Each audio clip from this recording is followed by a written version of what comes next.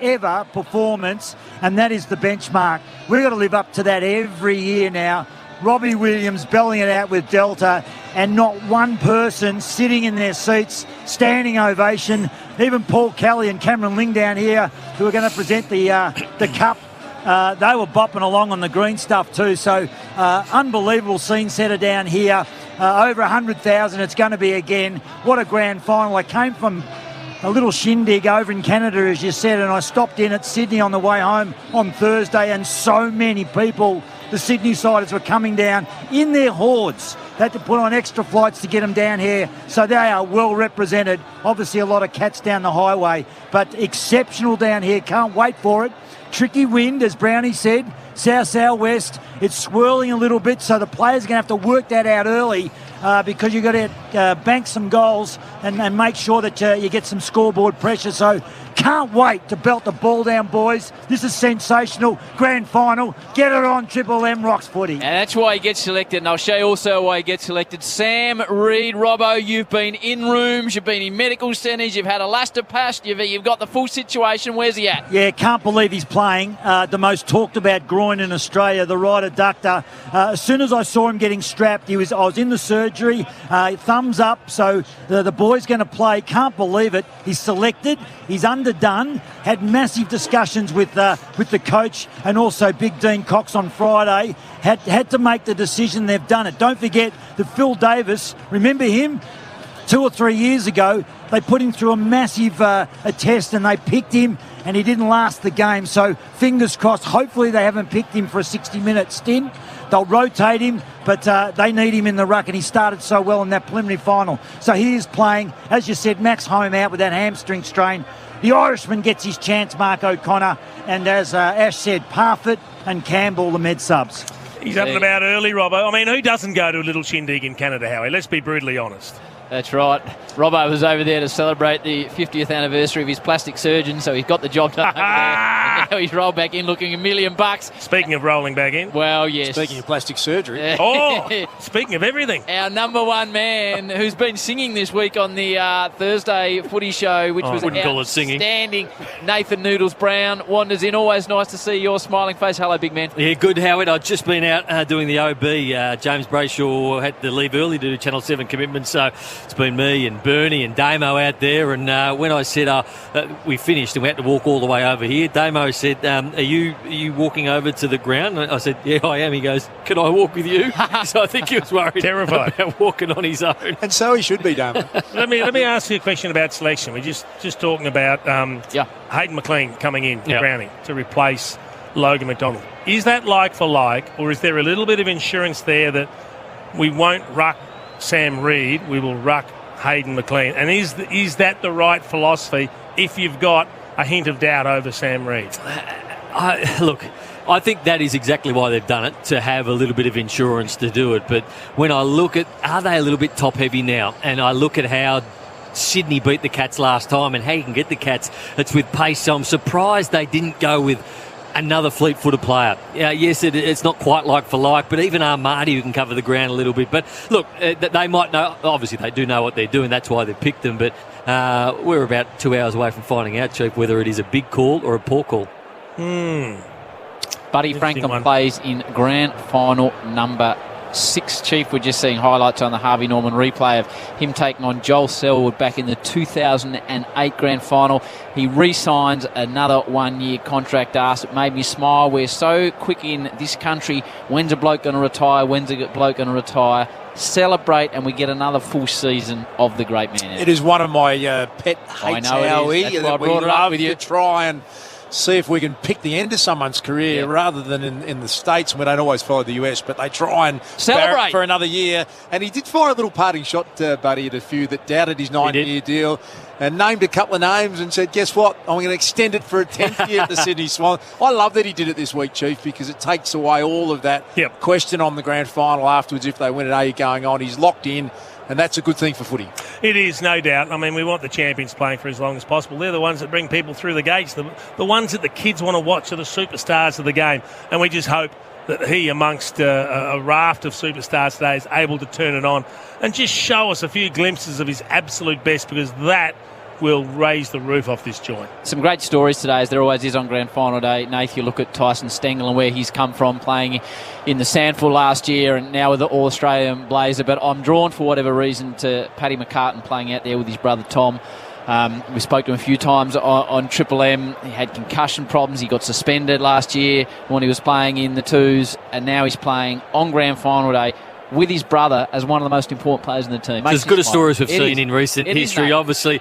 The Richmond story a couple of years ago with Pickett, look, it's right up there with that. But then he even got concussed earlier on this year, and you still had doubts about, every time he put his head over and you felt for him. But he's here, and not only is he here, but he's one of the major reasons why they're here. So they've been able to shore up their back end with the two brothers, but the amount of intercept marks he's been able to take, I don't think they make the grand final this year without the McCartan brothers and how good they are behind the football, similar to how good Geelong are. They structure up very similarly, and I think he's been a great story. It's a great family story, Chief, and I love another family story around Tom Papley, just reading up on his grandfather, Max, won a best and fairest for South Melbourne in 1964. His best mate, Jeff Bray, was a centre-half back and regarded as the best centre-half back in the competition.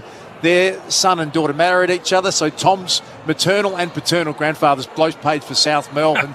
So you can imagine the Papley family behind Tom today if he could win a grand final. He had a crack at it in 2016, but he's back out there with a second chance. It's a good bloodline, isn't it? There's great stories, just filtered right throughout. The Guthrie boys play out there on grand final. And you mentioned Tom Papley. You mentioned the clip Buddy gave. What about Tom Papley during the week saying that I felt like Darcy Moore lost his feet in that marking contest? Did he say that? He said that. You weren't taking that argument? Hey? You weren't taking that argument? I think it was a push in the back, but Tom Papley saw the funny side of it. Another selection question for you, Nate. If you're Jason? Geelong, so Holmes goes out, they brought O'Connor in, not Parfitt. Why? I would have thought Parfitt's the more creative player that's going to give you probably a little bit more around the ground. Are they bringing O'Connor in to do a job? You wouldn't think he's going to play the game on his merits and be more creative or more damaging than Brandon Parfitt, who was in good form before he slipped out of the team. We had 28, 28 and 25 in the 3 games, and he also kicked the goal in those 3 games, and he's very unlucky. So it'd have to be a role. It'd have to be a run with roll somewhere, on somebody, off somebody. Is that Parker? It could well be Parker. Is it someone at half back? Is it the Lizard? Is it Papley? So there's so many options to go to. And I believe this game, more than any other in recent grand final history, is going to be played in the coach's box as well. We've seen both these sides and both these coaches this year happy to throw things around. John Longmire throws Rowbottom, throws Warner at the start of the season and reinvents their middle of the ground. And the fact that we've seen Dangerfield, Selwood start on the bench, we question it. We don't understand why, but here they are, both sides with very creative coaches making the final Saturday in September. We saw Collingwood last week in the prelim. They came out to us and they were all smiles. I'm just looking at the Sydney players now. 20 years ago, grand final day, it was just dead serious. Running out on the ground was a serious operation. Just seems to be so much more smiling and allowance of showing your joy. Yeah, I agree, and it seems like a more sustainable, smarter approach, but I think John Longmire's got a touch of the old school about him, and that was the address we just saw before they run out. Now, there is some nervous tension in the Sydney Swans players, as there should be. You're about to go on to the bigger stage. Callum Mills, Luke Parker, Dane Rampy, the 3 co-captains, they're going to lead the Swans out onto the SCG, and I reckon the heart would be pumping big time right now. All the Swans fans are congregated down the Ponsford stand end. The Cats up at the punt road end. Callum Mills leading his team up the race, and McInerney is screaming at players left, right and centre. Here come the Swans! What a perfect day for footy as well. Blue skies everywhere. The Sydney Swans, and I'm fascinated, Chief, what they do with some of their run-with players. Round 2, we saw Callum Mills go to Patrick Dangerfield. Dangerfield had a wonderful round 1, but then 13 disposals in round 2. Callum Mills gets the job. And we're all speaking about Ryan Clark. He has never tagged anyone in the midfield, so you have to think he's going to tag somebody at half-back. Is that man Tom Stewart? So many questions. We'll get answered in the first minute of the game, but I think they have to go to Tom Stewart to quell his influence. Well, I'm very keen on how they handle that. They don't want to allow Geelong to loose behind the ball, which is what they absolutely enjoy doing. Tom Stewart, you're right, is the one you want to lock down on. I'm not sure Ryan Clark's the one to be locking down on him, though. because I suspect Tom Stewart would just back himself to outmark him anyway and just let him run around with him. But it's more just being next to him and not allowing him the free jump at the football, which Tom Stewart does. Well, we'll see whether Stanley plays a kick behind the ball, whether he pops himself into defence after going into the ruck and allows Blicavs to do the rucking around the ground. There's a lot of strategy yet to unfold as to how the two coaches employ their players against some of the danger men for the opposition. You know, Ryan Clark's going to go after someone. He went after Nick Dacos in the prelim final. He went after, in the qualifying final, he took out Christian Salem from Melbourne. So whether it's Mitch Duncan, whether it's one of the smaller half forwards, but I think you're right. I mean, for a defender of Tom Stewart's class, they have to have a plan for him, because if he gets out of control, it's funny, isn't it? You think he can have that big an influence on a game, but for mine, they're going to have to be really careful about how he plays today. We did the prelim last week, and the first two entries from Brisbane were both by Lincoln McCarthy. He got the ball and he bombed it straight back to Tom Stewart, standing 30 metres on his own. The other question mark is, do Geelong look at putting someone on Luke Parker? Luke Parker's unbelievable in the midfield. He's a clearance king. Now, we've seen Blicavs go to Paddy Cripps this year. We've seen them do a number on Lachie Neale at times. Do they do the same thing with Luke Parker? Joel Selwood gets his troops gathered in the race in his 40th final, passing Michael Tuck. He'll be out there shortly. You'll hear the Cats crowd. The warrior that is Joel Selwood leads them out onto the MCG. Gary Ablett looks on. He's got his young son Levi with him. Joel will run through the banner with him, and this is a great moment in the history of the Geelong Footy Club. There's Gazza. Joel's all smiles. Takes young Levi. Zach Tui's got his kids under his arms. Gary Ablett Jr. gives Joel a hug, and here come the Cats on grand final day.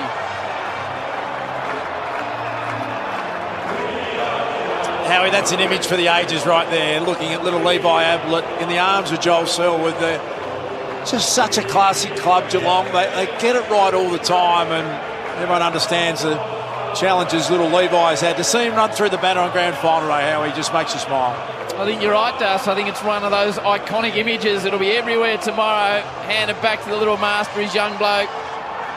Michael Klein, the great photographer's in there. Gazza saluting the crowd, and Geelong pull together for their photo. The best team all year, but now's the opportunity to show it, Nate. They have been, and they're going to do just what they want to do, Geelong, today. It's more about how does Sydney combat what Geelong do. We're going to take a break here. Bill's wandered into the back of the box, looks very nervous, the cat man. We're going to take a quick break. It's been a brilliant build-up. You've had Robbie Williams, you've had Delta Goodrum. Up next, though, you've got the 2022 AFL Grand Final. It's the Swans and the Cats on a perfect day at the mighty MCG.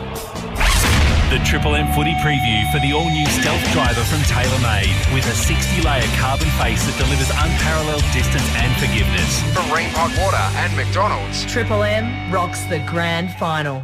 Triple M is your home of the Marty Sheargold Show. We've received some nicknames for tradies. We had Dog, who said, I had an apprentice called Harvey Norman, 4 years, 0 interest. That's hilarious. Worked with a bloke once, his nickname was Sauce because he had red hair. Yeah. He went and dyed it black, so we called him Soy Sauce. The Marty Sheargold Show. Weekdays from 6 on Melbourne's 105.1 Triple M. Get the podcast now from the Listener app. If you're having a good time but you're running out of wine, get Jimmy, get Jimmy. Jimmy brings delivering wine, beer and spirits in minutes. Get him, Jimbo. G'day, Adam Gilchrist here. Treating people fairly has always been important to me, both on and off the field, which is why I'm a big fan of homeloans.com.au. Their Fair Go guarantee means all customers, not just new ones, get automatically upgraded to the best rate available for their particular home loan. Guaranteed. Can't get much fairer than that. So, say no thanks to the big banks. Get the best rates and a fair go at homeloans.com.au. T's, C's and credit criteria apply. Sheen Panel Service. If you've had a car accident, call Sheen first. We'll handle your repair process from start to finish and provide an accident replacement vehicle at no cost to you. Rest assured, we use genuine parts and provide you with a lifetime guarantee on all repairs. So remember, call Sheen first on 1300 Repair. We'll take care of the rest at one of our 26 locations across Victoria. T's and C's apply. Sheen Panel Service. Why wait for relief from hay fever symptoms? Sneezing? Just AZEP it. Runny nose? Just AZEP it. Blocked nose? Just AZEP it. For fast, effective relief from hay fever symptoms, just AZEP it. AZAP. Available at your local pharmacy. Always read the label and follow the directions for use. AZAP nasal spray contains azelastine. AZAP is a Viatris company trademark. Every year, we help thousands of people like you control their gambling. So, we get that every story is different. We get there might be setbacks along the way. We get that you might need lots of support or just the odd call. To change the way you think about gambling, call someone who gets it. Call Gamblers Help on 1800 858 858 or visit the Gamblers Help website.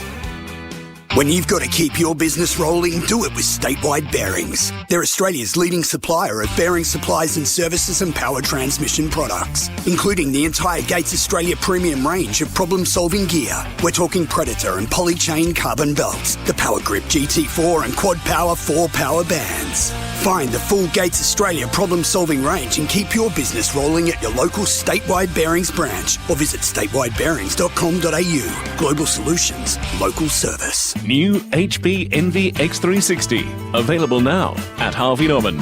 Featuring a 360-degree design with sketch, explore and share wherever your imagination takes you. All-day battery life and fast charge unleashes your full creativity. Expand your creativity with power and performance with the all-new HP Envy X360. Designed to do it all on the Intel Evo platform.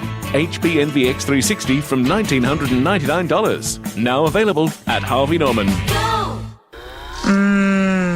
There's a new vibe in Melbourne. Oh, yeah. A vibe that makes you feel better. Oh, yeah. That's good. And recover better. Yeah, that's good. It's really good. Homedics Pro Massage Guns aren't just for the pros. So after you've built up a sweat, recover like the pros. Feel better, recover better with a Pro Massage Gun from Homedics. #1 in recovery.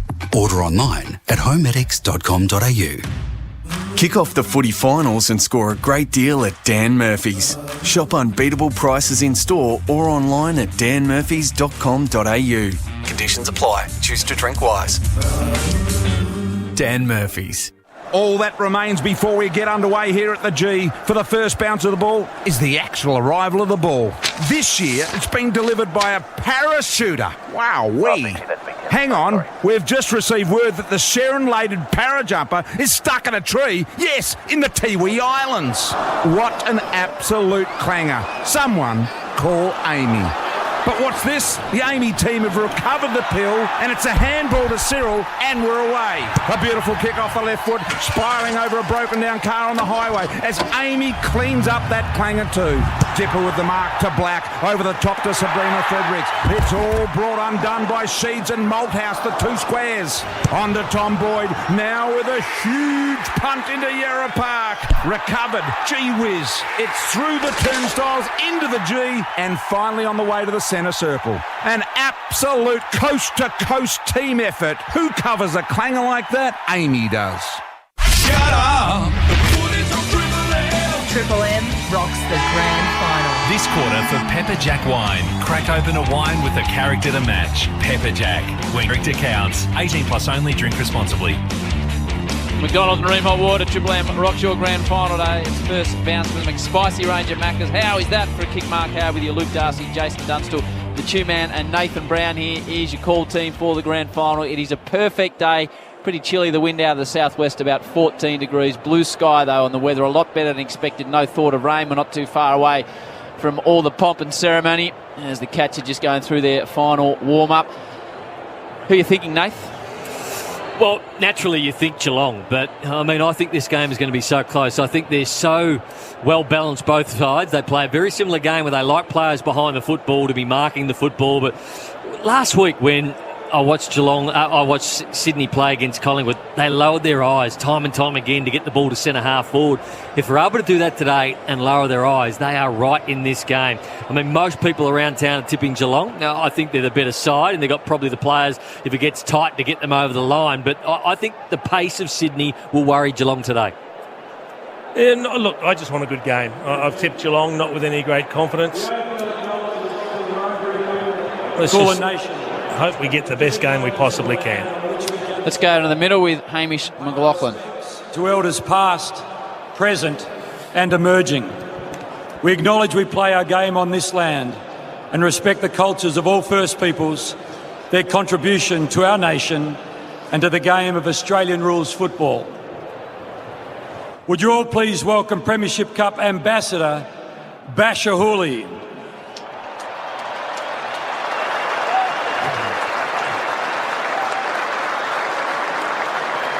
To hand over the 2020 Toyota AFL Premiership Cup to Geelong Cats champion Cameron Ling and Sydney Swans champion Paul Kelly.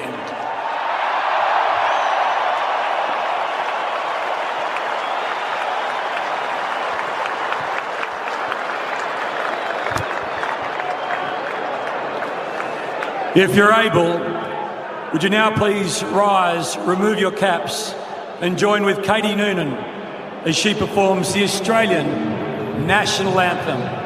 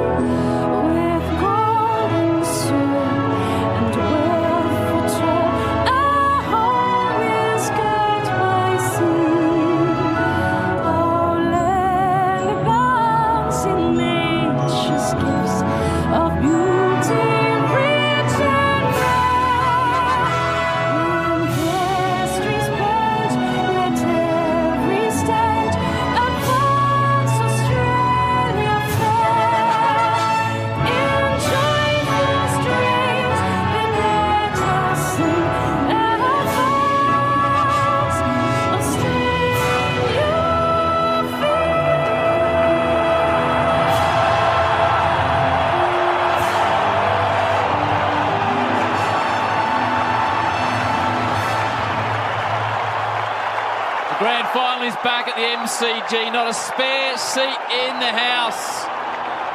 The day where heroes are made, legends are made. There'll be young men living out their dreams, others absolutely devastated in 2.5 hours' time. The coaches shake hands as Chris Scott runs past John Longmire. Oh, it's a perfect day, Chief. We've been starved of this for a few years now. It is a perfect day for the grand final. I think we're all a little bit concerned when we saw the weather forecast leading out to the week ahead, and it looked like rain, it looked like being overcast, it looked like being a little bit cool.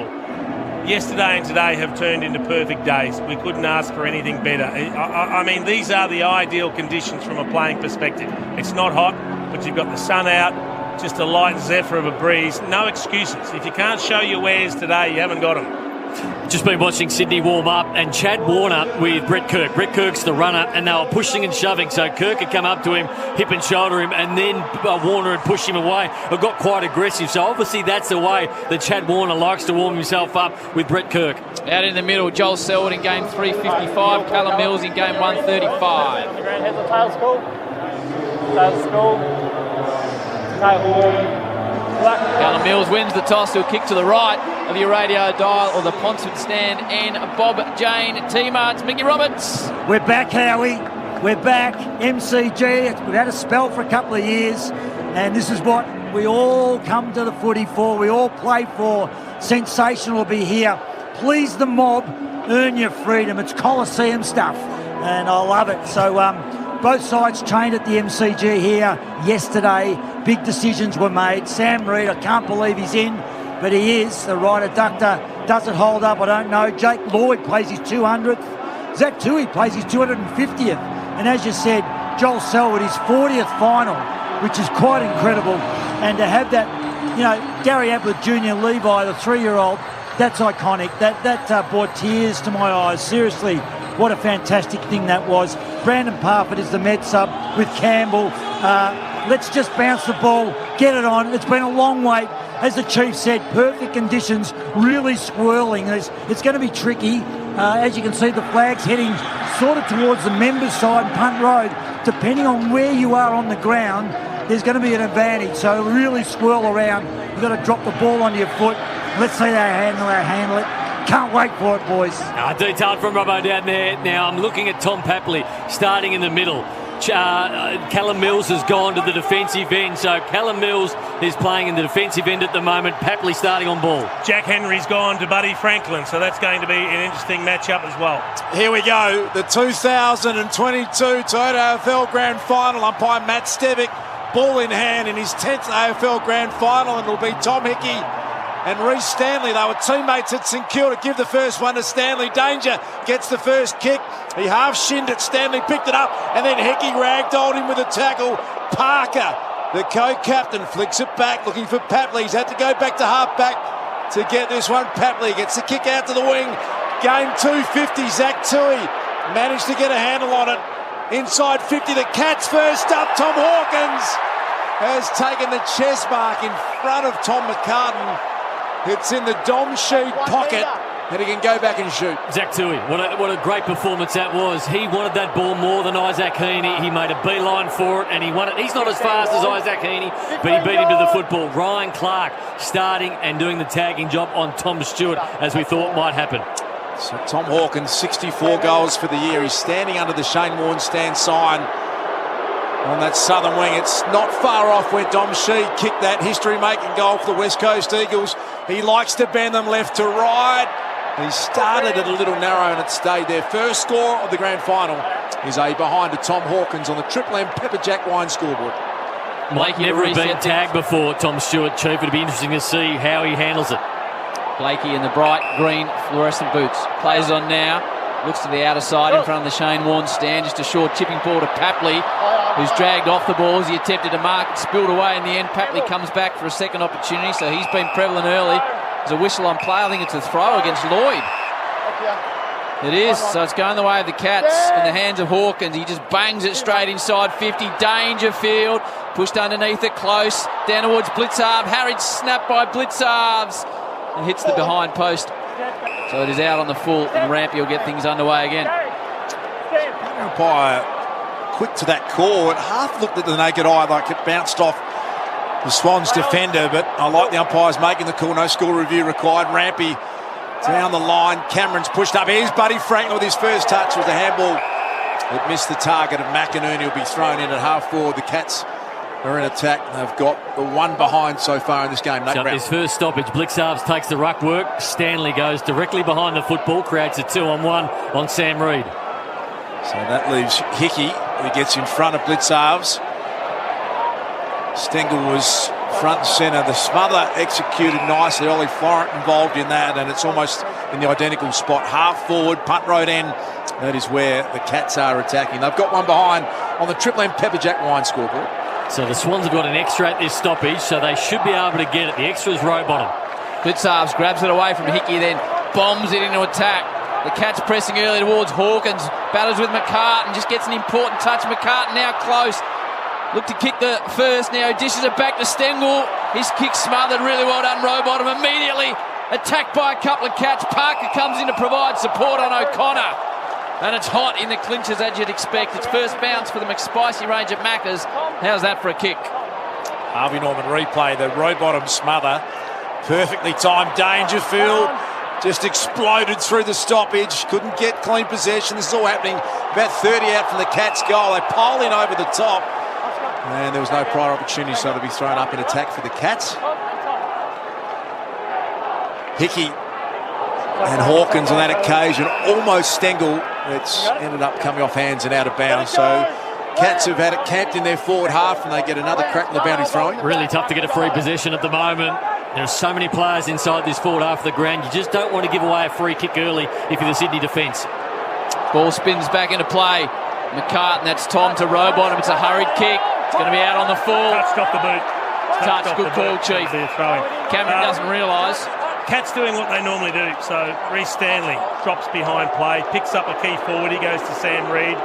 That allows Jack Henry to be a loose. De Koning comes up, plays on Franklin, and Jack Henry is the loose because forgotten his name. Tom Stewart. I was going to call him Stevens. Is getting tagged. Dangerfield dishes it back towards O'Connor. Into the side. Big clash with Heaney. Rowbottom get one high. Red Zed's Chewy. Yeah, time in the front half. Geelong already at 100%, but Blitzarves number one rated play for the Cats over the past month. 3 touches already. Triple M Red Z lending stats. Red Z lending loan for the self-employed. Goes in the hands of Blake. He hugs the boundary line and dumps it out on the full. So a few early errors for the Swans. And looks like Cam Guthrie will bring it back in right in front of the MCG members. One behind the Cats. Concedes a little bit of ground to Duncan. They're going back inside their own defensive 50 to attack again. De Koning, wonderful story this year. Sam De Koning. And a little nervous moment for him on grand final day. He's put his first kick out of bounds on the full in search of Zach Tui. So this will be the Swans' first real genuine scoring opportunity. Will Hayward. It's going to go the long dump kick. Franklin down there. The Cats have got a lot of numbers pushed off it. Going to ground was Buddy. Ground ball to be won. And Ryan Clark, as Chief and Nate have pointed out, has got that forward defensive tagging role on Tom Stewart. And it's not letting him out of his sight. So Tom Stewart trying to position himself at the front of that pack, and he went all the way with him. Reid looks like he's moving pretty well down there. The Swans in attack for the first time. Off the ground is Parker, only as far as De Koning, so he gets his second possession. He's camped all the way back, as deep as he could be. Just triggers a little kick across to Atkins, who's had a wonderful year in the back pocket, and he goes out to his mate Buse. Swans now working their team defence. They have been much better at this, trapping it in their forward half of the ground. Hayward, it's bobbling around. Awkward one for him to pick up. About 70 out from goal. Parker dived on it, scooped it back under. He's got to get it out or he's got an issue. It was Dangerfield who got over the top. Parker pleads his case, but it'll be a free kick. Tom Atkins in the end will come up with a big play at half-back for the Cats. Kicks it out in front. Beautifully weighted kick for the hard-running Mitch Duncan. He was pushed in the back as he kicked it. Free kick against Dylan Stevens, so we'll come back to Mitch Duncan, about 80 out from the Cats punt road end. But if you weren't kicked so far, maybe that breeze down there swirling around is a bit stronger than we thought. Duncan, number 22 for the Cats, goes into Kolodjasny. Thought about hand passing to Smith. It was almost within range. Kick and a half from Kolodjasny though from goal. Goes towards the pocket. Blitzarves is tracked down deep. Florent goes back, sees it across the line. Triple M Pepperjack wine scoreboard. Crack open a wine with character to match. Pepperjack, when character counts 18 plus, only drink responsibly. To catch one behind Sydney, yet to get rolling. Thrown in now in attack at the punt road end for Geelong. Hawkins, we know how dangerous he is. He had a big swing at it and missed it cleanly. The Cats are set up well here. Isaac Smith, hurried kick, goes deep into the goal square region. McInerney's handball was a little nervous, but it was well picked up. Ollie Florent clears it out of half-back. Sam Reid in front. Good sign early. He's been able to compete well. Selwood picks it up. It's coming back again. The kick smothered. Another smother off the boot of Mitch Duncan. Ollie Florent with a big play. Boundary thrown at half forward for the Cats. Let's get the Robbo, Bob Jones Seamarks. Yeah, really difficult for the players. It is swirling. 20-kilometre wind, south-southwest. Gusts up to about 35. So they've really got to kick the ball out of their hand to get it to their teammates. Hickey, Blitzarves, half forward for the Cats in front of the Shane Warne stand. Scoots out the back to Isaac Smith, looking for a fourth flag. Inboard to Cameron, first sighting. Bounced off his chest in the end. Fox did well at ground level and then sends it back out towards the wing. Big fly. De Koning makes an early mark. Really good effort from the Cats' young gun defender. 203 centimetres off. He found Jeremy Cameron. He goes short to Selwood. Still 80 out from home. And Selwood shanked his first kick. Reid got in the way. It landed right in his lap. Robbie Fox going to send it forward, looking for Buddy. Stewart came off the defensive tag of Clark. Here's Clark, right in attendance. Stewart cleverly hacked it off the ground, gained 40 metres, landed perfectly for Stengel. He's going to get past Hickey. He's sizing him up, Tyson Stengel. We know how crafty he is. To the goal square, awkward one. Blitzarves had to contend with two defenders, and Lloyd got it over for a boundary throw in. Even though they're tagging Stewart, they've been able to get the free behind the footy. So whether it's been Reece Stanley or on that occasion, De Koning up and took a big mark and sent it back the other way. Hickey did well there not to let Stengel get around him. Just stood off him.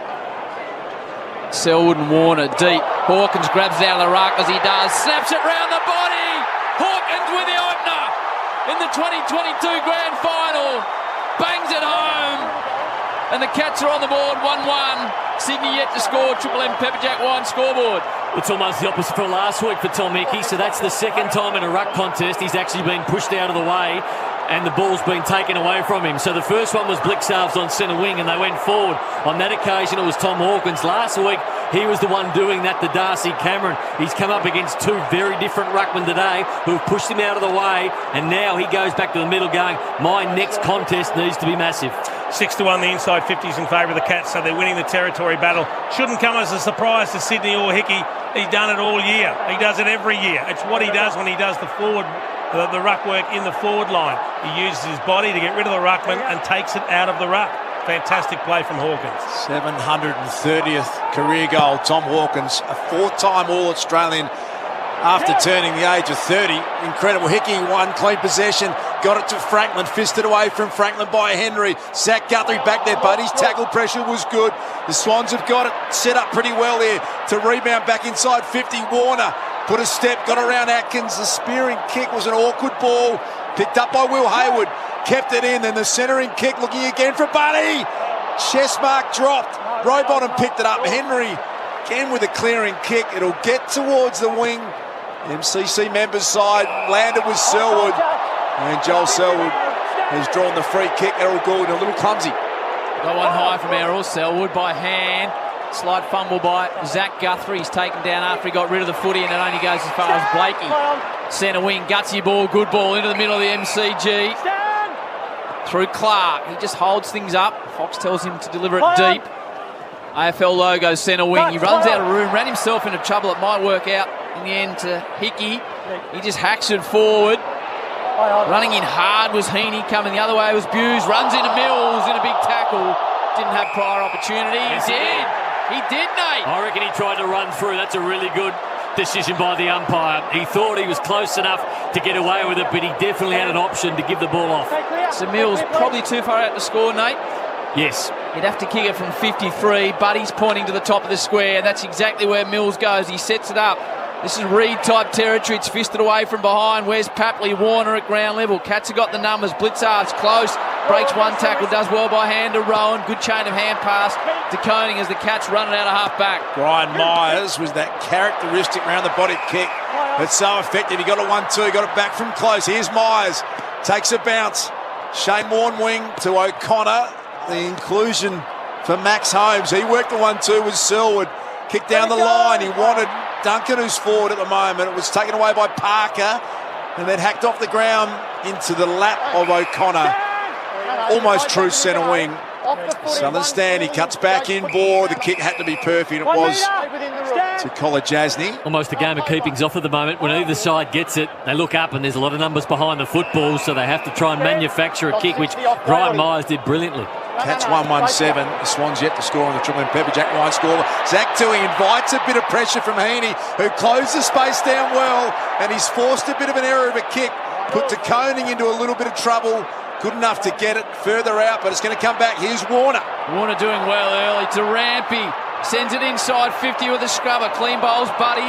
Zach Guthrie there does well. Took a bit of time when he didn't seem to have much to Duncan. Now to his brother Cam, the number 29, takes a bounce, running through the middle of the MCG. Drives it forward. Big fish from behind. Got it away from Cameron. He comes again, breaks a tackle. Cameron, second one, he's done. He's gone. Good defensive pressure from the Swans. See Robbie Fox one-on-one. Cameron slipped him and it was almost panic stations, but he didn't panic. He made up the 5 metres that he needed, Robbie Fox. It was a brilliant fist, and then the second effort to take Jeremy Cameron down. Is that the matchup, Cheap? Robbie Fox and Jeremy Cameron? It is. They're worried about Cameron's mobility, so Fox has got that capacity to run up the ground if he goes and follow him everywhere.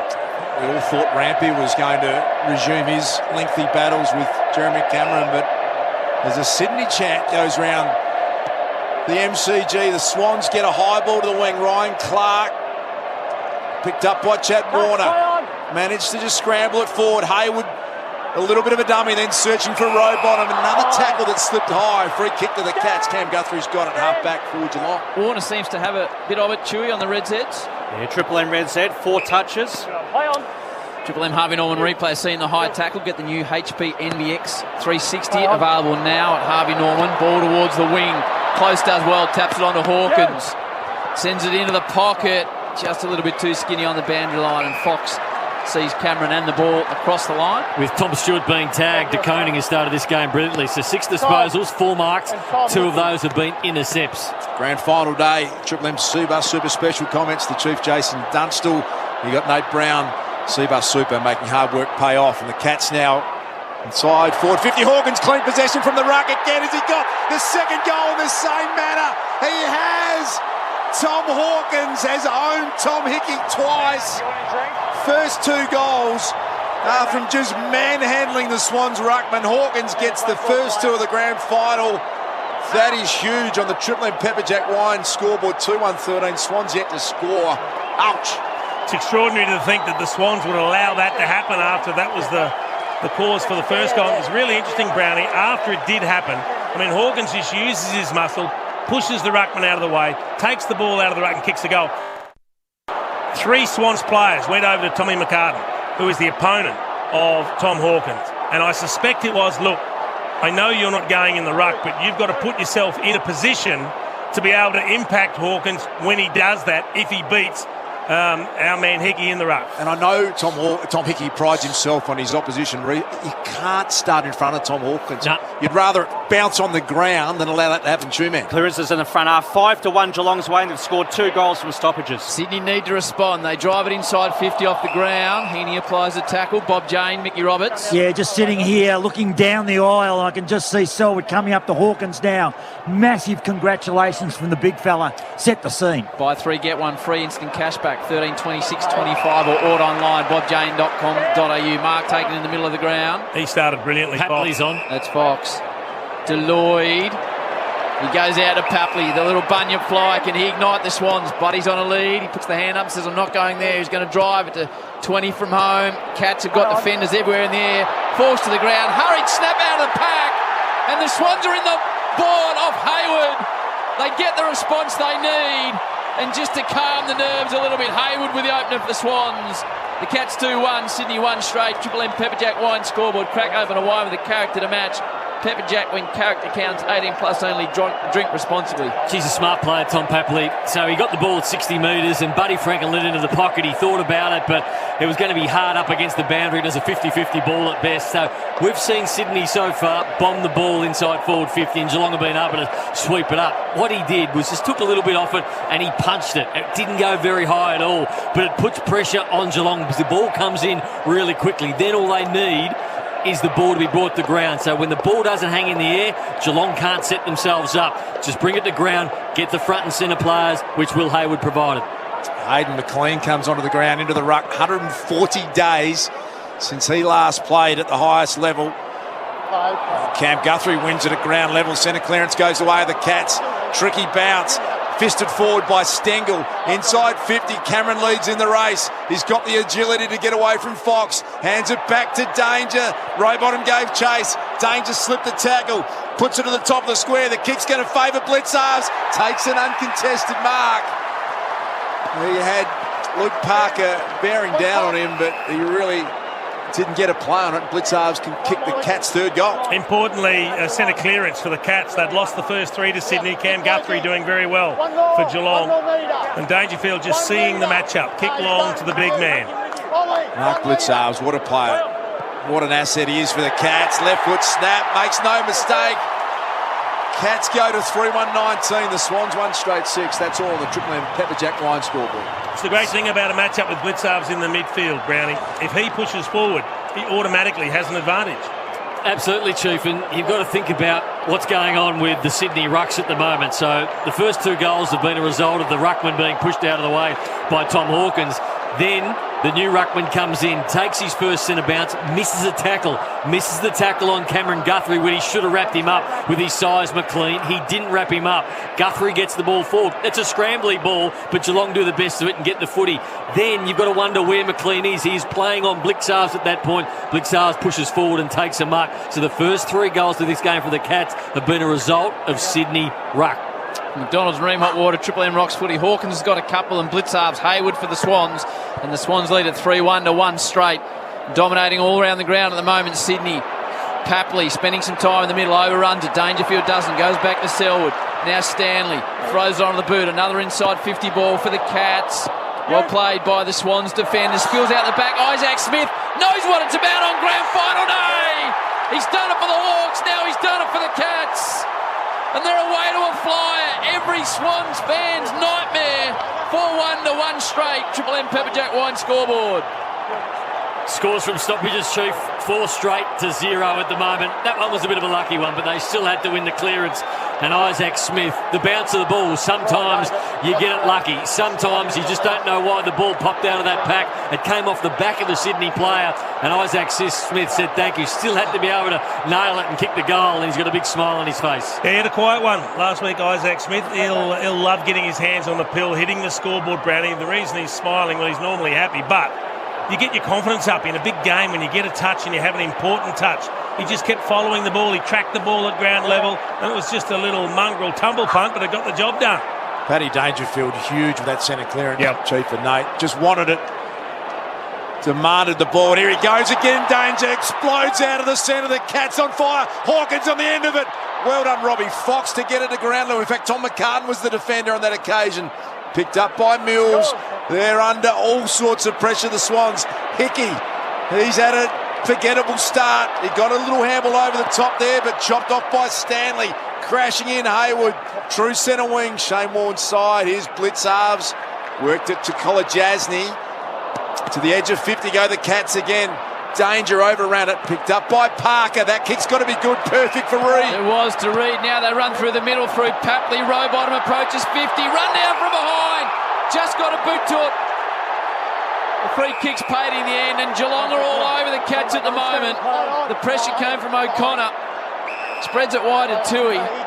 That centre clearance some Dangerfield moments ago. That's as good as you'll see all season. I don't understand why that was holding the ball paid. He got the kick to his boot and it went forward 30 metres. He must have thought it was a drop kick and hit the ground before it hit his boot. Stanley steps around, gives it to Cameron. They're doing it easy at the moment. The Cats, here's trouble, goes inside to Close.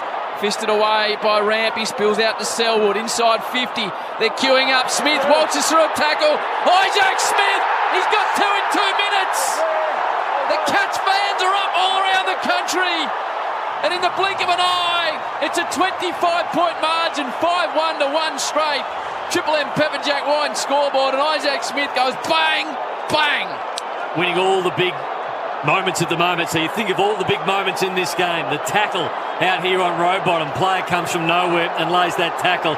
All of a sudden, the bounce of the ball goes to Isaac Smith. But one stat in this game so far, as good as Geelong been, plus 13 in contested possessions. So we see Dangerfield win the second last stoppage away from Papley, moves them forward. He won the very next one. Even though Tom Hawkins didn't take the mark, all of a sudden Sydney players are thinking Dangerfield's up and about. They're routing us in the clearances, but they're plus 13 in contested possession. Well, the big guns for Geelong in regards to the experienced players getting a fair bit of the pill. Selwood 7, Duncan 6, Hawkins 6 and 2 goals, and Dangerfield also with 6 touches. Out to a 25-point lead. Still a touch over 6 minutes remaining in this first term. Getting smashed out of the clearances. Blitzard's got it to Selwood. Had enough time to fall over, get back to his feet, and then have another little fumble. The Swans halved that contest. He actually did, Das. He fell over, still got up, still got rid of the footy. And that is a concern if you're a Sydney Swans fan at the moment. They just have to wrestle their way back into the contest at the moment. Mills wraps up Cam Guthrie, and they'll get it again inside the big centre circle here at the MCG. What are the numbers telling you, Red Z style, Chewy? Well, the Swans prime movers. Mills only 3 touches, Rowbottom 3, Heaney statless. Stewart inside 50, Tommy McCartan, Tommy Hawkins. McCartan's happy to see the line. Every possession for Sydney at the moment is under a fierce pressure. 5:49 until quarter time, and they just cannot afford to concede again here, the Swans. It's getting out of hand already on grand final day. The Cats have jumped Sydney here in the first term. Hickey better on that occasion. Warner back to Rampy, floats it high out of defence. Joel Selwood's going to mark it on his chest, and it is all one way this grand final. Chip over the top, weighted perfectly for Brian Myers. 45 metres out, tucked up on the boundary line. Tough kick. It's extraordinarily difficult kick. I did see him kick one down at Geelong, actually, from an even tougher position, because he kicks around the corner I think it's going to go right to left, so it makes it a really tough angle from that right forward pocket. Got 8 coaches' votes in the prelim final. Graham Myers, he was outstanding. There is that trademark kick we talk about a lot, but on this occasion, he's popped it out of bounds on the full. 5-1-31 Geelong, 1 straight 6 Sydney.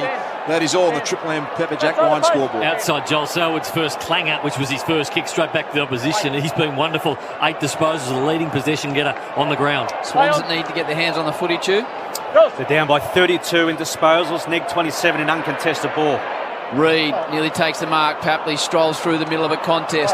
Clark tries to get to Florent. Stewart says, I don't think so. Comes back the other way. Tom Stewart. Smith caught in a tackle. Can't get rid of it. McInerney applies it.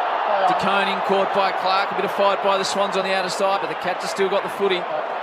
Sent around the corner into the hands of this man Selwood in his 40th final. Looking for a 4th flag. Comes in board to Stengel. They're going to go inside 50 again, the Cats. Rowan's the target. Fisted away from him. Gets away from Rampy. Even at the bounce of the ball, just gets away from Rampy. Misses their clear possession and it goes out of bounds. Just winning the forward half game, aren't they? Playing the game in their territory, the Cats. 2/3 of the first quarter thus far has been in the forward half of the ground for Geelong. 25-point lead to the Cats. 4.5 remaining until quarter time. Two-man, I want to talk to you in a moment about the Swans' pressure rating. It's been their trademark all year. See if you can get that stat up. It doesn't feel like they've got their pressure game going. Here's Selwood again. He's been dominant to Stengel. Inside 50 go the Cats. Well done, Paddy McCutton. Fisted away front and centre. Graham Myers touched off the boot. They score again.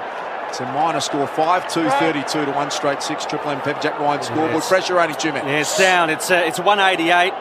Past 9 matches have been tracking at 199. In quarter 1, I should say, 202, so significantly down. Inside 50s, Chew?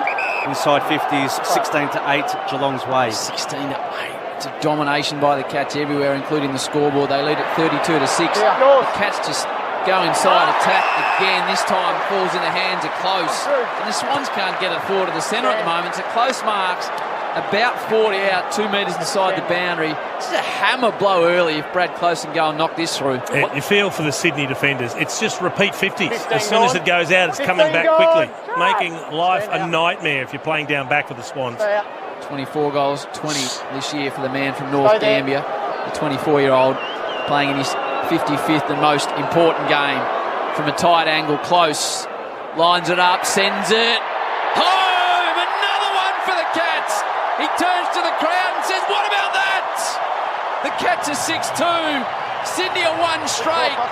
And this is disappearing away from the Swans at a rate of knots at the moment. 32-point margin, 3:22 to go first term. So the one thing that John Longborough will be looking at the moment is last week against Collingwood, they held onto the football. They found targets. When they went forward, they lowered the eyes, and they almost like a game of keepings off. So far, the uncontested marks are 26-9. Sydney haven't been able to find any targets today. So they've had to go long down the line time and time again. Even that kick out there, it was long, it was out to the flank, it was fisted back, it lands in the hands of Isaac Smith, who tumbles it forward and just repeat inside 50s. Sydney haven't been able to settle. They haven't been able to get an uncontested mark. Geelong haven't allowed them to either. Geelong 6-2, 38 to 1 straight 6. This is already Geelong's best ever first quarter in a grand final. They are poleaxing the Sydney Swans here at the MCG, pinballing around. The Cats win it again. Cam Guthrie just waltzes through traffic inside 50. This time it's Jeremy Cameron queuing up. A nightmare unfolding for the Sydney Swans. And the Cats fans are rejoicing already. He's done an outstanding job, Robbie Fox, on Jeremy Cameron thus far, but not much you can do about this. Breaking out of the clearance, and that is a brilliant kick from Guthrie. Centre half forward in this year's All-Australian team, Jeremy Cameron. It looked magnificent. It just faded into the goalpost. 6-3, 39 to 1 straight 6. Triple M Pepper Jack Wine scoreboard. The Cats by 33 points. What can you do, Nate, if you're a Swan at the moment? Well, you've got to get the hands on the footy for a start at the clearances, and then you've got to hang on to it. You need to make Geelong defend for a while, because at the moment, Sydney's energy is being expended by them defending. How good is this man, De Koning? He's a freak. Just marks centre wing to Sam. He goes back and across. This is a and it's 50. 50 to Zach Guthrie. He'll almost bring you within range here. It will against Bud. So they can't get to quarter time quickly enough. The Swans, John Longmire needs to grab his troops, have a chat, just calm them down, restructure a couple of things up. So Zach Guthrie will get a shot from the 50-metre arc. 5 goals this season for Zach. It's a nightmare for the Swans. It's an absolute disaster the first term. Zach Guthrie out there with his brother Cam. He's been in and out of the side, but this year he has been there every week. He's been outstanding. This to make it a 7-goal term. From on 50, it'll take his best. Hits it pretty well. Hooks it a touch, though. They are dominating Sydney at the moment, the Cats. 6-4-40 to 1 straight 6. 1:51 to go first term. Triple M Pepperjack Wine scoreboard. Sure, we'll come back to you in a moment on Sam de Koning, but Sam Reid is the direct matchup and he just has to give a contest. We know he came in under an injury cloud. The ball's on the outer wing, picked up by Jack Henry down the line. The Swans defenders, I mean, it sounds ridiculous to say. I reckon they've competed as well as you possibly can, but the footy has come in absolutely ridiculously. They have been able to defend, but when you look at it, Waters had 4, probably been their best midfielder. Mills only 3, Rowbottom 3, Heaney yet to touch it, Franklin only 1 disposal. And Warner had 4 about 10 minutes ago, Brownie, so he's crawled to a stop at the moment. Franklin, can he get one out the back? Just doesn't quite bounce his way. De Koning stands in the way. He's caught by Franklin. Just the little moments not going the way of the Swans at the moment. All those little moments, Howard, all quarter have gone Geelong's way. So minute 18 until quarter time. Sydney searching for their second goal. Here's Isaac Heaney's kick was immediately smothered, picked up by Atkins. Aaron Hamble only found Dylan Stevens. Can they get something going here? McInerney under some Stengel pressure. And it's gone out of bounds on the full. So they just haven't coped at all, Sydney, in this first turn. The pressure has been overwhelming. Joel Sell, what's his first quarter been, Truman? Unbelievable, 10 disposals, leading ball winner. 40th final for Joel Sell, disposal number 11. Now Hickey takes a mark on the AFL logo, Shane Warne stand side. He wanted to go in ball, but didn't have the courage to pull the trigger because they are getting dominated all around the ground. This time it's McInerney out marked by Brownie. Selwood. It was a poor use by Hickey. I'm not sure why he went to a one-on-one, McInerney and Selwood, even if, you know, you're on the lead, but it was just they were both flat-footed and he kicked it to them quickly. He needed to use the ball better. Joel Selwood's the best player on the ground at the moment by the length of Punt Road as the Cats move it towards Colin Jasny under no pressure to get the ball to half-back, whereas Sydney can't get it through half-back. Sending it down the line over the top of Stevens. No, Connor, in the end, really marks uncontested, just shoved up his man. Options galore inside 50. It's almost a question of who's going to mark it this time for the Cats. Fisted away, close in dangerous areas. Brought to ground by Paddy McCartan, looking for the sanctuary of a behind, and that's the best they can hope for at the moment, the Swans. 6-5 to 1 straight. The Cats lead it by 35 points right before the first siren on the Triple M Pepperjack Wine scoreboard. Barring a clanger here from Jake Lloyd, you'd think there'd be no further score. Quarter time siren is imminent as we're having a look at John Longmire, the Harvey Norman replay, and he will be desperate to get to his troops. Quarter time in the 2022 grand final. Perfect conditions at the MCG. Sun shining. Hawkins has got a couple. Isaac Smith has got a couple. And it's the Cats, 6-5-41, 35-point leaders over the Sydney Strong Swans. 1 straight 6. We got Howie. We got the Chief. We got Nate Brown. The Chew Man, Robbo. And we've got the Cats 35 points in front at quarter time. McDonald's and Ream Hot Water. Triple M Rocks footy. That quarter for Pepperjack Wine. Crack open a wine with the character to match. Pepperjack. When character counts. 18 plus only. Drink responsibly. For McDonald's. Triple M rocks the grand final. It's first bounce for the McSpicy range at Macca's. How's that for a kick? Triple M is your home of the Marty Sheargold Show. Men with ponytails have always got something simmering under the surface. I had a ponytail for years. Did you have something simmering under your surface? A little bit. Just a little. Just a little bit. If I could do anything. What's your excuse now? Now? It's that I miss my ponytail. The Marty Sheargold Show. Weekdays from 6 on Melbourne's 105.1 Triple M. Get the podcast now from the Listener app. If you're having a good time but you're running out of wine, get Jimmy, get Jimmy. Jimmy brings delivering wine, beer and spirits in minutes. Get him, Jimbo. Hi, Rodney Jane here. At Bob Jane Team Arts, get spring holiday savings. Buy 3 tyres and get the 4th absolutely free. Plus, up to $150 instant cash back on trusted tyre brands like Bridgestone, Yokohama, Goodyear, BF Goodrich, Michelin, Zenon and Motorsport X. Alloy wheels from only $125 and tyres from just $69. All with our best tyre price guarantee. We'll look after you. T's and C's apply.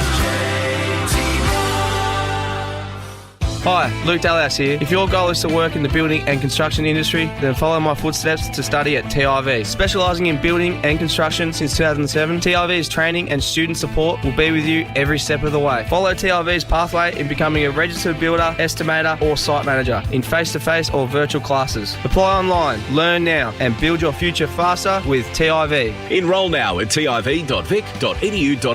Government funding available for eligible applicants. RTO 21920.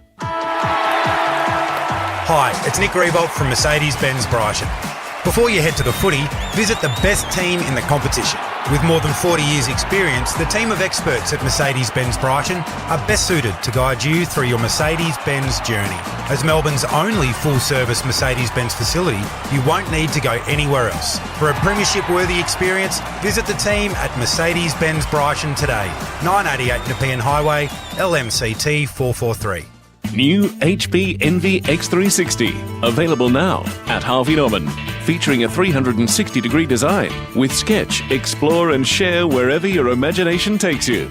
All-day battery life and fast charge unleashes your full creativity. Expand your creativity with power and performance with the all-new HP Envy X360. Designed to do it all on the Intel Evo platform. HP Envy X360 from $1,999. Now available at Harvey Norman. Sally's Liquid Nails Original has an upgraded formula, and it sounds like this. All done, mate. See you tomorrow. Strong with no string and less run-on, there's less mess. So you can get the job done quicker. Sally's Liquid Nails. If it's Sally's, it works. Kane has a carpentry business. His challenge to renew his public liability insurance for less than his old policy. On your marks, get set. Yeah, I just did it. What?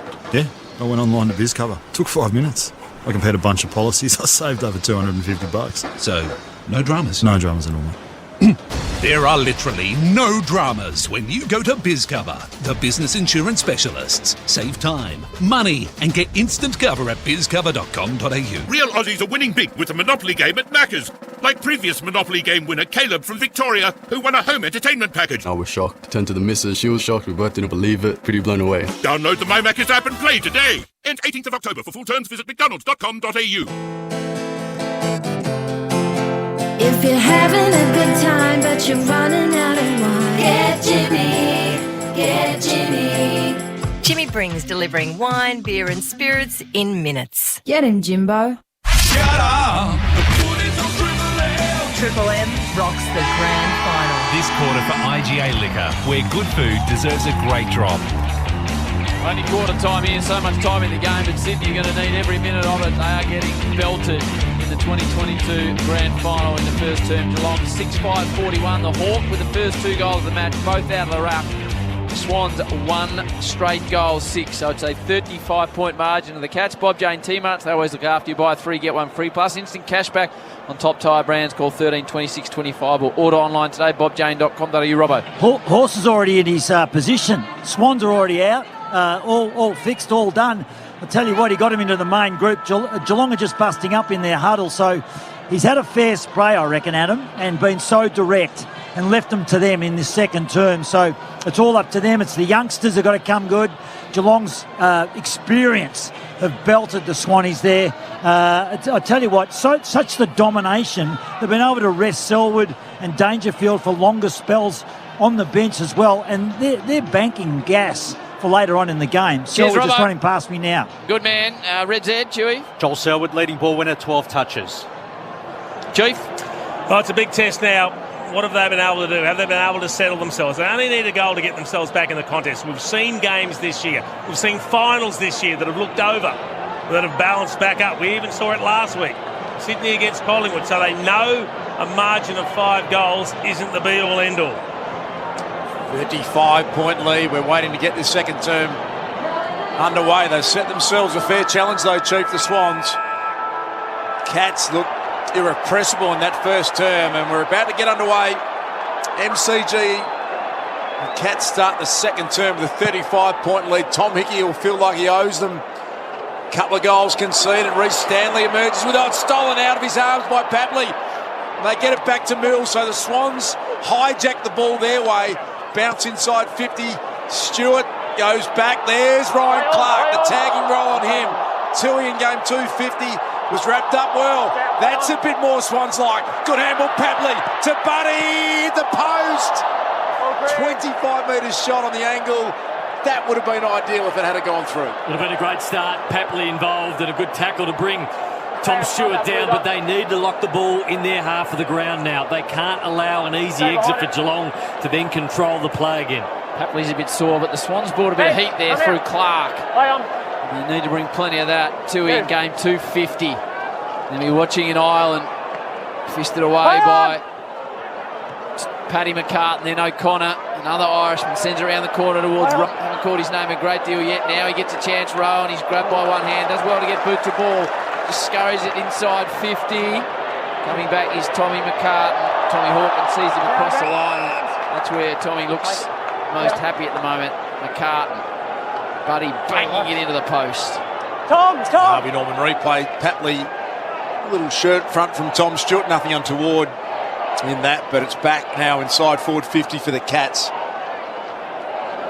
Off the hands of Blitzarves. Tried to guide it towards Stengel. Cleverly poked it to himself, kept it alive. More pressure applied on the Swans. Rowbottom taken high though by Stengel. He'll get the free kick right on his last line of defence. James Rowbottom had a bit of the footy, too, man. Disposal number 5. Sends it the Franklin direction. Over the head of Buddy. Had a good piece of it. Couldn't claim the mark. The handball came out from Ryan Clark. Smothered off the boot. Here's his direct opponent, Stewart. That's a clever centering kick. Really dangerous spot. Nervous moments.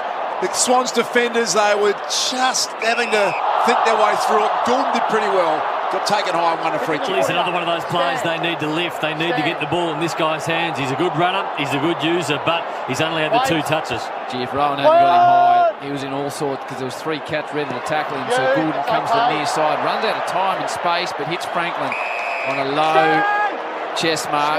So this is where they need some easy ball. They need to be able to chip the ball around and then move it up their half of the ground. But the Cats, again, are going to force them long down the line. I haven't seen them have any easy ball at all, Nate. That's well played by Buddy. Just a bit of showtime to get round on the mark and found it. This would make Geelong defend for a while. Geelong haven't defended at all. So you use so much energy when you defend. All of a sudden you get the ball back and you can't go. But again, Mills is forced to kick to a contest down the line. Hickey caught from behind, gets a fist to it.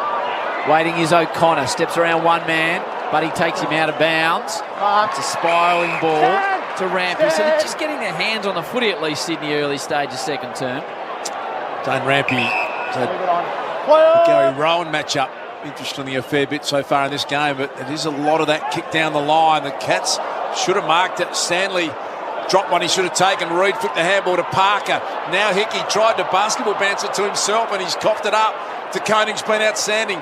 To Zach Guthrie. High ball, Dangerfield. Lloyd.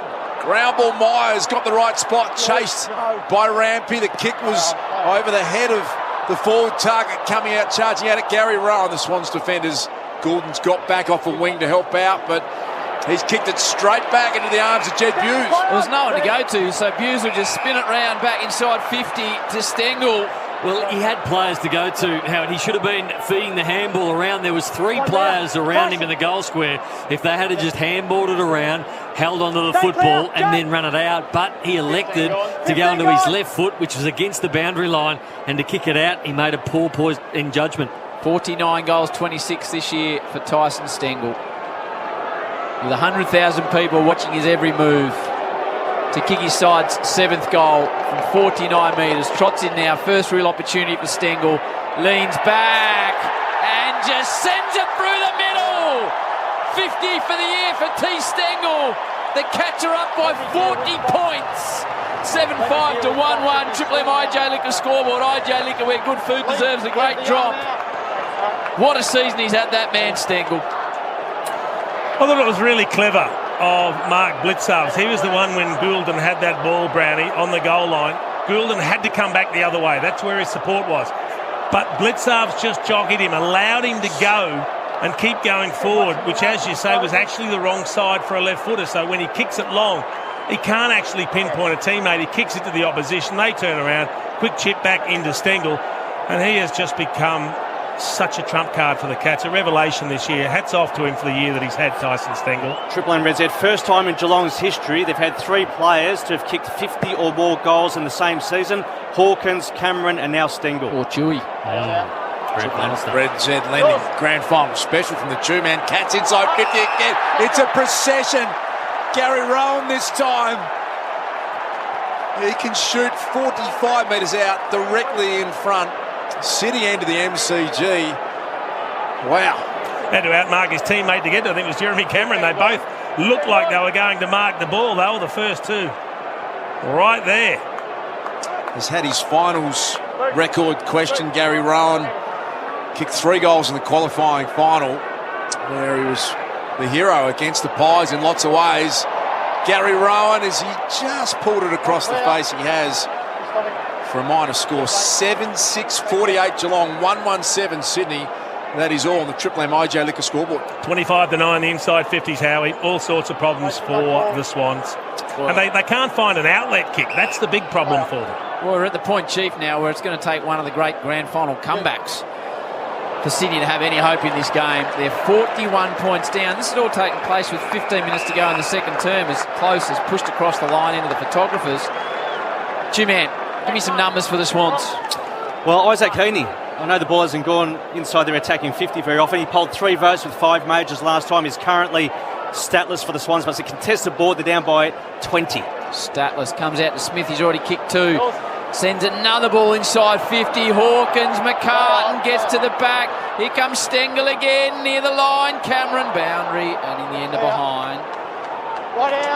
7-7 to 1-1 the way of the Cats, leading by 42 points. Triple M IJ Liquor scoreboard. IJ Liquor, where good food deserves a great drop. Chief, they have got lots of issues, the Sydney Swans. But look at Sam Reid down here. This is his kick that he has to give a contest. He looks like a player that's hoping they're going to kick it somewhere else. That outlet kick, he just got to get involved in that contest. The kick down the line. Hayden McLean, Tom Hickey, Sam Reid and Buddy. I mean, there's lots of issues, but that's one that stands out as well. Well, they're forcing, the Cats have been brilliant. They're making Sydney kick long down the line, and when they try to fashion something else, they're just putting them under pressure. So boundary throw in Hickey and Stanley. Slightly in attack for the Cats. Chad Warner got boot to ball. McLean posed to him was Tom Stewart. They've won it back again here, Geelong, and now Reece Stanley can link up. Quick play on. Stengel, Callum Mills through his hands. Robbie Fox met it full-chested. Played it well, got it to Lloyd. A bit of link-up handball here for the Sydney Swans. Advantage has been paid. Handball to Warner. Atkins chase, brilliant. They get it onto Hayward. They've just gone one handball too many. The Swans, but a free kick against Gary Rowan. It'll go the way of Ryan Clark. 75 out. They'll look up and look at how many Cats are loose in the defensive 50 at the moment for Ryan Clark. He's got a lot of Sydney players calling for the ball laterally, but none forward. About 4 free Cats as they go deep. It's the only place they can go. Heaney, one-hander by your man Hayden McLean. Just marked on his shoulder like he was in primary school. And he'll line up from the goal square of all the men to take a mark like that, Chieftain. It's not a clip you want to show Reece Stanley. I'll tell you right now, he was the loose ruckman there, just allowed himself to be nudged out of the way by Isaac Heaney and didn't get anything on it.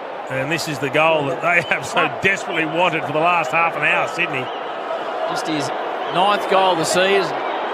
The big H-bomb. McLean from directly in front. Loves everything about it. Can Sydney build something on that? Geelong 7-7. The Swans 2-1. 36-point margin. Triple M IJ Liquor scoreboard. And you look at it on the Triple M Harvey Norman replay. Get the new HP Envy X360 available now at Harvey Norman. Hard to figure out how he marked it. Not a bad way to announce your presence, though. Coming in for Logan McDonald. It was a big risk. A lot of people were asking the question. He hadn't played since early in the season, but that is a great mark, one-handed, to kick the goal that they needed. and maybe just give them a glimmer of hope, see if they can build a little bit of momentum. It's probably on the back of their best player of the day too, Chief, and I think Robbie Fox has been their best player who started that from the back end. Now they need to just chip away at it.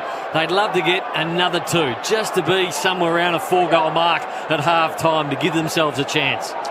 Sydney kicked their second goal of the grand final. Hayden McLean, 140 days between senior games. It's wrapped up. Dangerfield got hold of Luke Parker. It'll be thrown up again right in the middle of the MCG.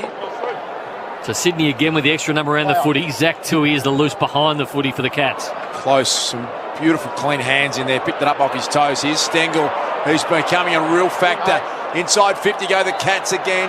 Robbie Fox stands up strong in front of Jeremy Cameron. Thought he was infringed, but it will be a boundary thrown. About 35 around from the Cats City end goal. And they enjoy a 36-point lead on the Triple M IJ Liquor scoreboard. Robbie Fox has been fantastic. Once he had number-wise, he probably doesn't really show his full impact. Yeah, 9 disposals, 4 intercepts, the number 1 ranked play for Sydney. Hickey and Hawkins in the ruck. Hawkins already grabbed out of the ruck for his 2 goals to start the game in succession. Ball camped in the Cats inside 50. Dangerfield, hands and knees, dishes out the back towards Buse. Papley's tried, as he always does. They're not getting enough out of that extra player that goes up onto the footy at the moment, the Sydney Swans. So Tui's loose behind the play, but then you've got a one-on-one with Jeremy Cameron and Tom Hawkins and also Gary Rowan. So I prefer the Geelong forward set up to what I do Sydney's. Chad Warner, an aggressive tackle on Myers. This is still happening on the forward 50 arc for the Cats. Matt Stevic throws it up again. Stanley and Hickey. Tom McCartan. Scrubber kick forward. Joel Selwood been huge in this grand final. Kick off the side of the boot. Papley. Some courage back with the flight. And half back. Normally, with a play like that, you'd expect the Swans to take a chance through the corridor, but the team defence of the Cats is so impressive, Chief. Yeah, they've set up to run here. They're trying to create space, but Geelong are just that organised behind the ball. It makes it really difficult. Robbie Fox's kick was smothered. Zach Guthrie involved in that. Advantage is going to be paid now. Ryan Clark to Florent. And then link up by hands. Mills to McInerney. But he's the deepest forward. McInerney cut back in the corridor. Florent now pulls the trigger on the kick. He's copped it up. He wanted Papley. Duncan got in the way at half-back. Might have to do a number count, Chief. Looks like there's 2 more Cats players out on the ground. Not 15, play on. Not 15 to Zach Guthrie, goes back by hand to Duncan. Takes his time. Parker provides a bit of pressure. A bit more pressure comes on Guthrie, so he's forced to kick in a hurry out of defence. That's better by the Swans. They're having their best patch of the game. Hayward inside 50. Can they take a mark? Sun causes a few problems for Duncan. Guthrie's caught. Falls out the back to Warner. Hurried snap, Warner. Out on the full, but something for the Swans. 49 plays 13. 11 to go, second term. Triple M IJ Liquor scoreboard.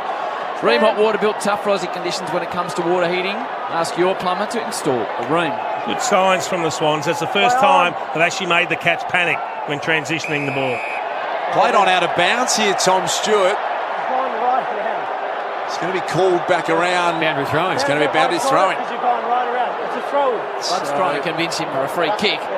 So it's at the punt run. And explain what happened there, Nate Brown. Well, I think he just took a few extra metres, so the umpire told him where the mark was, and he kept running up outside the boundary line, Tom Stewart, and the umpire, I'm not really sure what happened. Well, it was the boundary umpire that called it. He blew the whistle for out of bounds.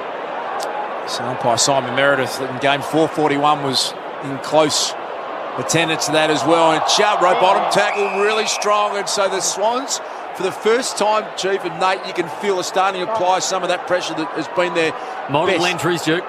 Can they hold her inside 50, the Swans? The Cats dominating the game to this point, leading 49 to 13. The other small positive, they've been able to stop Geelong's uncontested marks. They took 31 in the first quarter. They've only taken 5 halfway through the second quarter. Hickey and Blitzarves. Blitzarves wins it out the back to Buse. Parker applies the tackle. Atkins off the ground. Well played by Stevens and Papley alongside Fox. Probably Sydney's best. Is caught. Can't get any. What are his numbers for little bunyip flyer, Two-Man? Yeah, Triple M Red Z is at 8 disposals. Sydney Swans have had repeat throw-ups inside forward 50. Warner tried the don't argue. The kick, he got away off the boot okay, but Zach Tui was the loose in defence. Took it, and how good that kick to close, Chief. Frightening, frighteningly good. 35-metre dart under pressure. running towards the boundary line. It's the kick Sydney haven't been able to manufacture to just ease the pressure. Geelong do it. Not 15, play on was a kick, but Cam Guthrie able to release it anyway. Hawkins came up to meet it. Oh, the Irishman O'Connor has poleaxed row bottom. Nothing untoward in it.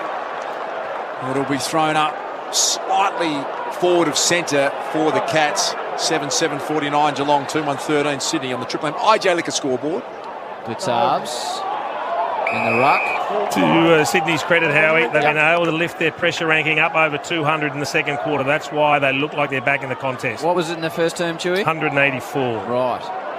And don't call me Chewy. Okay, sorry. Slightly different physical presence, to be fair to say. Chewbacca. Dangerfield gets it out of the contest, sends it deep towards Hawkins. McCartan's held him. They've been having some great one-on-one battles, and Tommy McCartan's been holding his own, but the big monster was in front, used his body, used his strength, and just forced McCartan to drag him to the ground. He put both arms around him. Once you do that, you've got to pay the free kick. So it's slightly against the flow of play. A good patch for Sydney. They couldn't really nail it on the scoreboard. So Hawkins will line up for his third goal. Halfway through the second term, Harvey Norman replay just grabbed him for a moment. Get the new HP NVX 360 available now at Harvey Norman. Hawkins from 30 metres out, 10 metres inside the boundary. Members side, kicks it absolutely perfectly, does the Hawk. He's got three. It's another one for the Cats. They bring up the 50, 8-7-55. The Swans 2-1-13. Triple M IGA Liquor scoreboard. So you have to go back all the way to the back pocket, under pressure. They've been pumping up Sydney the last 5 minutes. Multiple entries inside forward 50. The Cats couldn't get out. They had Zach Tui read the football into the back pocket. He's under pressure. He's been corralled into the back pocket, and he just picks off a kick to Brad Close, which Sydney haven't been able to do, and it just relieves all the pressure that they've been absorbing. And then they get an easy entry, and then they get the ball to centre wing, and they're away again. Then they go forward, and Tom Hawkins kicks the goal. He doesn't do that if Zach Tui doesn't manufacture the kick he did. I'll let you describe that imbecile in the crowd, Jed. Just extraordinary scenes. Some clown has grabbed a Sharon, decided he wanted to spend a minute with it, taking selfies. Probably Sydney. Harvey Norman replay. Strange times that we see ourselves in. The Swans getting poleaxed. The MCG. Oh, it might be a free kick down the ground against Stewart. Not paid. An easy mark for Henry. Looked like late contact on Chad Warner. All going the way of the Cats. They have a 42-point lead. Stewart's kick intended for Blitzarves. He was too big for Rowbottom and then handed it off to Cam Guthrie. They're breaking the Swans' hearts here, the Cats at the moment. Isaac Smith takes the mark. Decides to get moving, looking for Hawkins. Pushed Tom McCartan underneath it fairly. Robbie Fox has worked really hard, trying to get it out of there. Picked up though by Graham Myers. Comes back into the corridor. Duncan, good tackle. Heaney got him cold. So the Swans will have it at halfback. That's a good sign for Heaney, because this will be his first stat coming up. We know he's a big game player. He's had big games this year, but on the biggest stage right now, he failed to fire. That's a big tackle though. Triple M Seabus Super Special. Seabus Super making hard work pay off. You got Noodles and the Chief on a Saturday afternoon. De Koning gets rid of his man Reid, who just has not been near the footy today, unfortunately, so far. What are Reid's numbers? It's marked by Tommy McCartan. Just 3 handballs. Warner started the game well. He's hemmed in a little difficult situation, thinks his way through it clearly to Heaney. Back to Warner. Shows a bit of speed, gets around a man, then goes a little Gaelic kick to Reid. He'll get it back here, Warner. He's been involved the whole way along. Have a shot, Chad. In the end, he goes inside 50. Quite brilliant from Chad Warner. He started the chain off half back, and in the end, he hits Mills with a little outside of the boot job after a Gaelic kick. And Mills will line up from 50, and we saw everything there from Chad Warner. Yeah, we also saw Sam Reid involved, and he's not moving well. Not moving well at all. Mills, the skipper, runs out to the right.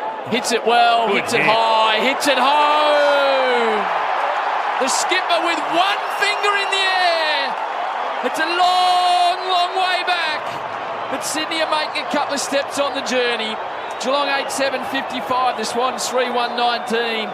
Well, the Triple M IJ Liquor score, and they just seem to be getting part of their game going, Nate. But the question will be if they left it too late. So you've got to start somewhere, Howard. You've got to start somewhere. Is that the Isaac Heaney tackle for his first stat? a little bit of individual brilliance. Chad Warner gets the ball at half-back and he has 3 goes at it. Gets the ball back on 3 occasions. And all 3 occasions, you thought he was going to cough it up, but he had the presence of mind to get it to a man just outside forward 50. So is that the moment? Is that the turning point? Is that how Sydney gets back in the game? A bit of individual brilliance or a big tackle from Heaney. Now they need to follow it up. They can't allow Geelong to score again in this half. They need to be able to hold them.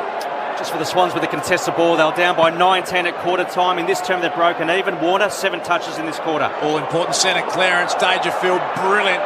Got it to Atkins. Got through a row bottom tackle. Out to Stengel. Kick was perfect. They have got the answers, the Cats.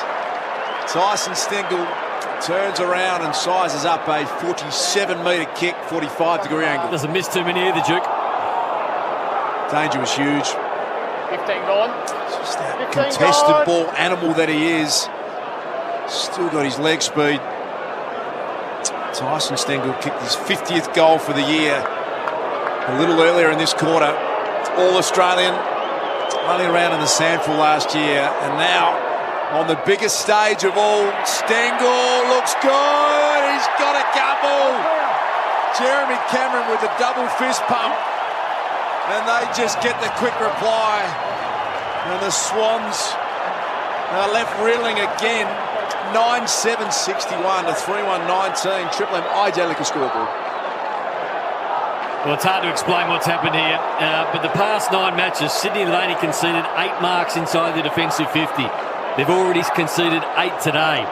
Now, their pressure hasn't been there. They've allowed multiple entries inside forward 50, and they've just been easy targets. It's almost like a round 13 game, Chief, the amount of space they've had. It's like one team has come to play and one team's had their game plan and they've been able to execute it. Everything's gone wrong for Sydney. I just think back to the conversation when the recruiters must have been saying, should we give this young man another chance, Tyson Stengel? He might be able to fill a hole for us up forward. And you picked up an All-Australian 50-goal-plus small forward. You couldn't have dreamt of that. Back in the middle we go. Hickey, Stanley, Dangerfield tries to get out of the middle. Dangerfield does get out of the middle. Left foot ball, another one inside 50. Stengel held his man. Hold the arm. I think you need to get onto your team at Channel 7 and get a camera of the many here, Darcy. Just get a couple of shots of Eddie Betts in the back of the Cats box as your man Stengel's kicking goals. Yeah, what a partnership that will be told in detail post-grand final. You're sure Eddie Betts, his coaching role, looking after Stengel. Dangerfield again, forward to Stengel, close. He read that beautifully. The short one to Tom Hawkins, and you actually feel sorry for the Sydney defenders. You can't compete when the ball comes down like that, and Tom Hawkins can kick goal number 4. It's like a freeway at the moment, just the ease of everything that is going and funneling through that forward half of the ground, and you see McCartan back on Tom Hawkins. There's absolutely nothing he can do. Kicked the first 2 goals of the grand final, Tom Hawkins. Both clean possession from a boundary throw-in inside forward 50. For goal number 4, the All-Australian captain in 2022, the Hawk, he just gets better and better. Goal number 4, is it? Couldn't steer it home. 9-8-62 to 3-1-19. That's a Triple M IJ Liquor scoreboard. Robbo, Bob Jane Team Arts. Sam Reid, Chief, right onto it. He's proppy, big time. He's had 4 possessions, had to go deep, but that adductor is really troubling him. And, well, we'll see if he survives the game. McDonald's Marine Hot Water, Triple M Rocks footy, Robbo all over it for Bob Jane. He'll be down in the rooms at the end of the game for a full wrap down there. He'll be interviewing everyone involved. And at this stage, it looks like it's the blue and white jumpers. Still so long to go, though, but it's a 62-19 game, so 43-point margin. It's getting hard to calculate. Out towards the wing, McInerney, the speedster. Doesn't use his pace, goes a little inboard with a slider to the diving row bottom. By hand, Paddy McCartan, and he hits Goulden. He's been pretty quiet. Plays on now to Errol, and that's good. Hits Stevens. That's the best build-up we've seen for the Swans. And Dylan Stevens, the man from Redcliffe, he'll line up for his 6th goal of the season. From about 46 metres out, the angle won't be the issue. What are you seeing on the numbers, Two-Man? It's in the midfield where the Swans are getting hammered. They're down by 19 in contested ball in the midfield zone, and Geelong have forced them to have 26 turnovers to Sydney only at 14. It's Two-Man with the Triple M, Red Z Lenders. Stevens to kick the Swans' 3rd goal of the term. Doesn't really make good contact. It'll go right across the face and fisted across the line by the Cats. They've identified their way back into the game, though, the Swans. So you can see them when they run, looking short passes, maintain possession, don't kick long, don't allow the rebound, the intercept marks, the outnumbering situations from the Cats. Keep it in your own hands and look for that small 45-degree pass. Chance for Papley, trying to manufacture a miracle out of mid-air, almost a half a bicycle kick that we see in the round ball game. Only got a minor score, 3-2-20 to 9-8-62. 42-point lead to the Cats on the Triple M AJ Liquor scoreboard. 3:12 remaining in the first half. Stewart brings it back into the members' side. It's a booming drop punt all the way to the wing, fisted away by Paddy McCartan. Selwood, clever touch to Buse, gets away though. Chance now for the Swans through McLean. He kicked the goal this term, goes very short to Heaney. Did he take the mark? The umpire said he did. Now, as you said, Isaac Heaney gets his chance to have an impact on the game, Nate. It's been busy. Papley, every time he touches the ball, something seems to happen. He's the only one who's really presented up or caused any sort of issues. Let's have a look at the Harvey Norman replay. Did he get that on the full? Yes, a nice take by Isaac Heaney. Just has to kick this. There's no other option. Has to kick the goal. A man from Cardiff in New South Wales playing game number 154. He's kicked 48 goals this season himself, Isaac. So looking for goal number 49. Leans back, pops it through the middle. So the Swans have kicked free for the term, and he gets the little Cobra out to say, come on, boys. It's grand final day. Geelong 9-8-62, the Swans 4-2-26. That is your Triple M IJ Liquor scoreboard. The question for John Longmire now is, so they've kicked that goal, and it's 5 goals, 6. It's 6 goals the difference. They can't allow another easy exit like they did last time and an easy goal to Stengel in the last 2 minutes. So the question is, do I put, if you're John Longmire, a number behind the footy now? I know we're still 6 goals down, but do we rebuild from that? Do we get to half-time, 6 goals down? Do I go defensive for the last 2 minutes, or do we try and pinch another one? Joel Selwood's gone quiet in the second term. He had 12 touches in that first, just the 1 in the second. Clearances, please, Two-Man. What have they been so far? Yeah, +2 in favour of the Cats, but they've kicked 6-4 from stoppages, opposed to the Swans 2 behinds. Back in the centre, Hickey won the hit out down. Atkins was well tackled by Luke Parker. 2:14 until half-time. So Mills comes up to the stoppage. Zach Tui just goes back and he'll start on his own, and Lloyd at the other end will be the loose. Seems to be absolutely favouring Geelong, that set up at the moment. Brownies, you said, the loose back. They haven't been hurt around the contest. Warner picked that up really well and then surged through a tackle. That's better play. Parker goes inside forward 50. Reid almost looks like a live prop out there. DeConing has owned him from behind, and the clearing kick easily finds Duncan at half back. So the Cats are able to get it now to Isaac Smith with ease. The thing with Sam Reid is, because he can move, he can't come off. I mean, he's really struggling, but he can't come off today. He's not moving well at all, is Reid. Now he makes his way to the bench as it goes towards the outer wing. Henry looks for a free kick, and Lloyd tees it across the line. Bob Jane, Mickey R. Yeah, Sam Reid coming off. He's so proppy. Seriously, they're going to have a good look at him at half-time. He's come in with doubt. They've picked him, big decision, and a big decision at half-time for Reid. He'd be going the runner now, Chief, I would have thought, or make it early in the third quarter, but I don't think he's going to have an impact on the game, Sam Reid. Papley has had an impact, goes to Heaney, the man that can extend in the air, but Zach Tui takes on a tackle. He's gone there, Tui. Went the full 360. A lot of people in the crowd. Sydney style thought it was holding the ball. It doesn't matter, they get the free kick as a result anyway. Smith needs to give it back, needs to be careful. So Clark wants to load it down to the big Bud. Can he have an impact deep in the term? They're down towards Franklin. He's got about 3 against him, Buddy. Holding. Against Franklin in the way of DeConing. And this young man is having quite a grand final day, Chief. Yeah, he's been outstanding. We saw his first kick, a little bit of nerves. He kicked it out in the full, but since then, he's been impenetrable. Robbo, Bob Jane, team Arts. Yeah, read into the rooms, boys. They're going to have a good look at him before half-time. So he can hardly walk off the ground. The adductor could give up. He may not even make half-time. 49 seconds remaining. And that kick landed in the lap of Reece Stanley. So you sense the Cats, they're just putting up their hands now and saying, we are 36 points up. They're not going to take too many risks. They'll kick down the line. Dangerfield down there, Rampy with a fist over the top.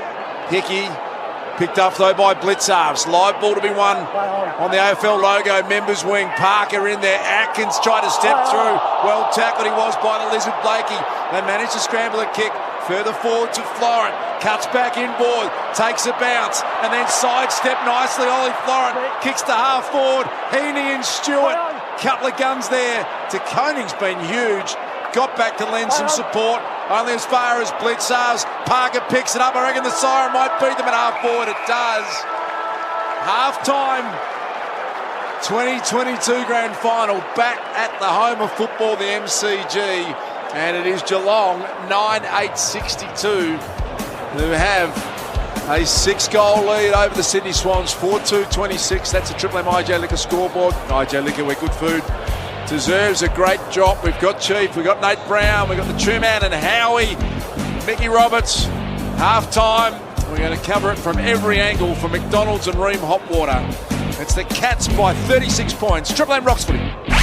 That quarter for IGA Liquor, where good food deserves a great drop. For Ream Hot Water, Triple M rocks the grand final. built tough for Aussie conditions. When it comes to water heating, ask your plumber to install a Ream. We started with 128 artists, 128 of the 80s greatest, and after 5 weeks, here comes the siren. You've crowned a winner. What a win! AC/DC! Congrats Akadaka, and congrats Andy of Pakenham. 4 tickets to the grand final, Andy. Thank you, Triple M. Thank you, everyone.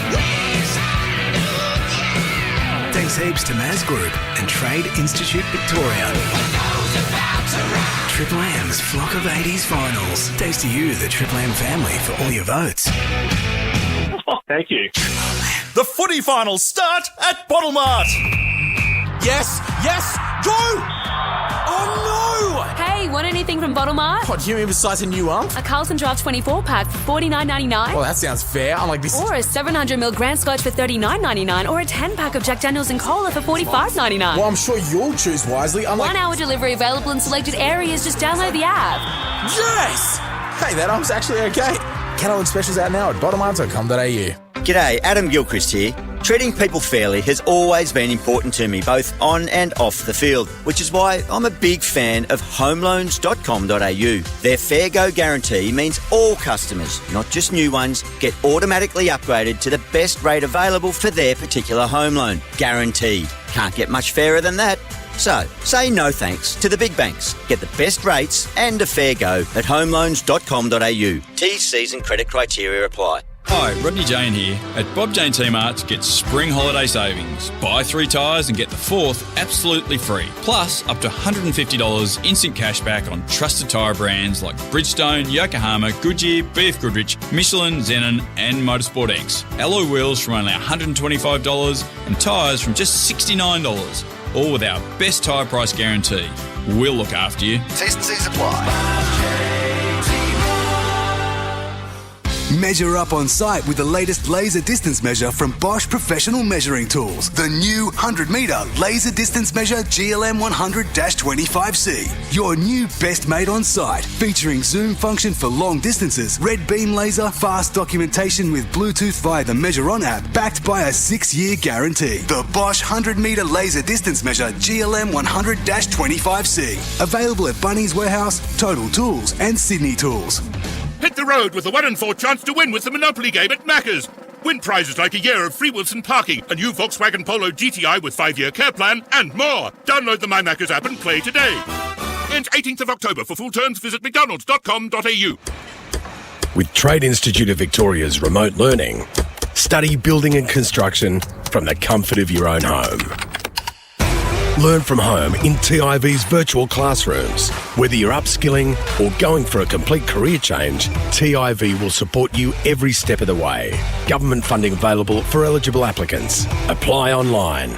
Learn now and build your future faster with TIV. RTO number 21920. While truckies support Australia, Shell has been supporting truckies since 1901, making road transport easier, safer and more efficient. And for Shell card holders, we're making it more economical as well. Talk to us today about a fuel discount for your business and save every time you refuel. It doesn't matter if you run one truck or a whole fleet. All you need is a valid ABN to apply for your Shell card now at shell.com.au/truck network. If you're having a good time but you're running out of wine, get Jimmy, get Jimmy. Jimmy brings delivering wine, beer and spirits in minutes. Get in, Jimbo. Triple M rocks the grand final. This halftime break for Bosch 18-volt bi-turbo brushless tools. One battery, corded power, backed by a 6-year warranty guarantee. Geelong by 35 at quarter time, 36 at the half-time break, 9-8-62. The Swans limping along 4-2-26. Stengel's got 2, Hawkins has got 3, including the opening 2 goals of the match. Chewy, Triple M Red Z Lenders, what do you got for us, Big Daddy? Well, the inside 50s, 34-19 Geelong's way. They're plus 21 in contested ball. Look at the clearances. They're dead even 18 apiece, but when you break down the scores from clearances, Geelong have posted 6 goals, 4 to Sydney, only 2 behinds. Just some leading ball winners. Isaac Smith, 15 disposals, throw in 2 majors. Selwood, 13, but as the Chief said, quieter in that second term with just the 1 possession. De Koning, he's had 12 disposals, 6 intercept taken, 3 intercept marks. Blitzarves, 11 disposals and a major. Dangerfield with 10, 3 majors to Hawkins, and for the Swans, 13 to Parker. And Robbie Fox is a number 1 ranked player with 13 touches. Let's be honest, Chiefy. Cats fans out there are beside themselves. Swans fans are devastated. And neutrals like ourselves in the box here, we want to see. We want to see a game of football. Are we going to get it in the second half? I would be loath to write off Sydney. I think they will manufacture something. They've just got to kick a couple in a row, build a bit of momentum. We saw a brief period where they managed to put a bit of pressure on Geelong in that second term. It hung in their forward 50. They weren't able to convert, unfortunately. But I just love the fact that we're seeing a couple of players that most people would not even have contemplated playing big roles today. A defender at each end. Sam De Koning for the Cats has played an outstanding game, and Robbie Fox at the other end on Jeremy Cameron has been as good as I've ever seen him play. So I just love when those sort of stories emerge in a big game like this. Is there any way back, Noodles? Oh, look, there is if they start to win the clearances and be able to keep the ball in their half of the ground. So the game's been played in Geelong's half, as we know, but the game for me, one side goes in with a player playing injured and the other side makes the hard decision to leave a player out, as heartbreaking as what it was. And you've got Geelong, who are fully fit, 22 of them, and Sydney have gone into the first half with a player who can't move, who can't cover the ground. So the first decision of both sides at the start of the grand final tell a lot about how the first half has drawn out. This is the halftime break for Bosch Power Tools. Bosch 18-volt bi-turbo brushless tools. 1 battery, corded power, backed by a 6-year warranty guarantee. Chief, you've talked about the defenders standing up. Hawkins has got 3, 2 out of the ruck. Could easily had 4 because he missed one from 40 directly in front. He's playing a big grand final, the big fella. He is. We saw him against Brisbane in the prelim when he kicked 4-5, I think, on Harris Andrews, and could have kicked a massive bag. His first set shot after the 2 out of the ruck was brilliant from the right-hand forward pocket, but he missed that one late in the second term. That would have really opened up the gap between the two teams. So he's playing very, very well, but you still want to convert all your opportunities. There'd be 10 players that you have 3 votes in the Norm Smith medal right now. Throw a couple of names at me, Nate. Well, I think Tom Hawkins started the game unbelievably. Yeah. You've got Isaac Smith, Joel Selwood. Selwood owned it at quarter time, but then probably lost it. I thought Blitzarves. Dangerfield's only had 10, but his clearance work's been outstanding. And the game so far of Zach Tui's been brilliant as well. So, I mean, I've just reeled off 7 there. But Fox, if Sydney come back and win, you could give it to Fox very easily. Chief, you're a big Hawthorn man. Isaac Smith, 3 premierships at the Hawks. Imagine seeing him up there with a 4th flag. It couldn't happen to a nicer bloke with a Norm around his neck. He'd love it. And imagine the width of the smile on his face. It would actually split his ears. And the messages he'd be sending to his mates. Half-time, Amy Clangers, who covers Clangers on and off the field. Amy does. Roll the videotape, Leroy. To Sydney's credit, Howie, they've been able to lift their pressure ranking up over 200 in the second quarter. That's why they look like they're back in the contest. What was it in the first term, Chewy? 184. Right. And don't call me Chewy. Okay, sorry. Slightly different physical presence, to be fair to say.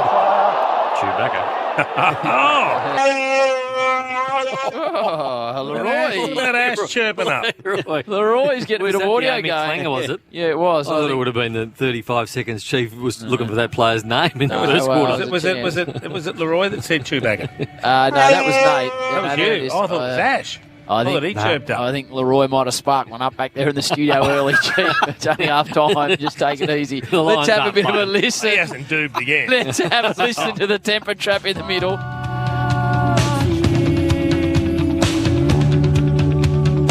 Great song.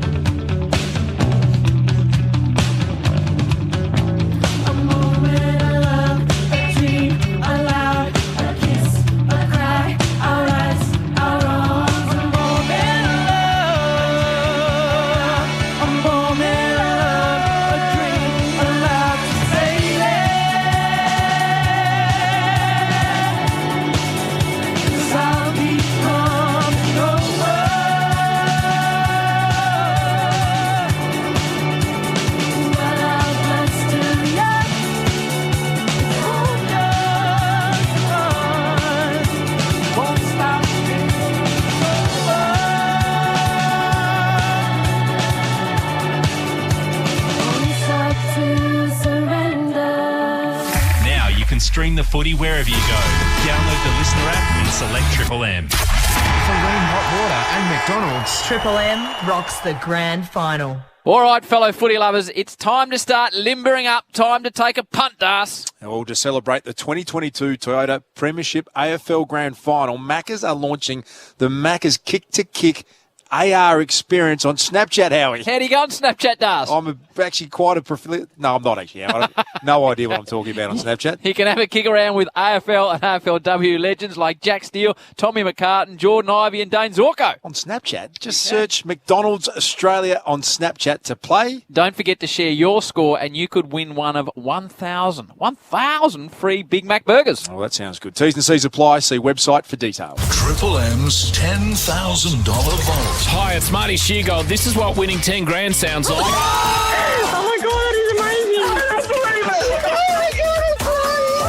amazing. Do you want to join them? Just put these numbers in the right order. 5, 8, 4, 9. It's down to an unbelievable 1-in-1 chance if you've been listening. This is nuts. Triple M's $10,000 vault returns on Monday at 7:30 on the Marty Sheargold Show. The footy finals start at Bottlemart. Yes, go! Oh no! Hey, want anything from Bottlemart? What, do you mean besides a new ump? A Carlton Draft 24 pack for $49.99. Well, that sounds fair. I'm like this. Or a 700ml Grand Scotch for $39.99, or a 10 pack of Jack Daniels and Cola for $45.99. Well, I'm sure you'll choose wisely. 1 hour delivery available in selected areas. Just download the app. Yes! Hey, that ump's actually okay. Catalog specials out now at bottomart.com.au. Play the Monopoly game at Macca's for a 1 in 4 chance to bring home a win. Prizes like a Barbecues Galore Premium Barbecue Pack, an Ultimate Barco Gardening Kit, a Cliff Cinema Soundbar, and more. Download the My Macca's app and play today. Ends 18th of October. For full terms, visit mcdonalds.com.au. While truckies support Australia, Shell has been supporting truckies since 1901, making road transport easier, safer and more efficient. And for Shell card holders, we're making it more economical as well. Talk to us today about a fuel discount for your business and save every time you refuel. It doesn't matter if you run one truck or a whole fleet. All you need is a valid ABN to apply for your Shell card now at shell.com.au/truck network. If there's one sound that means it's September, you'd agree this is it. And nothing goes better with footy finals than a thirsty camel. Bottle shop, that is. With great specials like Great Northern Super Crisp 3.5% 30-can block, $51.99, Vodka Cruiser Mix 10-pack, $32.99, Jan's Premium Cuvée NV, $26.99. The camel is calling this September. Find your local at thirstycamel.com.au. End 2nd October. Prices may vary in country areas. Hydrate responsibly. With Trade Institute of Victoria's virtual classrooms, you can learn the skills you need from your own home. TIV's Certificate 4 qualifications give you the skills to run your own show. Take the path to becoming a registered builder, site supervisor, estimator or project manager, learning from the comfort of home. Government funding available to eligible applicants. Apply online. Learn now and build your future faster with TIV. RTO number 21920. Don't have all day to spend on one job? Kango's range of power tool accessories are made to get it done fast.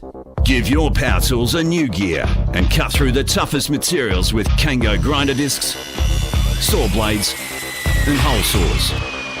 When you need accessories that go the distance, choose Kango. Kango.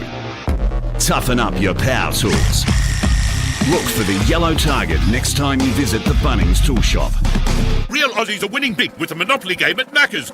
Like previous Monopoly game winner Caleb from Victoria, who won a home entertainment package. I was shocked. Turned to the missus. She was shocked. We both didn't believe it. Pretty blown away. Download the My Macca's app and play today. End 18th of October. For full terms, visit mcdonalds.com.au. The footy finals start at Bottle Mart. Yes, go! Oh no! Hey, want anything from Bottle Mart? What, you mean besides a new ump? A Carlton Draft 24 pack for $49.99. Well, that sounds fair. I'm like this. Or a 700ml Grand Scotch for $39.99, or a 10 pack of Jack Daniels and Cola for $45.99. Well, I'm sure you'll choose wisely. 1 hour delivery available in selected areas. Just download the app. Yes! Hey, that ump's actually okay. Catalog specials out now at bottlemart.com.au. Shut up! Triple M rocks the grand final. This halftime break for Bosch 18-volt bi-turbo brushless tools. 1 battery, corded power, backed by a 6-year warranty guarantee. Half-time, grand final day at the MCG. Beautiful afternoon. The sun is shining and it has been one-way traffic. The Cats have dominated this game. They lead it by 36 points at half-time. We've got a bit of a half-time super group underway. Seen a little bit of G-Flip, the Temper Trap, Christine Arnoux, Goanna, and we've got all sorts of collaborations going on. Having seen Robbie Williams and Delta Goodrum do one of the all-time great performances pre-game. So the spectacular has been outstanding. The game has been a bit one-sided though, Nate Brown, and you can't help but sit there. We all hope, and as you do when you're independent, you just hope that you get a good game. But it seems like a mission impossible job for the Sydney Swans. It's been a smashing, hasn't it, Duke? And it's hard to see Sydney getting back into the game the way they've played. So they've got some decisions to make. I'd imagine that Sam Reid won't be playing much part of this game, so he's gone straight up the race. He's only had the 4 handballs so far, so he had to kick the football. But I looked through, and Hayden McLean, the man they brought in, only the 2 disposals so far, hasn't been an influence. Did kick one of the goals. Isaac Heaney hasn't been anywhere near it, so they just need to get their hands on the football, start with it in their half of the ground. Geelong have smashed them around the stoppage, around the contested football, which is strange because Sydney, every time they have an extra come up, so at sometimes they've had a +2 at the stoppage, but they're not getting any benefit from having that +2 at the stoppage. So if I'm John Longmire, I'm going, okay, I'm going to stop bringing those 2 players up to the stoppage, and I'm going to play one-on-one all over the ground.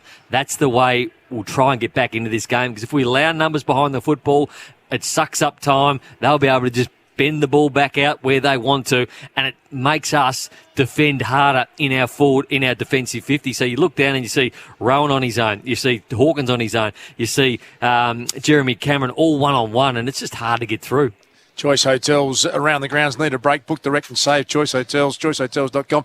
It's the happiest I've seen Nate Brown in a long time. Howie has found him a custard donut, which is his tradition. He inhales these things at half-time. He went out and his bottom lip dropped because there's 100 people we've never seen before, and they stole all Nate's food. He came back and he said, I get a bit hyperglycemic.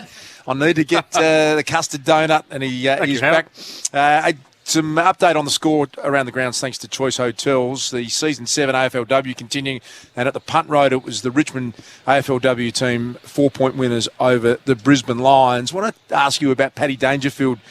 Nate, it feels to me sense of destiny. Only one person after 300 games has won a grand final, and that is Shane Crawford in his 305th game. He's hoping to be the second player in history to do that today, and I think he's been really impressive. A couple of contested ball wins that have been a real standout. He was the best man on the ground last week too, to get them going in that first quarter, kicked 2 goals, and he's had 11 disposals so far today, but of those, 10 have been contested, and he's had 6 clearances, the most on the ground.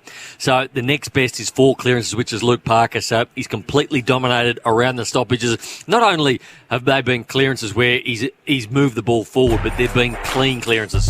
A break, half-time. It's the Cats by 36 points, 9-8-62 to 4-2-26. Can the Swans give a yelp in the second half on grand final day? We'll find out next. For McDonald's and Ream Hot Water, Triple M Rocks Footy.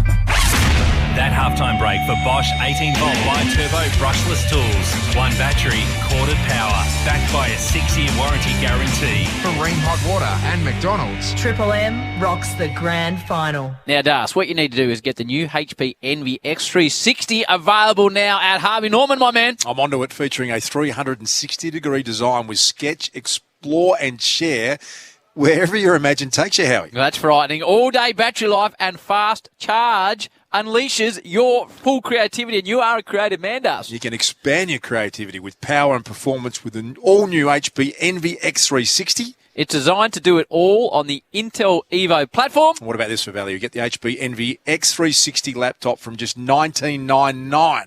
Now available at Harvey Norman. In a Triple M summer, there's one sound we love more than anything else. Listen to the noise, the build-up. And that sound is coming.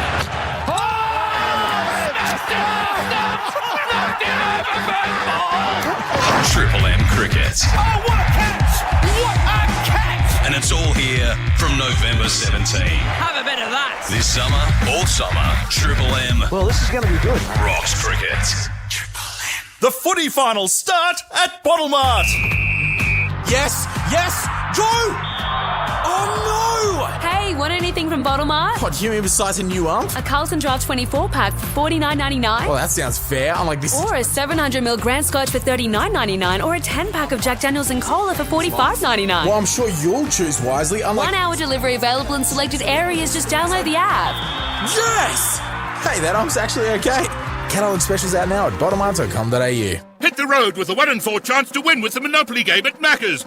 Win prizes like a year of free Wilson parking, a new Volkswagen Polo GTI with 5-year care plan, and more. Download the My Macca's app and play today. Ends 18th of October. For full terms, visit mcdonalds.com.au. Sally's Liquid Nails Original has an upgraded formula, and it sounds like this. All done, mate. See you tomorrow. Strong with no string and less run-on, there's less mess. So you can get the job done quicker. Sally's Liquid Nails. If it's Sally's, it works. Every year, we help thousands of people like you control their gambling. So, we get that every story is different. We get there might be setbacks along the way. We get that you might need lots of support or just the odd call. To change the way you think about gambling, call someone who gets it. Call Gamblers Help on 1800 858 858 or visit the Gamblers Help website.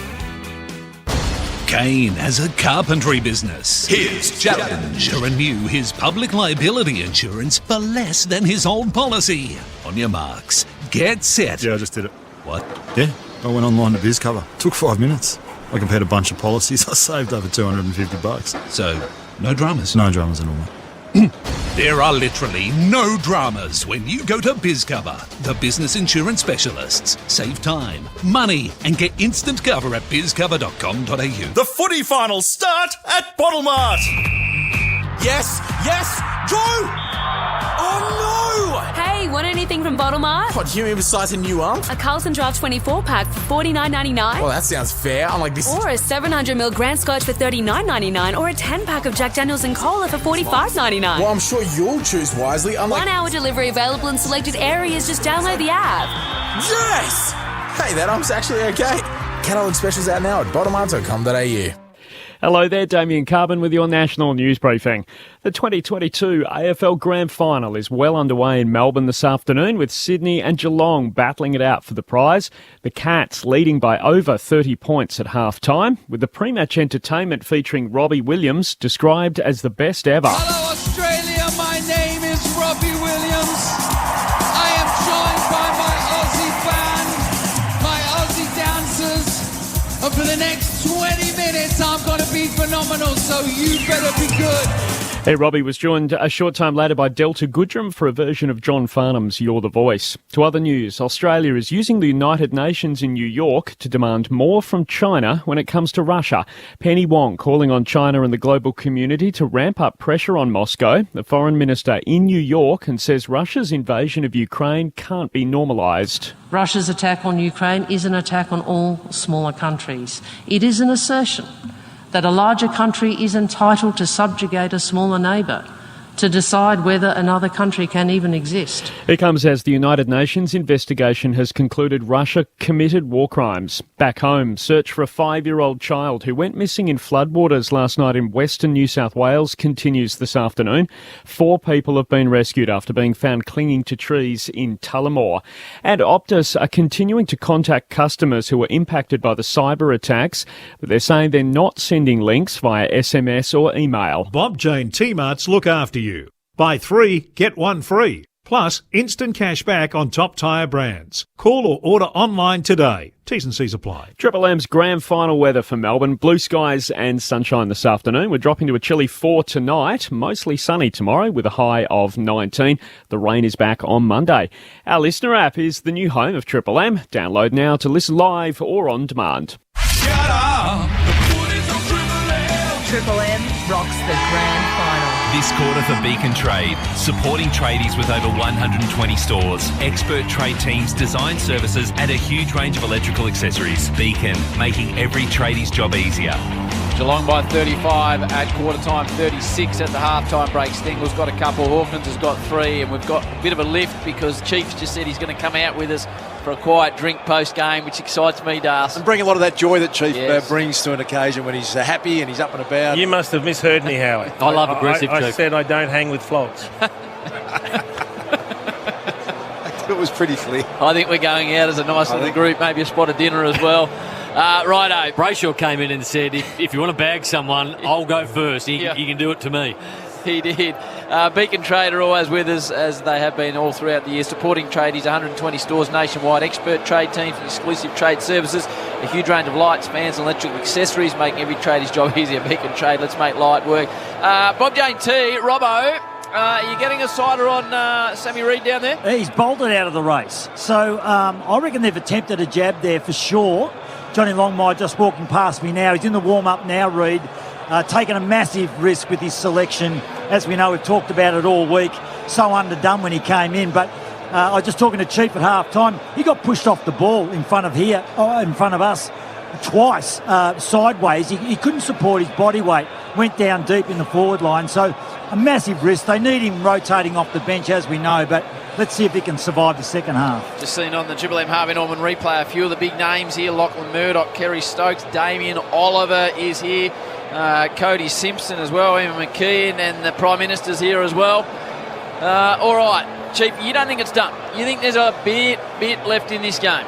I've got faith in the Sydney Swans as a football club that they'll find a way to work their way back into this contest. They don't come this far just to fall over with a lame sort of fade out to the season. Interesting that Sam Reid starting on the bench in the second half. And I'll tell you right now, Brownie, if his first physical effort isn't one of better strength and showing than he had in the first half, I'd make that change straight away. Just saw the contested possession stat, 80 to 58 in favour of the Cats. That'll horrify John Longmire. Yeah, 100%. One they can fix around the contest. And the players will take that on board as well, Drew. They'll take that as a slap in the face because they pride themselves, these Sydney players. 36-point lead in favour of the Cats. Second half of the MCG Grand Final Day 2022. Here's Mark Howard. Umpire holds the ball off. Dangerfield's in there alongside Luke Parker. Can Paddy get that first elusive premiership? 300-plus games in. His team lead it 62-26 as we get things underway in the second half. Warner's been good, as has Papley for the Swans. They haven't had many mates, though. Parker goes in at ground level. Blitzarv's there. Cam Guthrie sits on the footy.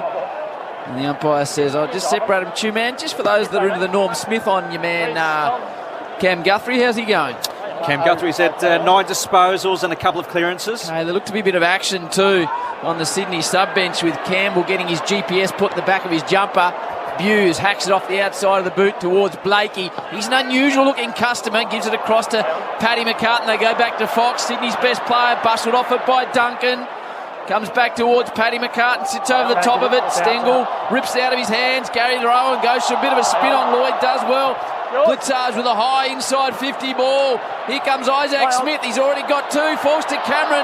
Unlucky bounce. Tom McCartan attacks it. Run down from behind. Big call. Massive call. Free kick. 20 out directly in front the way of Mitchie Duncan. They had multiple opportunities to clear that footy, Sydney at half-back, and they continue to fumble around and stuff it up, and they just didn't want to clear it. double grabs, fumble, and then all of a sudden they get the footy back. They go inside forward 50. First opportunity they do, they lay a big tackle, and they're having a shot at goal. Massive kick this. Longmire would have said we need to start well. Let's get the opening goal. Let's build on that. Meanwhile, Mitch Duncan says, not sure about that, Sydney. From 25 out directly in front, Mitch Duncan knows about the big stage. Big early side from the Cats. They get their 10th, 10-8, 68. The Swans 4-2-26. Back out to that 42-point margin. Bob Jane T-Marts always look after you. Buy 3, get 1 free, plus instant cash back on top tyre brands. Call 13 26 25 or order online today, bobjane.com.au. Robbo! I reckon the paperwork's been done. They've been slipping little reports down here, so I reckon with Campbell getting ready to come on, they may pull the ripcord pretty soon on Sam Reid for sure. Yeah, champion data, Robbo, I've just put the official paperwork in. Braden Campbell, Sam Reid off. You feel for Sam, because this is going to sit with him for a long time, Chief. And it's not his decision. Well, it's not just him. I mean, absolutely not. This will sit with the coaching staff, the medical staff, the whole club. They made a decision. It just hasn't come off for them. Sometimes it happens. 42-point lead. Oh, Luke Parker slipped over. He was out of the front of the stoppage. And that is just another signpost for the way this grand final has unfolded for the Swans. Just has not been on their terms at any stage. Slapped back into the corridor. Stengel came out and picked it up beautifully. Flicked it out to Stewart. How many's he had, two-man? Tom Stewart, he's had 7 touches. It was a beautiful kick to Isaac Smith. He gets going on the trusty left foot looking for Hawkins. The kick favoured Tom McCartan. And he takes that mark deep in defence. He's going to transfer. No, he's coughed it up to Close. He's kicked it to Brad Close across the front of goal. A nightmare unfolding for Sydney. 5 metres. That was just heartbreaking to watch. You could see it happening, and the kick went straight into the arms of Brad Close, and Swans fans can't watch. A little bit of Gubby Allen. Wait for the call. He's calling it. So he shaped Stevie J style. Brad Close. Listen to the Geelong fans. They kicked 2 quick ones. Close kicks his second. They're out to a 48-point lead. And she's just about shut the gate in the grand final. It's got that feel about it. Triple M Beacon Trade scoreboard. Chief still thinks they can come back. Oh, well, I'm just starting to slide the other way, Brownie. I mean, if you ask Chris Scott, what's the one thing you want? I want to come out and start the third quarter well, because if we can reinforce those doubts, they're already trailing by 6 goals. If we can start well, it just snuffs out any hope or belief that they may have had. And this now is one of the greatest uphill struggles you've ever seen in front of Sydney. They've won all the battles today, Sydney, but in particular, I think they've dominated the wings. They have dominated the wings from the very first moment Isaac Smith kicked his first. He's had 16 and kicked 2. O'Connor on the other wing has had 7. And combined, the other Sydney wingers have only had 4 apiece. So they have dominated the wings. Grand final comebacks, Chewy. Well, 44 points was the greatest ever by Carlton at half-time. This would be the second greatest half-time win if Sydney were to do it. Blitzarves grabs out of the middle, tails up the Cats. They go forward again. It's going to favour McCartan. Hawkins somehow strips it off him, though. Can he keep it in, Hawkins? Not quite. It's got that feel that the Cats are looking to land the knockout blow. What's the biggest lead anybody's ever come back from? In the grand final? Yeah. 44 points. No, that was half-time. Half-time, yeah. but I think it was in the granny. So we're not talking half-time. We're talking about any stage of the game. Yeah, I believe that was Jason. Get cracking, Ash. Stu's going with think. He doesn't sound confident at all. Stengel back by hand to Cameron. Isaac Smith's kick 2. Isaac Smith. He has kicked 3. Hand in the air for this superstar on the way to a 4th flag. It's party time for the Cats. 12-8-80. The Swans 4-2-26. It's out to a game high 54-pointer on your Triple M Beacon Trade scoreboard. Supporting tradies, 120 stores, expert trade teams, design services, a huge range of electric accessories. Beacon making every tradie's job easier. That's your game, Chief. That's your game right there. Well, it's interesting. Zach Tui, as he's walking back, was pumping his fist to a bay of Geelong supporters down that end of the ground. They are fully focused, the Cats. They just want this so badly. They are not going to give an inch. It's been super impressive. Now the big test is, how are Sydney going to play out the rest of this game? Are they going to go meekly? Are they going to show us some fight? We'll just start looking at the numbers now. Isaac Smith, this is his 5th grand final, 1-3 with the Hawks. Could he had a 4th today? It's just about there. And they are steaming forward. Stanley charging out of the centre. Good tackle, Isaac. Heaney got him wrapped up. So the Swans get it, centre half back. Heaney shaped laterally and then went further afield to Ollie Florent. He flicks it out to the wing. Robbie Fox has been Sydney's best for mine. That kick searching for Ryan Clark. Missed him. Back there, the Cats defenders. Kolodjasny gets on the end, and with ease, they exit defence. Duncan just flicks it sideways to Stengel. Time to just pause, wait for the hard runner, Mitch Duncan, who streams to half forward. He started at half back, and he now takes it 50 metres out. Kicking to the punt road end, Mitch Duncan. Just hard running from Mitch Duncan. He started at a half back, he got the football, gave it off, and then he thought, well, there's no one else in the chain. I need to keep running here. And he did. Premiership player back in 2011, Mitch Duncan, started wearing the green vest in the grand final as the sub and came onto the ground. Decided that he was going to pull the kick late, looking for Jeremy Cameron. 3-on-1, the Swans defenders got back. Rampy back with a flight. Overrunning it down there was Warner. Spills to Hawkins, flicks the handball off the back, looking for Selwood. Couldn't get him. Warner wrapped up by Cameron. No prior opportunity. So punt road end, Cats in attack. They've got a 54-point lead. They'll get a throw-up. Kicked the only 3 goals of the term. The Cats, they lead by 36 at the major break. Duncan, Close and Smith have gone whack, whack, whack, and the Swans are out for the count. 80-26. What's the Swans' biggest loss this season? Two-man on the Triple M Red Zetters. Red Z lending loans for the self-employed. Yeah, the Swans' greatest loss. Only 24 points. That was against Brisbane back in round 7. Okay, Rowbottom slides it out of defence to Heaney. Does well to mark in front of Smith, who's kicked 3 goals and had how many for Isaac Smith? He's racked up 17. Wow, what a player he has been. Paddy McCartan gets around Stengel, got one high. Stengel gives him a second one for good luck. And Paddy might have got a poke in the eye because he's not a man that goes down easily. And he pops up now. This is you. Shorts it well to Mills, the Swans skipper. Sees a short option in McInerney. So Campbell comes into the game as Sam Reid is subbed out, as Robbo told us, so Bob Jane. McInerney, logo, centre wing in front of the MCC members. Kicked and pushed as he went to get rid of it. Through the hands of Franklin to Clark. He just throws a hopeful one forward towards the goal square. Big fly from behind. Goulden fished him through one behind. The Swans 4-3-27. The Cats 12-8-80.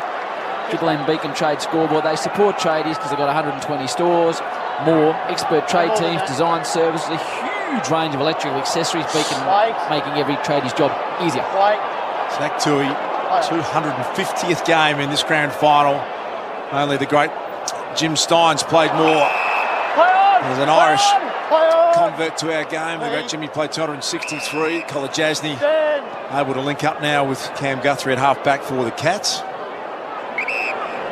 Just really haven't felt pressure at all any stage of this game. Geelong, it's been on their terms from the moment Tom Hawkins kicked the first goal of the grand final. They've got it to Jeremy Cameron.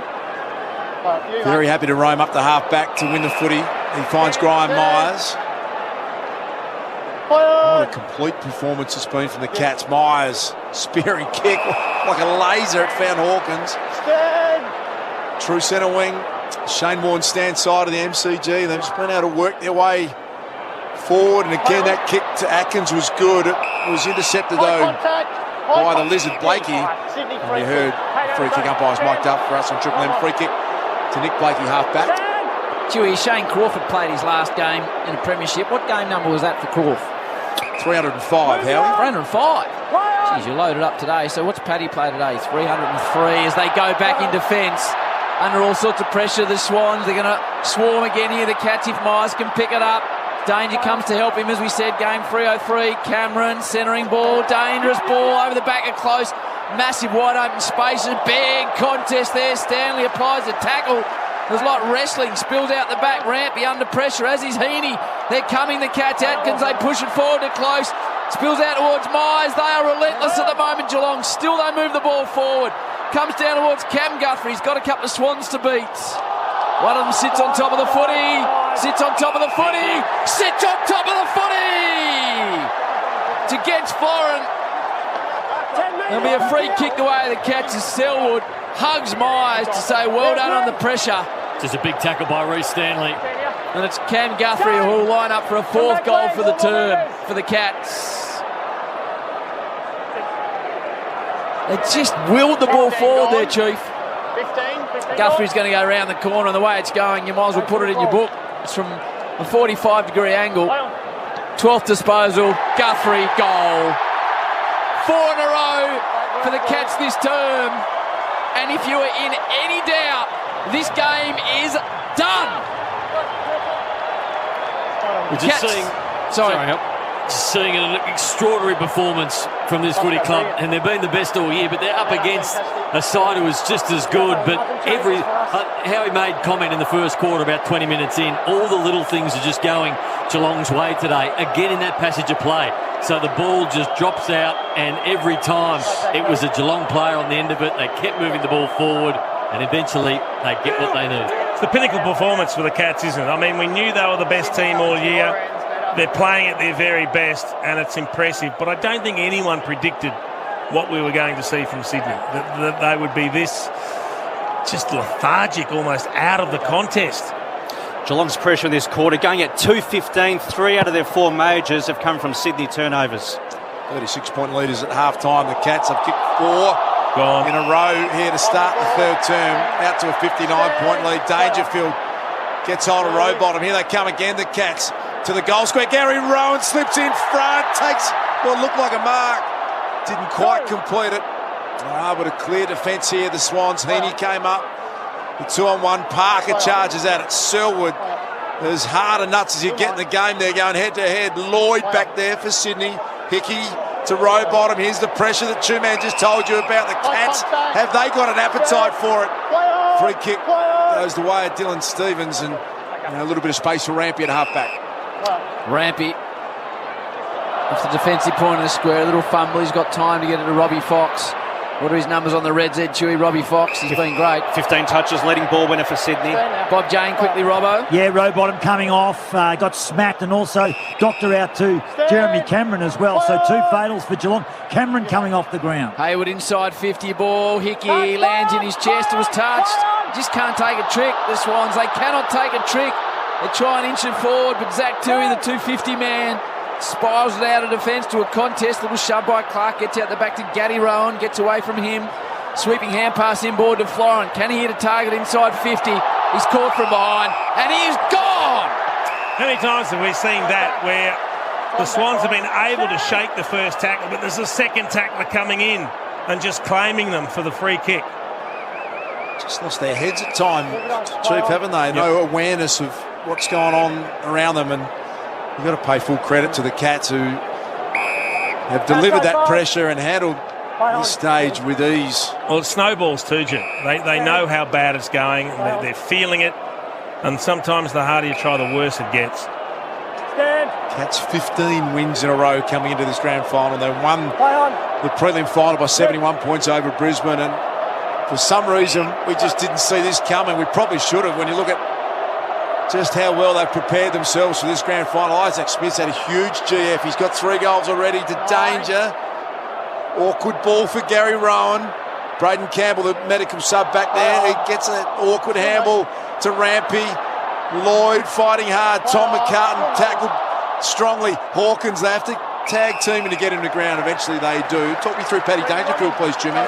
16 possessions to us, 14 of those contested, which is the most on the ground, throwing 8 clearances, 5 out of the middle. Due with the Redsetters, McDonald's Marine Hot Water, Triple M Rocks footy. It's first bounce for the McSpicy range at Macca's. How's that for a kick? Catch press again. Selwood, wouldn't he love a goal? The skipper, he's been phenomenal as per. The Swans just hack it out of defence. Clean bowls Heaney. Picked up by Duncan, who's having more and more impact on this game. Buse runs it forward, son of a gun. And his father, the Rat, will be watching with a smile on his face somewhere. Bob Jane, Mickey R. Yeah, Jeremy Cameron, scratch under the left eye, complaining a little bit blurred vision at the moment. Should be okay, Cameron. Errol Goulden dumps the kick from half back. McLean, surprise selection in some quarters. You can't have an impact on that contest. Strong tackle applied on Selwood. It was McInerney. Warner's battled hard. The releasing handball to Heaney was good. To Ryan Clark, he fumbles the handball, and Stewart got hold of him. The four-time All-Australian. He's been tagged by Clark, but he's played his role, Stewart, out to Stengel. Just lopes around the outer boundary. Shane Warne stand wing side and then cuts back inboard to Joel Selwood. Oh, Isaac Smith thought goal number 4 was coming up, and Joel Selwood said, I'm going to kick it to my mate Tom Hawkins, my best mate. He's going to get it instead. His eyes lit up then, Isaac Smith. He thought he was going to get that one. But Tom Hawkins is going to go back for number 4, but they're queuing up now for the Norman Smith medal. Isaac Smith, 19 disposals and he kicked 3. Duncan's had 18 and kicked 1, and Dangerfield 17 with 8 clearances. You hate to say it, Nate, but that is the sport left in this grand final, is who takes home the Norm Smith. Tom Hawkins has got a claim if he can kick 4 here, having kicked the first 2 goals of the grand final. The Hawk, the Cats, big powerhouse forwards missed. So 3-3 to Tom Hawkins. The Cats go to 13-9-87, 4-3-27 Sydney. On the Triple M Beacon Trade scoreboard. They're going to struggle to get out of defence. Mills can't take the mark. Dangerfield bursts through the pack. Gives it to Stengel.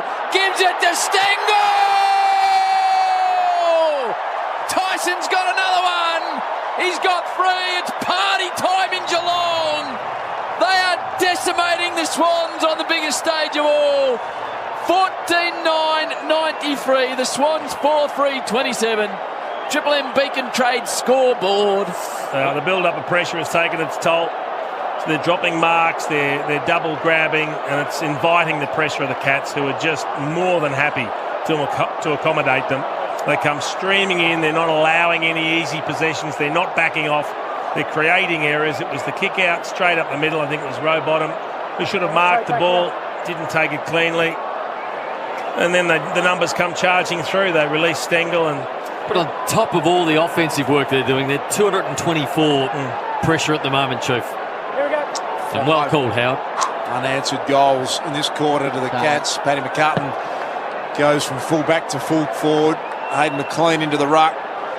Feel like those levers are a little bit too little too late. Selwood with strength just muscled his way through a tackle. Blitzards does the same. They just can't be stopped, the Cats. And Isaac Smith, he's sensing a Norm Smith coming his way, Isaac. Long bomb in, Dangerfield. Here comes Close. He's played his role superbly as well. Cam Guthrie, ground ball to be won inside forward 50 for the Cats. Picked up by Ollie Florent. Close, flicks it back. Hawkins, centering kick. Bit of a floater. Rowbottom got back and intercepted the mark. It seems way too early to talk about Norm Smith, but you're right, Das. It's about all that's left in. I've got another question for you in the back row. Parfitt, do you get him into the game at some stage? Do you get him out on the ground if there's no injury, Nate? What are you thinking? I would if I was the coach, but it is disappointing for the player that comes off, but I'd imagine they're a selfless side. Chief? Jake Lloyd just dodged someone that wasn't there then. That's the pressure that they're experiencing. Ball goes high to centre wing, it's out on the full. Surely you get Parfitt on the ground at some point. Maybe late. How enjoyable would this be for the Geelong players right now? Looking up, knowing you've got the grand final and everything's going your way. Everyone in unison at the moment. This would be the most enjoyable time they'll ever have as players in the next half an hour, 45 minutes. Isaac Smith, possession number, Chewy. 21, along with his 3 majors. Oh, Isaac, he's not finished yet either. A Hawk favourite now, a Cat favourite. He's won 3 with the Hawks. He's about to open that entry with the Cats. Dangerfield on 50, little slider. Stengel, he's coming late too. Is Tyson. He's tight on the pocket, but this will be number 4 on the biggest day of all, Noodles. I reckon if you're talking about Norm Smith, Isaac Smith has got his nose just in front of danger at the moment. Gee, he's going around the corner from a long, long way out, Tyson Stengel. He got good contact on a ball wherever he kicks it from, though, Chief. His timing is impeccable. He's got 3 as this man. He clicked up the 50th of the season with his first. Stengel from a long way out. Stengel, the man is a genius.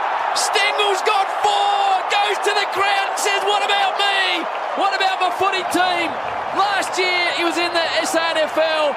This year his teammates are hugging him in the middle of the MCG because he's got 4 on grand final day, and it makes you smile. He's a player that doesn't try and kick the cover off a Chief. Some players, when they get 45 out, really whack it, but his timing is just impeccable. I've got a question to ask. Unusually, maybe I've missed it, I haven't seen a shot of the coach's box. Full stop for either side. Yeah. I don't know if there's been a don't film us in the coach's box. Like you would expect at this stage to see a smile maybe on a coach. A pump of the fist. A pump of the fist. Frustration. What's happening, Dale? This is a fascinating question, Howie, and I'm with you. We've looked at the screen the whole time. John Longmire's been coaching from ground level, but we have not seen the Geelong coaching box, full stop.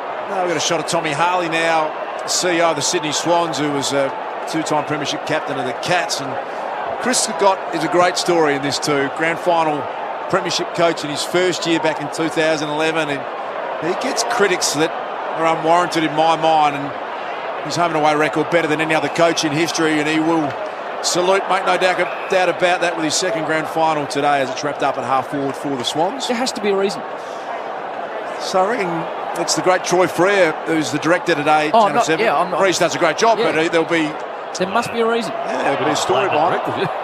He does. Pretty quick throw. He's made out of the bus. I'm naming Freeze because he's the best in the business. Intercept mark taken.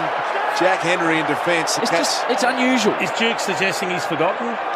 Well, you wouldn't. It'd be part of his cutting plan. So, I don't know. You reckon there's been a directive to say stay away from the coach? I just think it's very unusual when your team's up by 60 points. With 4 minutes to go in the third term, and what I've seen, there hasn't been a cutaway. Very dangerous, Duke, to pot the people you work for. The best in the business, Troy Frere, and I'm saying there will be a reason as to why he's not doing it. Just after you potted him. You complete idiots. Possession for Smith. I think too with Stengel and his relationship with Eddie Betts, his kick 4. I'm surprised we haven't seen Eddie bouncing around. But there will be a reason. The coverage as well now. There'll be a reason. You want to give it a rest, Howard. There'll be a reason.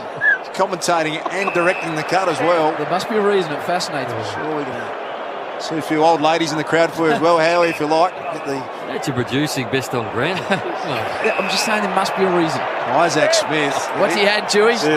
Disposal number 24 along with his 3 majors. Let's not fracture now, Nathan. We're right near the end of the season. Building a compelling case here, Isaac Smith. Long bomb inside 50, Jeremy Cameron. Tried to slap it away, Hayden McLean. Myers picked it up. Braden Campbell started as the medical sub. He's wrapped up by close. And it will be thrown in. Oh, hang on. We've got some news. We've just seen the coach's box cut away.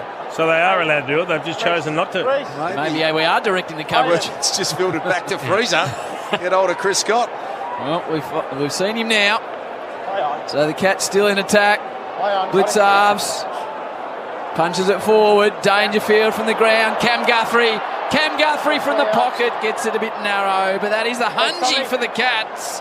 15-10-100. The Swans 4-3-27. Triple M Beacon Trade scoreboard. Swans link up with hands from the fullback. Return of entry, Oliver Florent to Tom McCartan. Luke Parker, just don't see Luke Parker cop handballs up like that. There's Isaac Smith. It was Babe Ruth style. Get away. Don't anyone call for a handball. I've got this from 55. He's pointed to the goal square. He could have played on too. You give this everything, Das. This man is a star. Tell you what. This is a Norm Smith right here. If he kicks 4 and he's got 24, this will be disposal number 25. He's going to take some beating for the Norm Smith. Isaac Smith, a 3-time premiership Hawk. He's going to be a 4-time premiership player at the end of this afternoon. He loads a big bomb from outside 50. Just missed. He had the journey. Thanks, Paddy. 15-11-101 Geelong 4-3-27. That is Sydney. Triple M Beacon Trade scoreboard. The Lizard Blakey. And now Lloyd. Tough kick out of defence to make. Smith gets the intercept. Back towards Cam Guthrie. Heaney. Slick hand pass to Warner, who's been brilliant in flashes but probably hasn't had enough of it. But it goes on. He's run too far. He's run too far and he shakes his head, and Jeremy Cameron says, give me the footy, mate. Gives him a little pat on the back. And Fitty too, that hurts. He's done some spectacular stuff, Chad Warner, Chewy, but probably just hasn't had enough of it. Yeah, he's had 16 touches, but his efficiency going at 44% by foot today is Warner. He'd done his job on a tough day, Chief, the Chad. He tried hard. I thought it was a bit stiff. He'd probably run his margin, but he was in the process of bouncing the ball again. Got an answer to your question too, Howie, direct from Channel 7 headquarters. There was a reflection on the box that made that shot very hard to take early on. Told you there'd be a reason. Cameron tries to barrel it and just hacks it straight to Hickey. I thought there must be a reason. And then Hickey goes short to the pocket. Did you apologise to the producer? Across the boundary line. Bob Jane, Mickey R. Yeah, Tom Hawkins down in the room, shaking his head, Doctor. Down in the room, so something troubling the big forward, number 26, Hawkins, down in the rooms. Thank you, Robbo. Bob Jane T-Marts. 1-3, get 1-3 plus instant cash back on tyre brands. Call 13 26 25. Order online today, bobjane.com.au. The Cats still searching for more. The clearing kick they gets to the wing. Been tough going for the Swans forwards. Buddy just hasn't had a look in today. What sort of impact's Buddy Franklin had on this game, please, Truman? Yeah, Buddy Franklin, only the 3 disposals. He averages 17 touches and just over 2 goals from his 5 grand finals prior to today. Done a good job, Jack Henry, hasn't he? Minute 22 until three-quarter time. It's going to be a celebration this last quarter for Cats fans. They will savour every moment of it. Atkins to Myers. They just can't do anything wrong. The Cats, even their half mistakes turn out all right. Paddy Dangerfield, his afternoon too, please, Two-Man. Disposal number 21, 17 contested ball, most on the ground. Be a brilliant time in Geelong, be brilliant in Bowen Heads Darts. The crowd and the locals up there, it'd be fantastic to see them celebrate. You'll be back there tonight. Be brilliant, yep. Just see them all happy as Larry. Stanley goes high, inside 50 towards the pocket. Smith comes again. He's crunched Isaac Smith. What are his numbers, Chewy? Isaac Smith, number 1 ranked player, 25 disposals, 3 goals and throwing 8 inside 50s. Who's he leading at the moment? Who'd have to come late to pass him for the Norman? I think Danes is very close. Okay, saw his grandfather out the back too, Paddy. Loves a chat. Old Grandpa Danger. Bob. Mark taken by Dane Rampy at half-back. Stand now. So what's Danger had, Nate? What would he have to do in the last? 21 disposals, 17 contested. He's had 9 clearances. A couple of goals would have hurt his case, wouldn't it? Rampy concedes some ground back to Lloyd. The Swans defenders are battered and bruised with the amount of footy that they've had to try and contend with. It just got overwhelming about halfway through the second term. Hits long in the Franklin direction. Paddy McCartan played as a forward, big contested mark. We haven't seen that at all, and it happens on the three-quarter time siren as the Swans were charging towards goal. This is a smashing grand final today, and there's smiles all around the Cats players. They know that this one is home. 15-11-101. That is Geelong. 4-3-27 Sydney. It was 36 points at half-time, and they have blown that out. Big time, the Cats. 15-11-101 to 4-3-27 on the Triple M Beacon Trade scoreboard. Come back with Nate Brown, the Chief, the True Man, Howie. And we've got Robbo as well at ground level. For McDonald's and Ream Hot Water, it's all the Cats on grand final day. Triple M Rocks footy.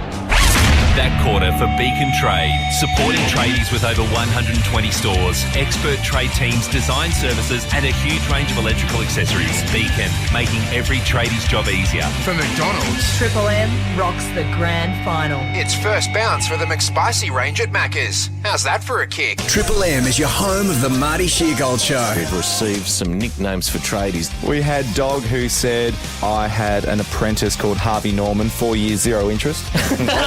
That's hilarious.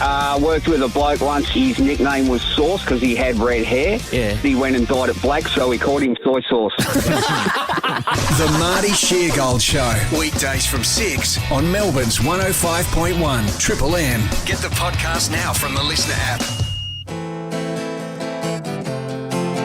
If you're having a good time but you're running out of wine, get Jimmy, get Jimmy. Jimmy brings delivering wine, beer and spirits in minutes. Get him, Jimbo. Why wait for relief from hay fever symptoms? Sneezing? Just AZAP it. Runny nose? Just AZAP it. Blocked nose? Just AZAP it.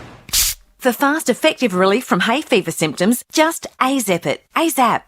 Available at your local pharmacy. Always read the label and follow the directions for use. AZAP nasal spray contains azelastine. AZAP is a Viatris company trademark. Play the Monopoly game at Macca's for a 1 in 4 chance to bring home a win. Prizes like a Barbecues Galore Premium Barbecue Pack, an Ultimate Barco Gardening Kit, a Cliff Cinema Soundbar, and more. Download the My Macca's app and play today. Ends 18th of October. For full terms, visit mcdonalds.com.au. Every year, we help thousands of people like you control their gambling. So, we get that every story is different. We get there might be setbacks along the way. We get that you might need lots of support or just the odd call. To change the way you think about gambling, call someone who gets it. Call Gamblers Help on 1800 858 858 or visit the Gamblers Help website.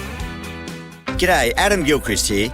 Treating people fairly has always been important to me, both on and off the field, which is why I'm a big fan of homeloans.com.au. Their Fair Go guarantee means all customers, not just new ones, get automatically upgraded to the best rate available for their particular home loan. Guaranteed. Can't get much fairer than that.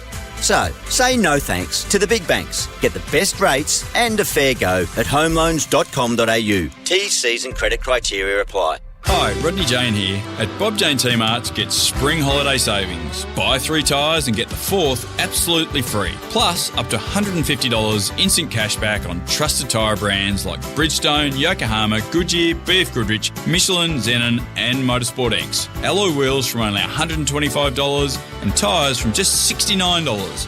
All with our best tyre price guarantee. We'll look after you. T's and C's apply.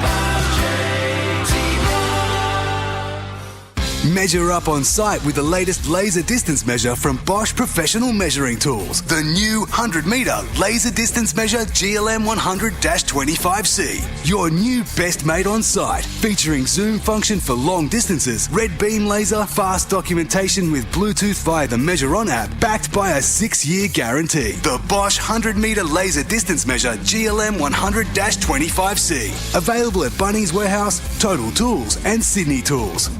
The footy finals start at Bottlemart. Yes, yes, go!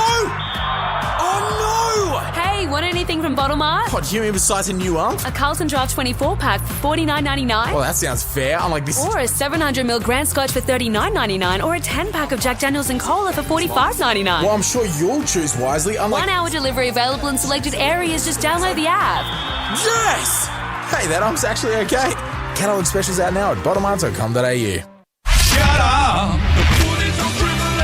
Triple M rocks the grand final. This quarter for IGA Liquor, where good food deserves a great drop. Geelong by 35 at quarter time, 36 at the half. They kicked 6 goals to Zipperuni in the third term. Deleted 15-11, 101 to Sydney, 4-3-27 by 74 points the Cats at three-quarter time. Stengel's got 4, Isaac Smith's got 3, Tommy Hawkins has got 3 and Close has got a couple. That is all on your Triple M IGA Liquor scoreboard. IGA Liquor, where good food deserves a great drop. Bob Jane T-Marts, they always look after you. Buy 3, get 1 free plus instant cash back on top tyre brands.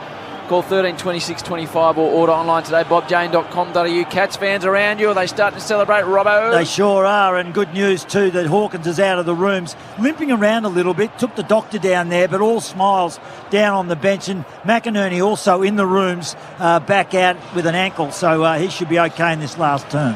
Selwood spoke to the team at three-quarter time. What are you saying? I hope he just said, just enjoy it. Yep. We've got 30 minutes and you're never going to enjoy a quarter like you've enjoyed this one. We're so far in front. But keep perfect doing gate, the MCG. But keep do doing everything the we've been doing. things, yep. 72.3 quarter time lead in the grand final. Doesn't get much better than that. Cats fans, biggest winning grand final margins. Geelong back in 2007, 119 point win over Port Adelaide. We remember that well. They're on track to beat that. Hawks by 96 when the Chieftain was there. I don't think the Swans can get back into this one. What year did Chief do that? It's officially a pizzling. The year the Olympics was run on the screen, 88. That's it. Ben Johnson. How did you kick that day, Chief? Can't remember. 7. He knows exactly. Chief, 7. How many, Chief? 7. Humility doesn't go well with you, Chief. 7 it was. You held up the 7 fingers. Thank I you, Chief. didn't hold anything up. Parker gets the Swans into attack. De Koning was brilliant early when they really needed him. O'Connor, you feel for Max Holmes. O'Connor got the spot with a hamstring injury to Holmes, had to pull out. You do this feel morning. for Max Holmes. Yeah, it's going to be a tough night for him. Here comes Atkins, though. This has been the sort of play we've seen right from the start. They've been able to work their way into attack with ease. Cameron tried to slap it back. Robbie Fox, their best for Sydney. Flicks it over the top to Lakey. Little 1-2 back to Fox, to Florent. Fox gets it again. The handball sets Rowbottom up. Good enough to get it to Warner. Little burst of speed from Warner. Flicked it over the top to Patley. Hasn't been a factor at all. True man, Tommy Patley. 15 touches, just the one behind. Goes back and across. It's the brutality of grand final day, though. Every Cats player will be lauded, and the Swans program will be ripped apart. Yeah, they're the second best team in the competition. Lloyd down the line to Collar Jasny, who just does his job as per usual. They had loose players everywhere. That should have been a goal to Sydney. Just a really poor turnover. Stewart. Chewy, what's he done? Tommy Stewart. This will be disposal number 10. Okay. So where's Isaac Smith at, Chewy? 25 disposals, Howie, 630 metres gained and 3 majors. He's got one hand on the Norm Smith at the moment. So you reckon danger's his only concern? Yep. Unless my man Stengel lights up with 6 or 7, 3 in the last term. Blitzarves hits 50, drives it deep. Cameron got his name on it, lost it in the sun, I reckon. Comes to Goulden, Lloyd, Fox, back to Lloyd, back to Goulden. Myers traps him, and Gary Rowan sees it across the line. Now that we give you the Norm Smith voting panel. Andrew McLeod is the chairman. The two-time Norm Smith medal winner, John O'Brien, Abby Holmes, Michael Gleeson from The Age, and David Mundy, the former Fremantle Docker legend. Was that out in the full? Yeah, the ball was out in the full. So Myers will get the resulting shot of goal. I think Nathan Buckley is presenting the Norm Smith as well. I think you're a bit kind to Jeremy Cameron, Howie. Okay. It's hard to have the sun in your eyes when the entire ground's bathed in shade. I was actually. And the sun's at the right. It's trying to be nice. Myers from a tough angle. Myers from a tough angle. Fisted on the line to a dangerous area where Stengel, he's got the footy. Gives it to Rowan to close Selwood. The goal had capped it off for the skipper. It was a high tackle. Gets away with it. Rowan comes in like a wrecking ball. They have pushed and pushed all day, the Cats. And they keep it in there. Back in. I think you're right about what I said about the sun. The sun's actually at the wrong end. Yeah. He's just trying to be nice. Can't help being a nice guy. Joel Selwood going to be a premiership captain when the siren sounds at the end of this quarter. What a career. His 40th final. It's time to celebrate. Mitch Duncan's been really impressive. He looks in the score in the corner for his skipper and Selwood off hands and out of bounds. Truman. Intercepts in the front half of the ground, Dars. The AFL average is 23 for an entire game. Geelong, they've racked up 29 early into this final term. Sydney only at 10. And this will be their what number win in a row, Chewy? This will be their 16th win in a row. 16 in a row. Hickey gets it out of the ruck. Just throws it on the boot. Tries to clear defence over the top of Buddy. Mitch Duncan had a very nice game himself. Myers, the man from Grovedale, caught down behind by Patley, who wants a free kick, but he's not going to get one. What's Bud's numbers? Not that he's had many opportunities, Julie, with the Red Zetters. 3 disposals, 1 mark, 1 behind. Red Z lending loans to self-employed. Tough day for the big Budwar. Thrown in on the forward 50 arc in attack for the Cats. That's where the footy has spent most of the afternoon in Geelong's favour. Chad Warner's worked hard. Parker gets it back to Mills. Kick down the line looking for Franklin. Henry has been able to slap that one away. Back to Selwood. Best on ground in the first quarter, Joel Selwood. When there was some heat in it, here's O'Connor. Heading in the Blitzarves direction. Second attempt at mark. Couldn't grab it back down. Cameron tried to milk a free kick. Picked up by Rowbottom. Kept it into Rampy. He scrubbers it into a dangerous spot. Back there is Heaney. Now Robbie Fox combines with Luke Parker, who goes short. And Jake Lloyd has it, sent out back. Lloyd plays onto the outer side. We've seen that so rarely they could exit their defensive zone that quickly. It goes to Hayward. Kicked the opening goal of the match for the Swans. After Hawkins kicked the first 2. Thanks, Mitch. Blakey. What are his numbers, Ash? He hasn't seemed to give much rebound or run that we're used to seeing from him. Yeah, just the 13 disposals for Blakey. 150 metres game, which is way down. Fox has had now, Chewy. Up to disposal number 22. Is he their best, Chief, Robbie Fox? Clearly their best. Gives it across to Florent. Goes an outside of the foot kick. High entry inside 50 towards Franklin. He's contested when it's been there, but it's just rarely been there. Warner smothered by the pole vault abuse. Duncan, Cam Guthrie's going to win a premiership with his brother Zach. He's done there. He missed the ball on the way down, and Warner will get a free kick because he was the one that applied the tackle. About 48 out directly in front. He's worked hard, Warner, all day today. His numbers now up to, this will be 20th disposal. He's had moments, as you said, Howard, of brilliance, but I think him and Fox have been their best. An applause for De Koning, who comes off the ground. Warner from right on his distance. It's a mammoth kick. It's a wonderful finish by Chad Warner. Couple of players come to him. Doesn't bother a smile, but the Swans get their 5th goal. That breaks a run of 6 straight goals for the Cats in the opener for the final term. Geelong 15-11-101, Sydney 5-3-33. Triple M IJ Liquor scoreboard. IJ Liquor, where good food deserves a great drop and a great replay too. Of a couple of Swans going towards Chad on the Triple M Harvey Norman replay. Get the new HP NVX 360 available now at Harvey Norman. You take it from here, bro. There's Chris Scott. Harvey Norman replay. He'll be able to soak this in. It's his 500th game as a player or coach today, Chris Scott. 2-time Premiership Brisbane Lion, and he will now be a 2-time Premiership coach with the Cats. And so many storylines that we're going to enjoy as this last quarter wraps up. They're all for the Cats. Dangerfield flicks the handball out. He'll be a Premiership player. Goes short, wins it back, Paddy.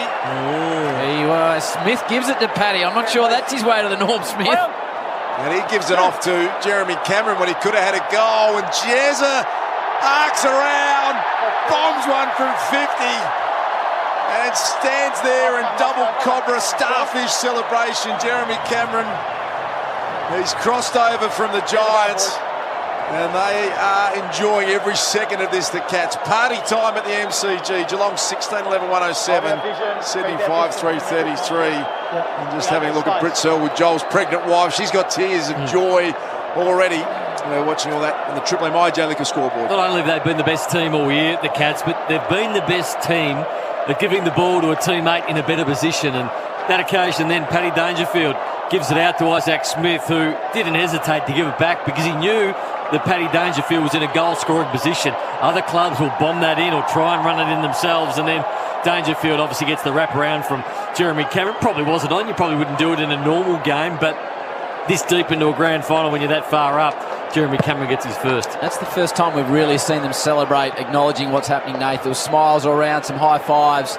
So it's just going to be a wonderful 14 minutes and 10 seconds here for every Cat player and supporter. Gary Rowan takes the mark, the explosive one, plays on, sends a spear inside 50 to Hawkins. Good spoil, behind by McCartan. Warner looks to spread it out of defence towards Goulden, gets off his man, comes to Hickey, had a tough early roll on Hawkins, back to Goulden, runs through the middle of the MCG, squirts it forward only as far as Kolodjasny, back to Tui, Kolodjasny, spills back to Hickey now, he gives it back to Goulden again. It's all taking place in front of the Shane Warne stand, out of side, Clark, he's held up by Tui. Hickey comes again and again and again, and Clark just a little slider, and he kicks it straight to O'Connor. So there's going to be 2 men from Ireland hold up the cup for the Cats today. It's a brilliant part of our game, isn't it? Mark O'Connor, his 87th game. Zach Tui in his 250th game. They play our game at such a high level. Here's Danger. He's got plenty of gas in the tank. Hard-running Mitch Duncan again. We've said that a few times. Bouncing to half forward. Lloyd gives chase. They both go to ground. Loose ball to be won. Forward 50 for the Cats. Swans defenders working hard. Parker slides in.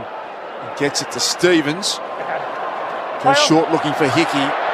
And he had it taken out of his hands. Reece Stanley, his direct opponent, was able to fist that one away. Former St Kilda teammate Stanley and Hickey. It'll be Reece Stanley who'll be a premiership player at the end of this quarter. What are Mitch Duncan's numbers, Chewy? He seems to have had a lot of the footy. Certainly has 22 disposals, Howie. He's kicked a major. Is he in your mix as well, Nate, or he's just 2 back at the moment for Norm Smith? He's probably 3rd or 4th in line. I think Blixarf has been extraordinary too. Triple M Seabus Super Special. Seabus Super making hard work pay off. Cats again through Dangerfield. He's run down from behind. Really good tackle by Rowbottom. Not sure how he got rid of it. Thought Rowbottom could have been rewarded. Comes to Warner. His pants are literally pulled down. Now McLean. The Swans go through the middle of the ground. They're under constant pressure, though. How good is the commitment to play 4 quarters from Geelong? They haven't stopped chasing, tackling and pressuring. Brilliant play from Atkins. Shares it with Close, and these are the new names of the Cats. Here out to Hawkins, superb hands. Kick was perfect, but the Dukes were outstanding. They've delivered the ball well inside 50, haven't they, the Cats? We've seen some beautiful kicks. Just here. So at full speed, kick was perfect. 15 gone. It still took some marking, and Tom Hawkins has now had 8 seasons where he's kicked 50-plus goals, another 2 where he's kicked 49. He's the All-Australian captain in 2022. He's going to add another premiership to his collection as well. Tom Hawkins got that traditional left to right bend on it, just nicked the left-hand goalpost about 3/4 away up. He's been looking for his 4th goal for about a quarter and a half. Let's get to Robbo, Bob Jane teammates. Yeah, Parfitt just been instructed to warm up. I just noticed Cam Guthrie down into the rooms. They could pull the ripcord here, Geelong, and give Parfitt a bit of a chance in this last term. Let's see. I hope they do, Robbo. Parker to the outer side. Running hard is Stevens. Tries to get away. Collar Jasny tracked him. How good's that? Saw him and swallowed him on the outer flank. Collar Jasny comes inboard to Smith. Possession number 2. 27. Goes to the near side. The man that's on the way to a Norm Smith. You'd think Isaac Smith. Guthrie. And Zach flicks it back to Duncan, to the Hawk. There was a bounce ball. He picked it up well. Stengel's got 4. From the pocket, Stengel for something miraculous. It bounces and hits the post. It would have been the best of the lot. And Stengel with a wry grin because he knows how tasty that would have been to us. Just the party tricks coming out for the Cats. 16-13, 109 to 5-3-33. Here's Buddy. Oh, Bronxy. You can't give a man who's kicked 1,047 Bronxies, Chief. They did. Pull your heads in out there at MCG. You can't do it. They're doing it again. Piss off out there. Good Dars. He doesn't deserve that, but there's Papley. A little clever play from him. Bends it towards goal and misses. It's double Bronxy for one of the greats of the game. You can't do it, Chief. That's criminal. You can't do it. Robbo, Bob Jane, teammates. Robbo. Parfitt's into the game. Paperwork can hardly hear down here. They're going nuts, the Cats. Parfitt running onto the ground now. The med sub gets his chance. Well done by the Cats to get their man out there. Big crowd. 100,024 Brownie. He's too good a player not to be involved. Parfitt Brownie. He's very sharp footballer, so it's good to see him get a chance. Stiff to get left out of the side leading into the finals. I was surprised. It's great to see him out there. Henry, you see him get a touch or 2 here late. Be Parfitt. Gee, you do feel for Max Holmes, though. Geelong didn't do it. Sydney did. Didn't work for Sydney. Who knows what would happen to Holmes.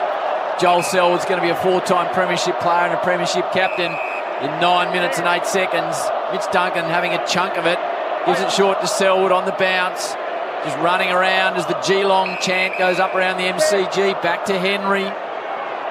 Isaac Smith.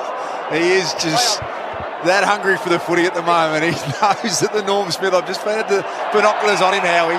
He's screaming for the Sherrod out there as Dangerfield still got to claim. What's he had, please, Danger? It's a race in 2, Duke, I reckon. 24 possessions, Jason. 19 of those contested, the most on the ground. 9 clearances and 5 out of the middle. 100,024.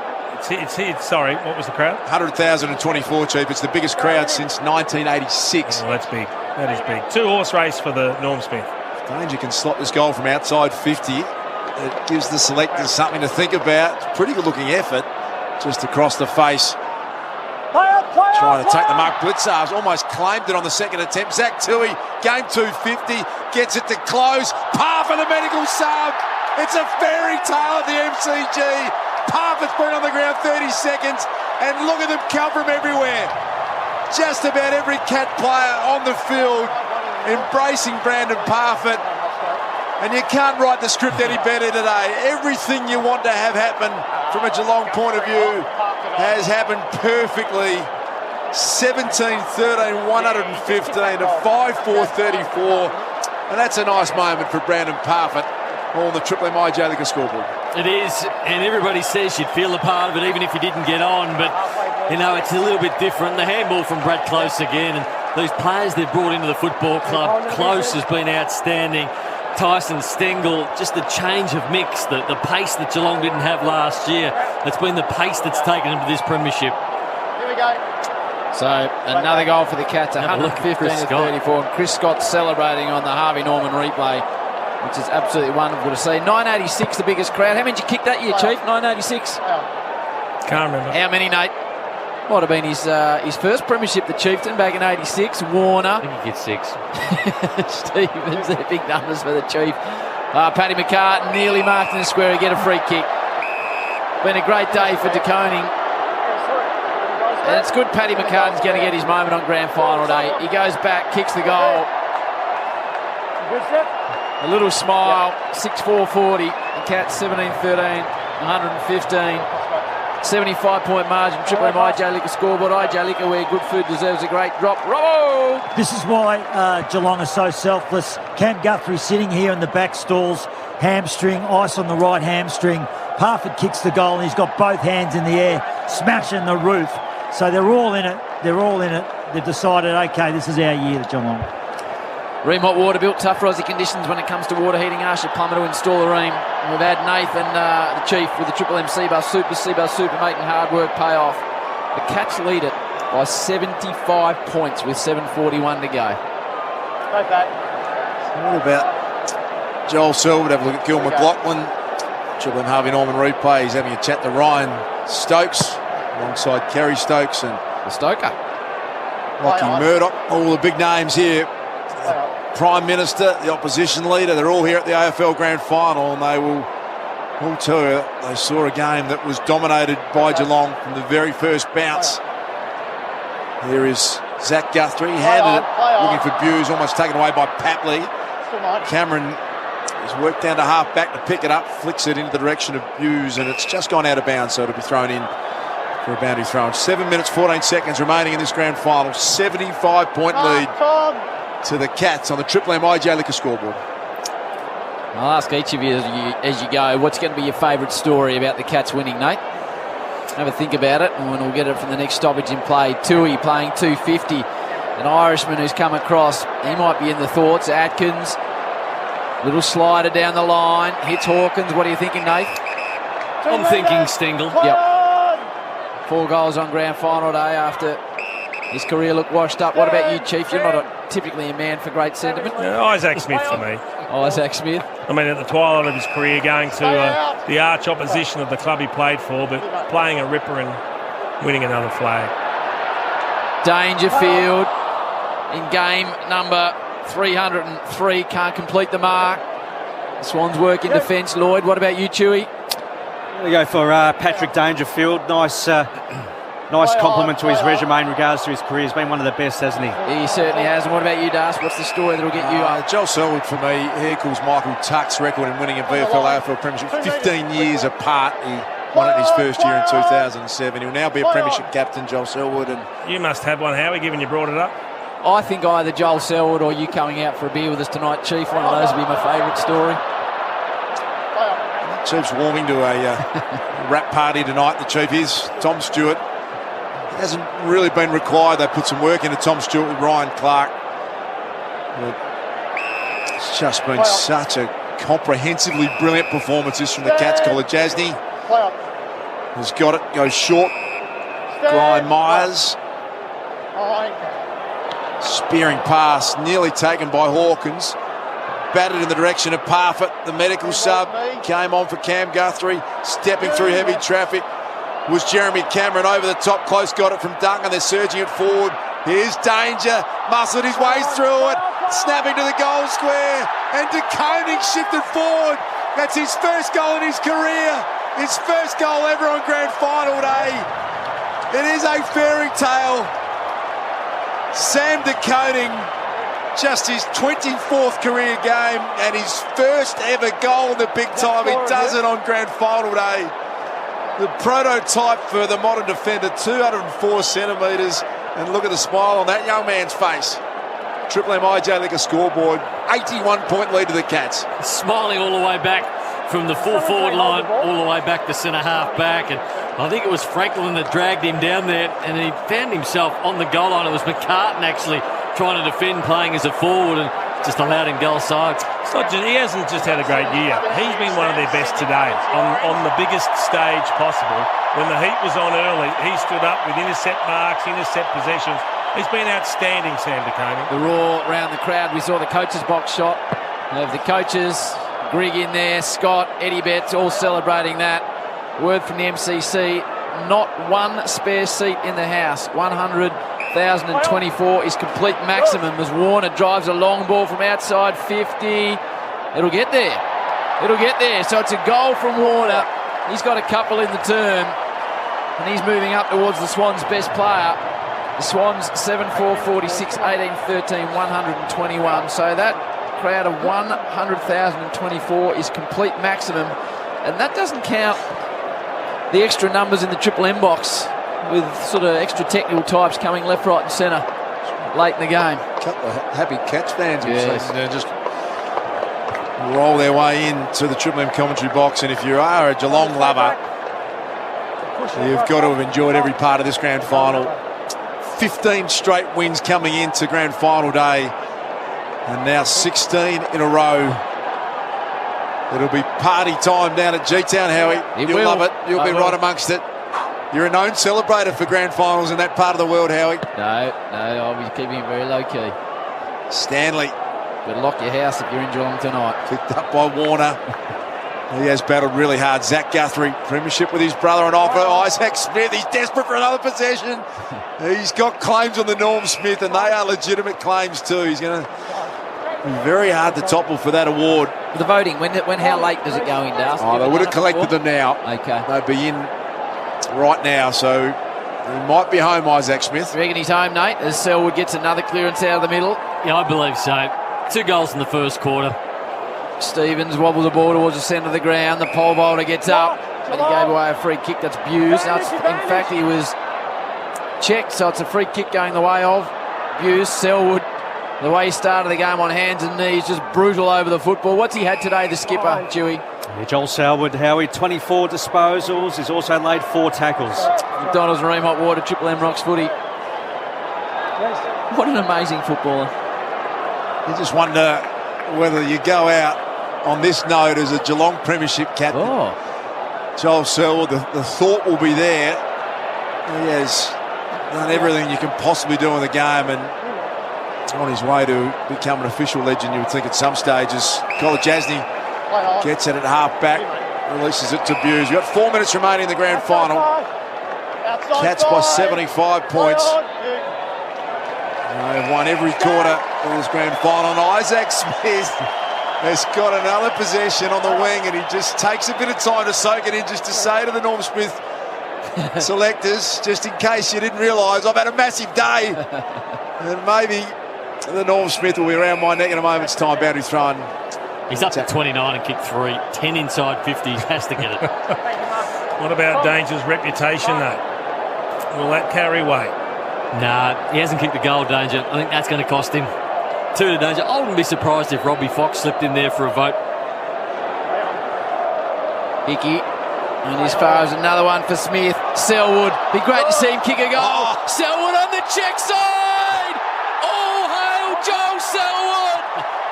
He can't believe it. He's got his head in his hands. It's an emotional moment for the skipper. What a star this man is.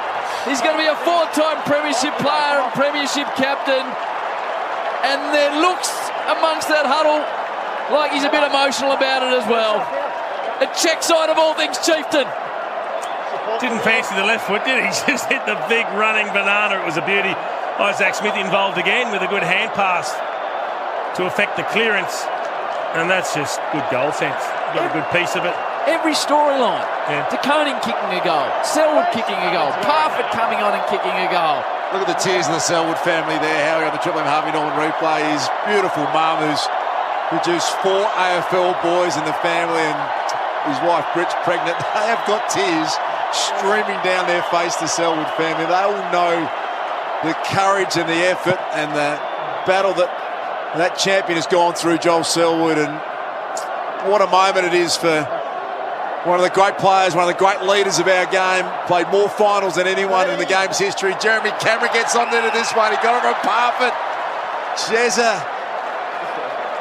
What about landing Jeremy Cameron down at Geelong too, if you don't mind? He's been a fair addition. Isaac Smith's 30th disposal as well. This, if it goes through, will be his 14th score involvement because he got the handball out to Parfitt.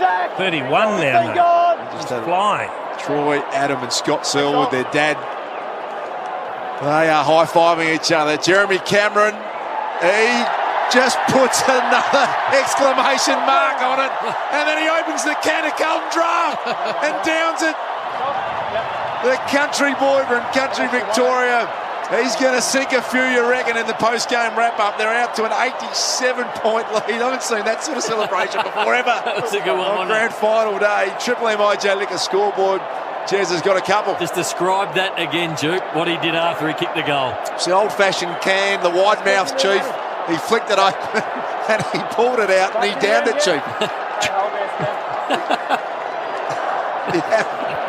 Is that kosher in 2023, Chief?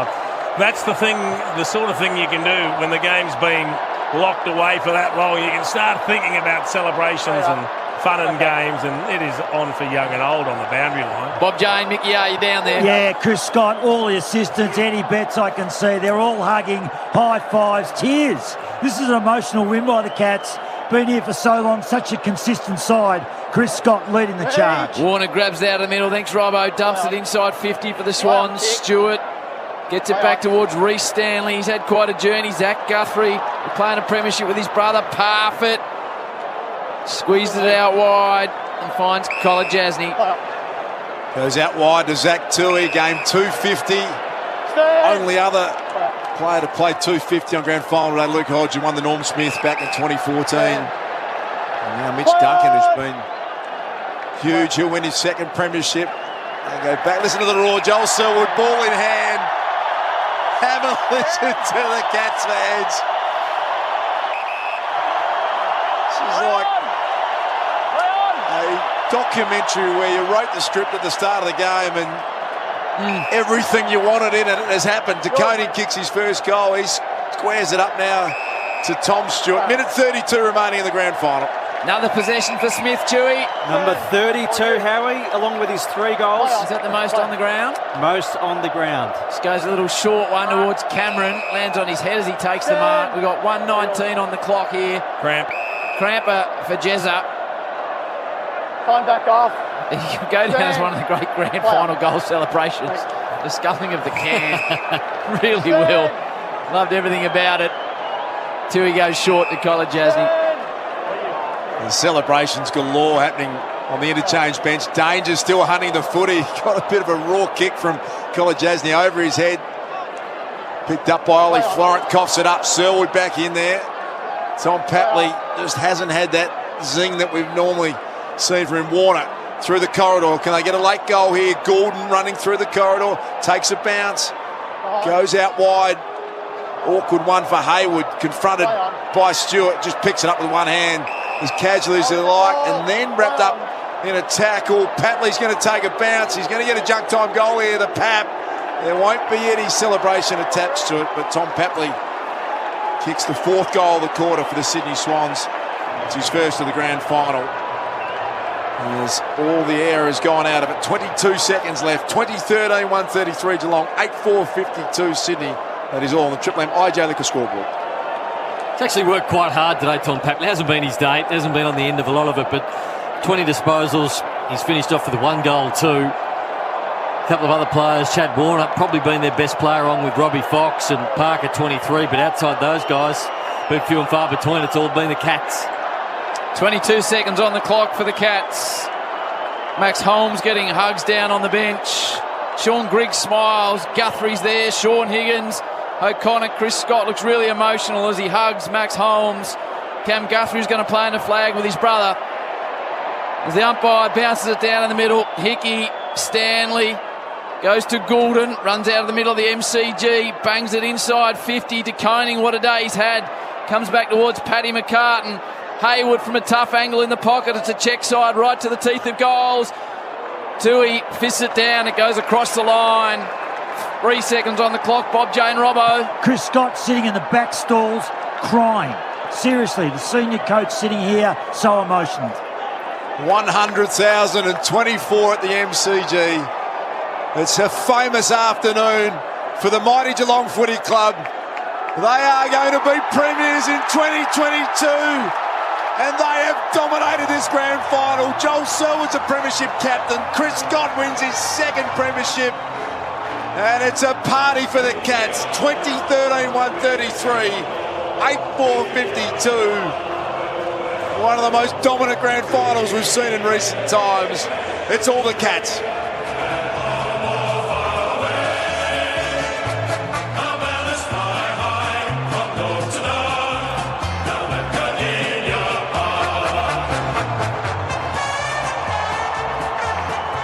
Tears for Tom Hawkins and Joel Selwood. 32nd final they've played together, and it's the longest hug you've seen. Look at them.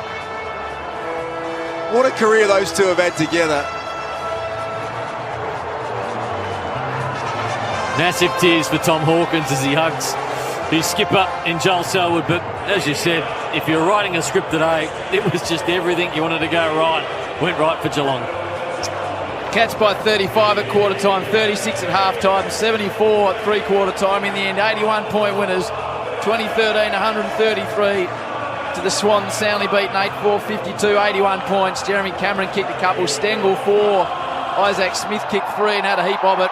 Hawkins kicked 3, the equal fifth greatest winning margin in a grand final, 81 points. Here's Joel Selwood. Team performance, congratulations, mate. Oh, I'm sorry, Joe. There's a lot of emotion out here, mate. Oh, man, it's been... they're so hard to win. They're so hard to win, and every side says it, but I think we deserved one. Just been bashing away. We don't apologise for being up there and having a crack at it each year, and so many of these... Please get around all of them. They've all got great stories, mate. Mate, if you played in a better team, like you've got young players coming in, older players, but just the way you put it together as a team. We had a few miss out today too, which you really feel sorry for, but it was said earlier, probably in the week, that this has been built over 5 or 6 years. Like, there's been a lot of good people that have gone in and out of the program, and I hope they're sitting back really proud today, because it just hasn't been 12 months in the making. Joe, as a footy fan, we hope there's more out of you, mate. If there isn't, you're an absolute champion of the game. Congratulations on everything you've done. Thanks, Joe. Thanks, mate. 8-time All-Australian, a Brownlow medalist, but this is what you've been chasing. This is Everest, Abs. This is the pinnacle. This is what it means to be content, I think. And 15 years in the system, chasing the ultimate glory, the ultimate success. Is it well and truly been worth the wait? Worth the wait, and better than I could have ever imagined. It's bloody special. It's not often that you're lost for words, is it? No, and we've sort of been able to enjoy it because we just played such a complete game. It always felt like we'd been building throughout the year, and then I think it culminated in today, which was a complete performance, and I'm so proud of our guys. Well done, we're proud of you. Congratulations. Had a cracking final. Play, cracking final game of the year today. 133-52, celebrations everywhere. Zach Tui in his 250th game. They won flags in 25, 31, 37, 51, 52, 63, 7, 9, 11, and now 2022. Chris Scott hugging his captain. I love the emotion, Chief. I love the emotion of Tommy Hawkins, what it means to him back in 2011, his last flag, and he's won another one today. Well, they've been so close for so long, haven't they? 11 years since the last one. And they've had opportunities.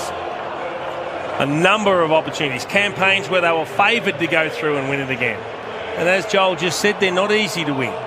You need everything to go right. And this time it's been a perfect campaign, and everything went right today as well. Chewy, a few numbers while we wait for some more interviews. Well, the inside 50 is 65-32. Geelong's way plus 40 in contested ball, an absolute smashing. And They're number one for scores from turnover differential. Well, today they're at plus 26, 9-8 to 6 straight, and they're plus 50 in regards to scores from stoppages. And Champion Data had Isaac Smith as the number one ranked player. 32 disposals, 770 metres gained, 3 majors and 14 score involvements. Incredible scenes on the Harvey Norman replay. Watching some of the celebrations of the replay, and the Cats are just going absolutely bananas. Maccas, it's first bounce for the McSpicy range at Maccas. How's that for a kick? Don't go anywhere, because we're here for a long, long time. We'll be down in the rooms. We'll get the full presentations, the works, noodles. But that is, well, 16 in a row. That'll be the sweetest of the 16, Nate. That's just a domination on grand final day. That is, Guru. And you can see the outpouring of emotion, and it's not emotion because of wow, we won it. It's emotion because of how Joel Selwood said it. They are so hard to win, and they've been the best side for every bit of 10 years. Chris Scott is the best home and away record coach of all time, but they haven't been able to win one. And when you do culminate, and a lot of people tipped them to finish outside the 8 this year, and that's what he was talking about, how hard it's been and the emotional ride, and they deserved it thoroughly. Chief, it's so brutal. That's the best and worst of grand final day, that there's nothing in between. Sydney, as I said in the call, their program will be reviewed. People will forget that they were the second best team all year. But it's just second is worth nothing on this day. No, that's something that's going to take them a long time to remove from the memory banks. It's a stigma that you carry with you as a player, because they don't know when they'll get the chance to wipe that memory and redeem themselves on this stage if they do get the opportunity. I mean, it's a great driving factor for what happens in the off-season, going into pre-season, preparing for next year, and they have got a reasonably young list, so it's not going to do them that much harm. But whether they get another chance in the short term to come back and wipe the slate clean, hard to say. You never know. Numbers for the Swans, Chewy, on the Red Letters? Well, Chad Warner, leading ball winner. He had 29 disposals, 10 clearances, kicked a couple of goals. You mentioned Robbie Fox. He picked up 26 along with 6 intercepts. Luke Parker, 23 disposals, but throwing 14 tackles. But geez, Buddy Franklin, 5 disposals, just the one behind for him. And Isaac Heaney, 11 possessions, 1 major. He was statless at quarter time.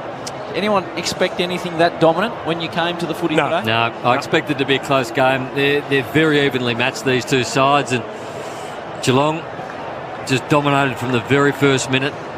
And it was just they made the decision. Max Holmes not playing. Sydney made the decision to roll the dice with Sam Reid and pretty much set the tone for the day. Let me ask you a question, Ash. How many times this year did the Swans concede 20 goals?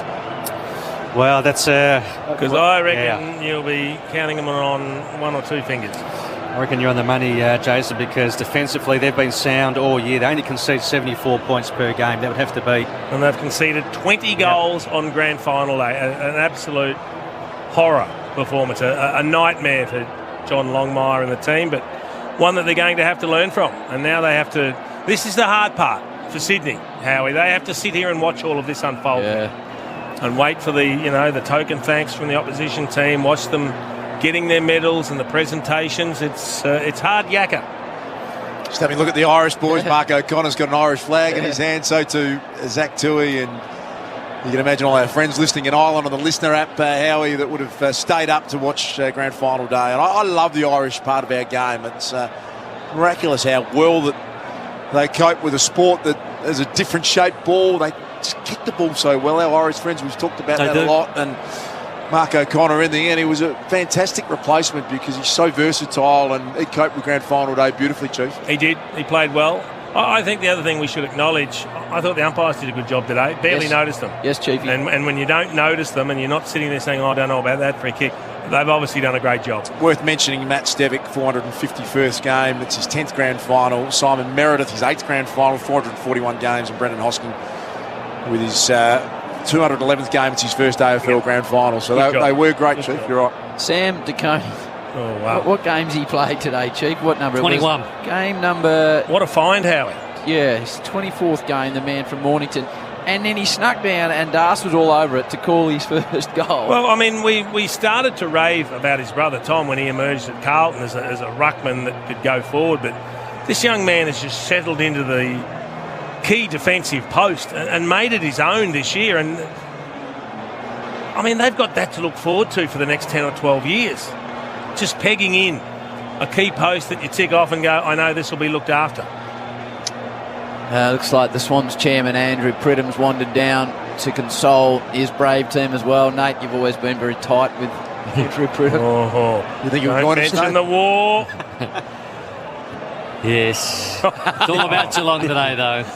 Their last 3 grand finals, though, Sydney, they lost to 63 to the Hawks in 2014, 22 to the Bulldogs, and 81 today. So, as Chief said, they're young enough to go again next year.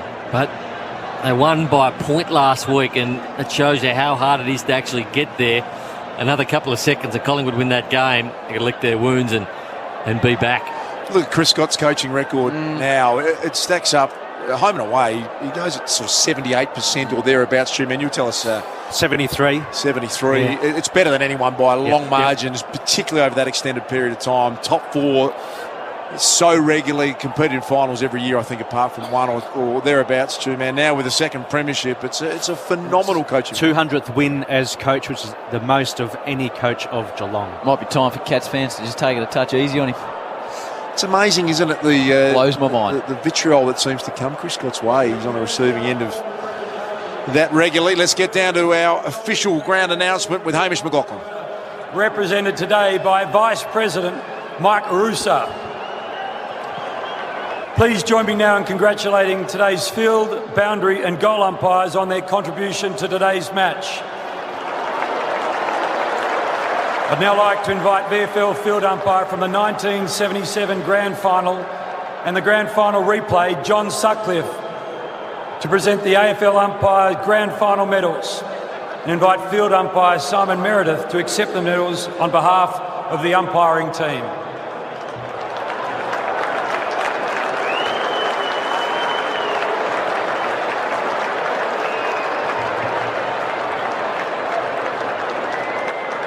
Lovely guy, Simon Meredith, and has been one of the great adjustments Simon. This year, I reckon. The lack of feedback to the Sydney umpires Football has Club been brilliant. have had a magnificent season, but it wasn't their day today.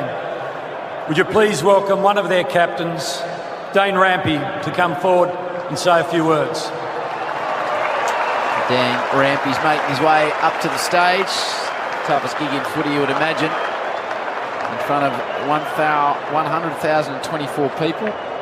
The number 24 from the Swans. Firstly, to Chris and Joel and Geelong Footy Club, a heartfelt congratulations on the premiership this year. You guys have been the benchmark for God knows how long, and great to see you. A great reward for effort. Round of applause. I just want to touch on Joel Selwood's record as well. Sometimes you've got to pinch yourself when you share the field with giants of the game, mate, and you're an absolute giant. Congratulations.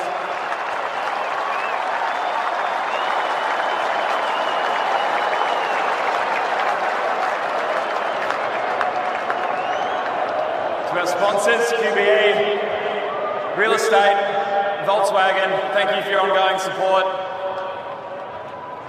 To our boys, bad luck today. So proud of your efforts throughout the season. We'll be back hungrier and better for it next year.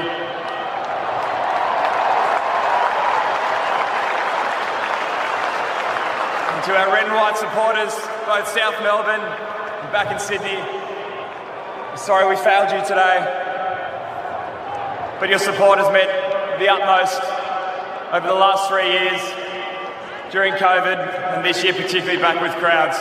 Thank you. That's a class speech right there from Dane Rampy. When Richo said to Joel, we don't know where you're at, but we'll see you here again. Well, I never considered that it'd be his last game. There's a lot of emotion out there, Darcy. To the player judges, best of field in the 2022 Toyota AFL Grand Final.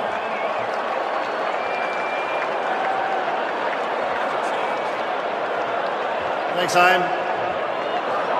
The winner of the 2022 Norm Smith Medal, no relation, Isaac Smith.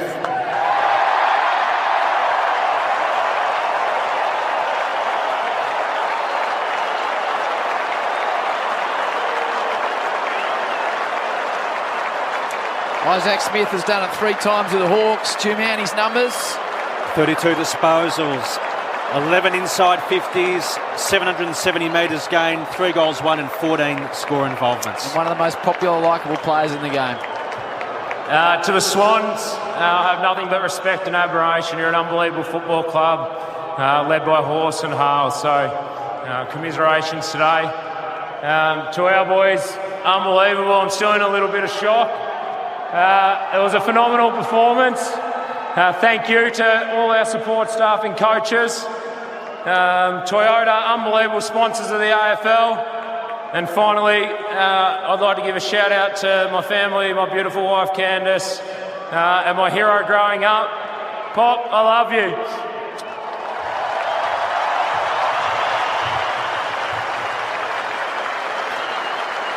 Well played, Isaac.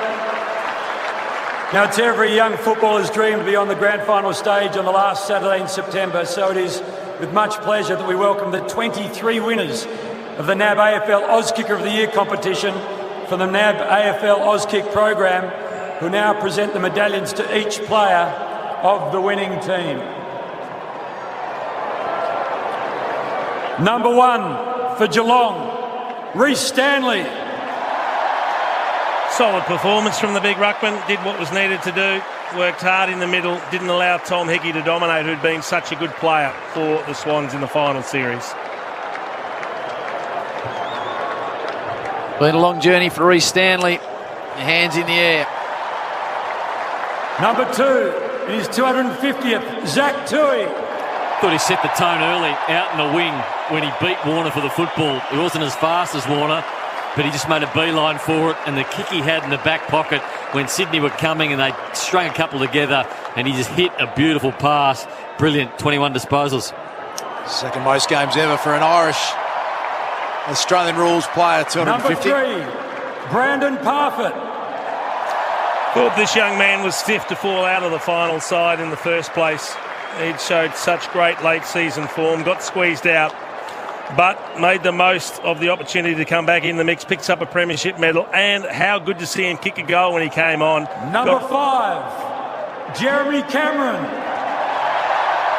I thought he was beaten by his opponent today, Fox, but when you look at his stats at the end of the game, he still ended up with 18 disposals, 2 goals, 1, and did his job. Jeremy Cameron, what a superstar he's been this year, all-Australian at centre-half forward. And one of the best goal celebrations we have ever seen. Yep. When he pretended to scull a can. Number 7, Isaac Smith. Don't need to say too much. He's already got 1 medal hanging around his neck. He's just claimed the Norm Smith. Now he goes up to get his 4th premiership medal after 3 at the Hawks. Played an outstanding game. He patrolled one wing and just ran relentlessly up and down the ground. Number 8, Jake Kolodjasny. Played on various dangerous small forwards that the Sydney Swans have today, and again he did his job. I thought his prelim final last week was outstanding. I thought it was one of the best games I've seen him play. Kolodjasny, 17 disposals today, and again just a solid citizen who did his job. Number 16, Sam De Koning. Well, this guy's been a revelation in 2022. He's made fullback his own. He's played on the best in the business. He's beaten them. And not just have a great first season, but to come out on grand final day and be one of the best. Unbelievable performance. Number 18, what a year, Tyson Stengel. All-Australian, 53 goals, 4 of those coming today. Capped off with, I think, the best of them from a snap from 45 metres out. Just timed the ball beautifully. Dangerous all year. And what a pick-up and a club that allowed him to be the player he could be. Number 22, Mitch Duncan. Caps a tough season for Mitch Duncan, who had to recover from some early season injuries, missed a bit of footy, but came back and he actually played his best footy when they needed it. Showed all the experience, picked up 27 possessions, kicked a goal himself. Another outstanding performance. Number 23, Gary Rowan. Probably one of the most under-pressure players coming into this final series. He was quiet today, but his final against Collingwood was awesome. So he answered the critics, and I thought he was their best player that night, even forward when they were under the pump in the first quarter, and he kicked 3 goals that night. The respect Sydney showed by playing rampy on him. Jed Hughes. Did a solid job. Hughes played on Papley for a lot of the day. Papley was okay, but certainly didn't get out of hand. Only kicked the 1 goal, and he kicked that late. So he's been a very consistent defender for the Cats, and he'll be thrilled with a premiership medal around his neck. Number 26, Tommy Hawkins.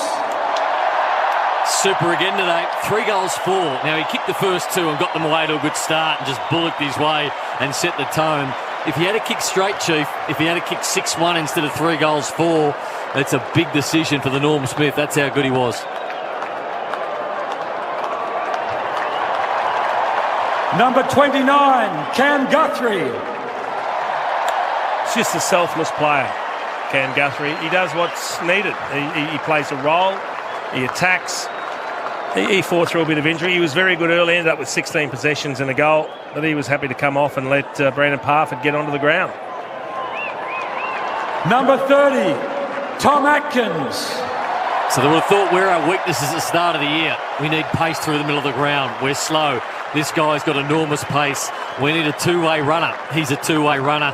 Gets maybe 17 to 20 disposals a week. Does everything hard. And he's a two-way, genuine midfielder who can run. Number 32, Brian Myers. Didn't have a massive day, but he forms such a critical part of the structure. Himself, Stengel and Close. The 3 small forwards that can all hit the scoreboard. They put defensive pressure on, and they also assist in the scoring for others. Number 35, Patrick Dangerfield. He's like a Broadway show in himself, Patrick Dangerfield. The theatrics he goes on with.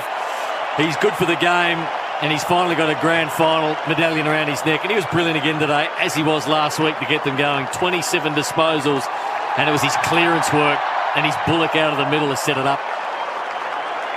Number 38, Jack Henry. Shouldn't underestimate this performance either. Spent the bulk of the day on Buddy Franklin. Kept him to 5 possessions and 1 behind. And you couldn't have imagined a better performance when you're doing the matchups if you were Chris Scott. Number 39, Zach Guthrie. This is a huge story as well. Going into this season, you probably would have thought it might have been Zach Guthrie's last if he didn't take both hands. And he's become not only just a good player, he's become a very, very good player off half-back and someone they've relied on all year. The Ablett brothers, the last brothers to win a premiership together back in 2007. Number 42, Mark O'Connor. Not everyone answers when opportunity knocks, but this man has, whether it's been coming into the side as medical sub or just hanging around the periphery and filling a role when the opportunity presented itself, it's earned him a premiership medallion.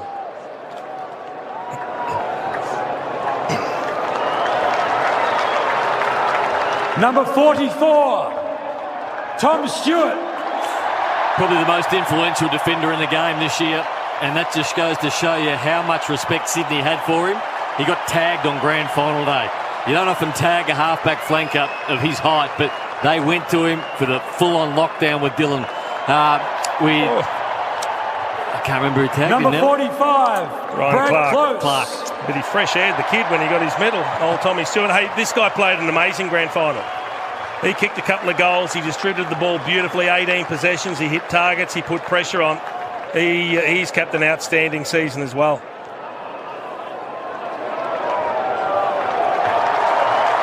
Number 46, Mark Blitzarves. Never plays a bad game.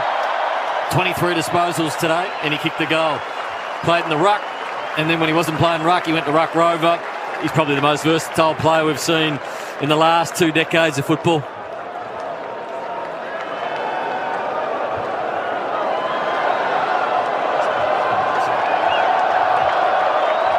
Number 14, the captain, Joel Selwood.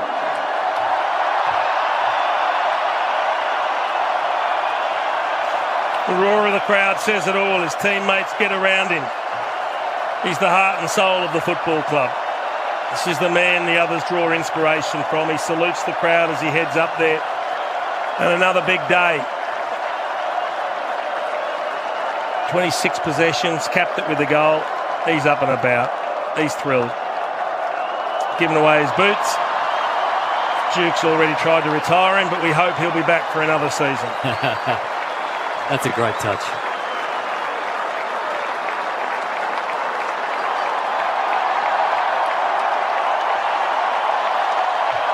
He's standing there. Would you now please welcome John Nichols to present the Jock McHale Medal to the coach of the 2022 Toyota AFL Premiership team, Chris Scott of the Geelong Football Club. Big Nick to present it. The ruckman and the team of the century. And Chris Scott should be celebrated. They should build a statue for him down in the Geelong region. But Johnny Nichols, great to see a Carlton legend presenting that to Chris Scott.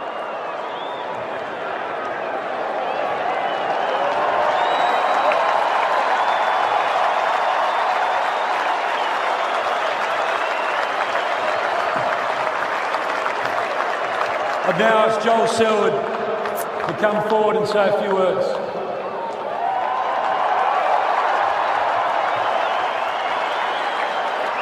Firstly, to the AFL and their major sponsor, Toyota, we thank you for putting on a great season, and thank you to you fans for coming out, because it's made it all the better.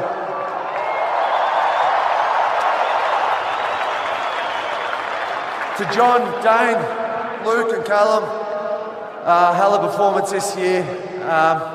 Been strong, and you'll be back, I'm sure of that. To our major sponsors, Ford, GMHBA, Cotton On and Deakin, we can't thank you enough, along with all the rest of the sponsors that are on board.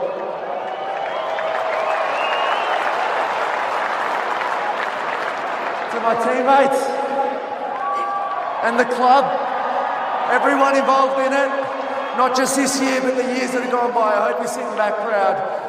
They're a hell of a group.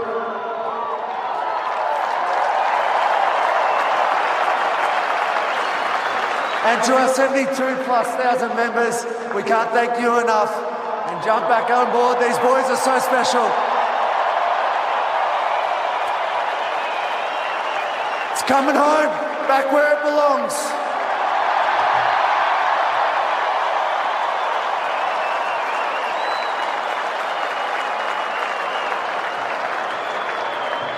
Can I just reiterate how much admiration we have for the Swans?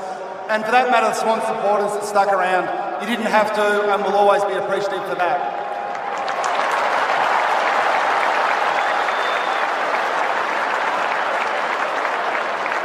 I won't bang on for too long about the sponsors, but it is worth noting that 2 or 3 years ago, our footy club and the whole competition was on its knees. And those people could have run away from us in a heartbeat, but they didn't. They stuck by us. And I think we've all got these people to thank. The fans for coming back. How good's footy at the G?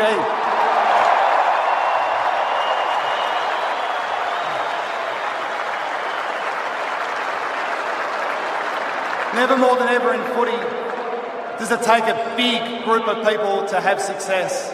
And our squad over a long period of time has had to deal with some difficult times. And to get to this point, it hasn't just happened this year. We've had coaches, James Rowley, Matty Scarlett, Corey Enright, Matty Knights, who have helped us so much, and I'll always be thankful to those guys.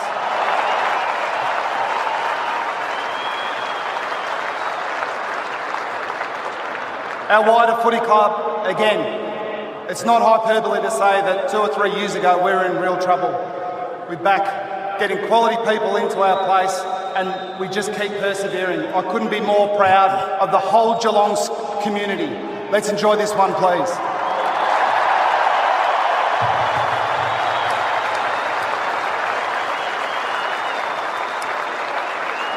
We now have much pleasure inviting Cameron Ling, a club legend, to present the Premiership Cup to Captain Joel Selwood and Coach Chris Scott.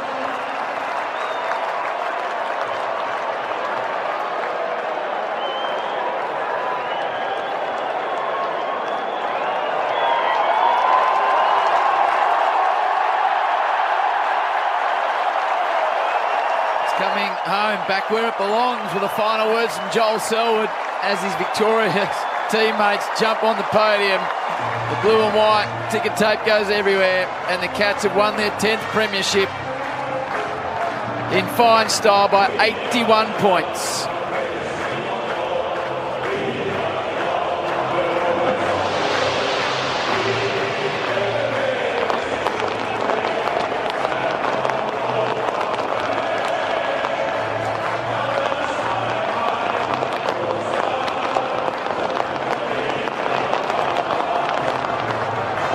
Take a break here at the MCG. Don't go anywhere though. Robbo is patrolling the boundary. He'll get the interviews. He'll be down in the rooms. You'll hear the song. We are not going anywhere for a long, long time. The Cats, 2013, 133. Belt into Swans, 8-4-52. The Cats with their 10th flag by 81 points. McDonald's and Ream Hot Water.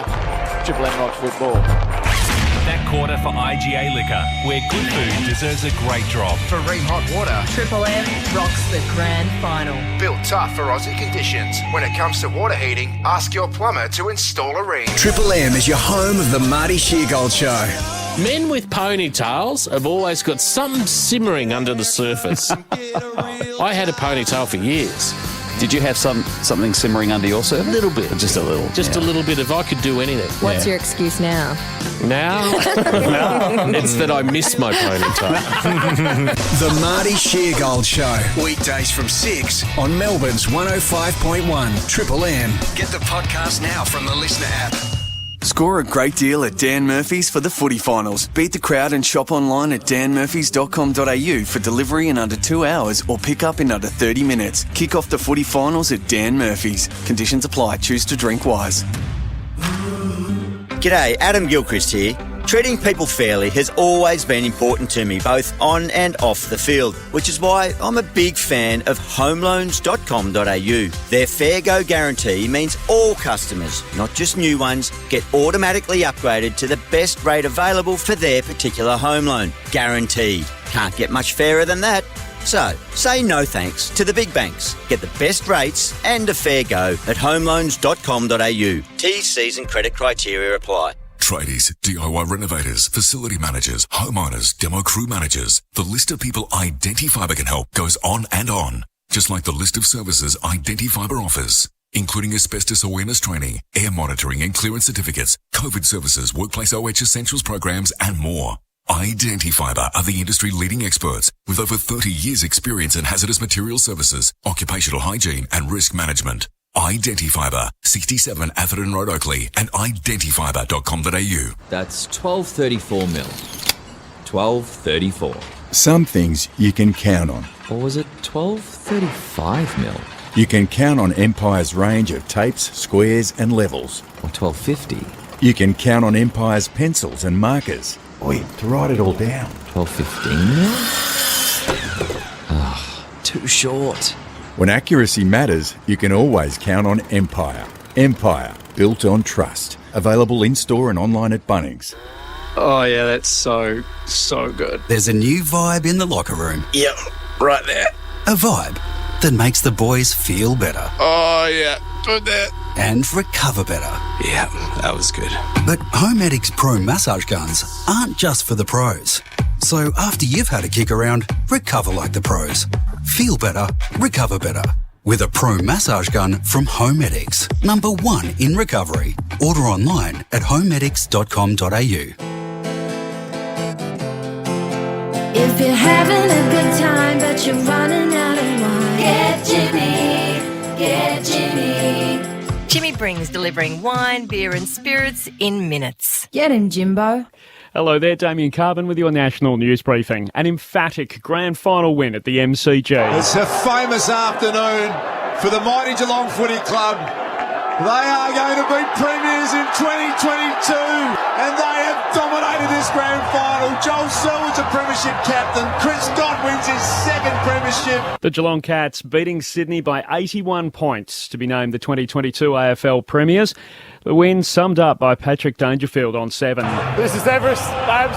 This is the pinnacle. This is what it means to be content, I think.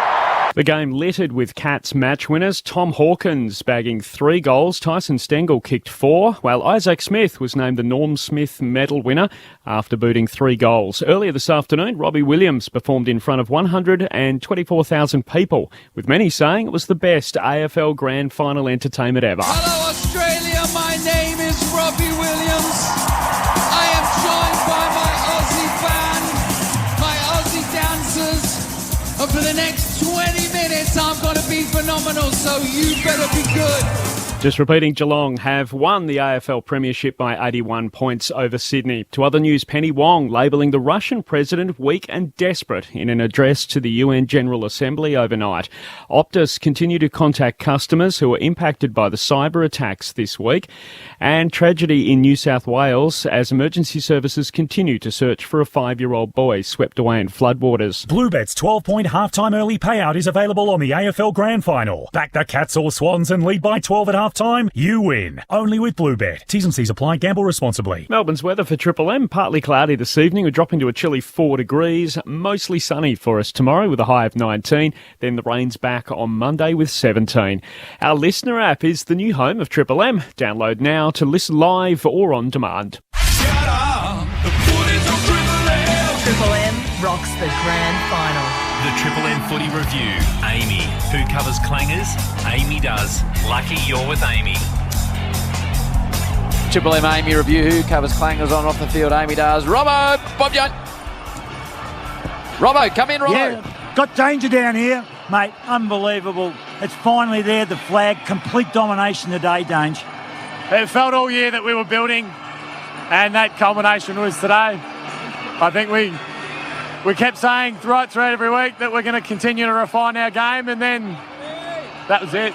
Complete tears from the coach after the siren. Your skipper, outstanding. Well, have we seen the last of him, do you reckon? Not sure. I hope not. But we're going to cherish the moment today. Thanks, mate. Thanks, Dange.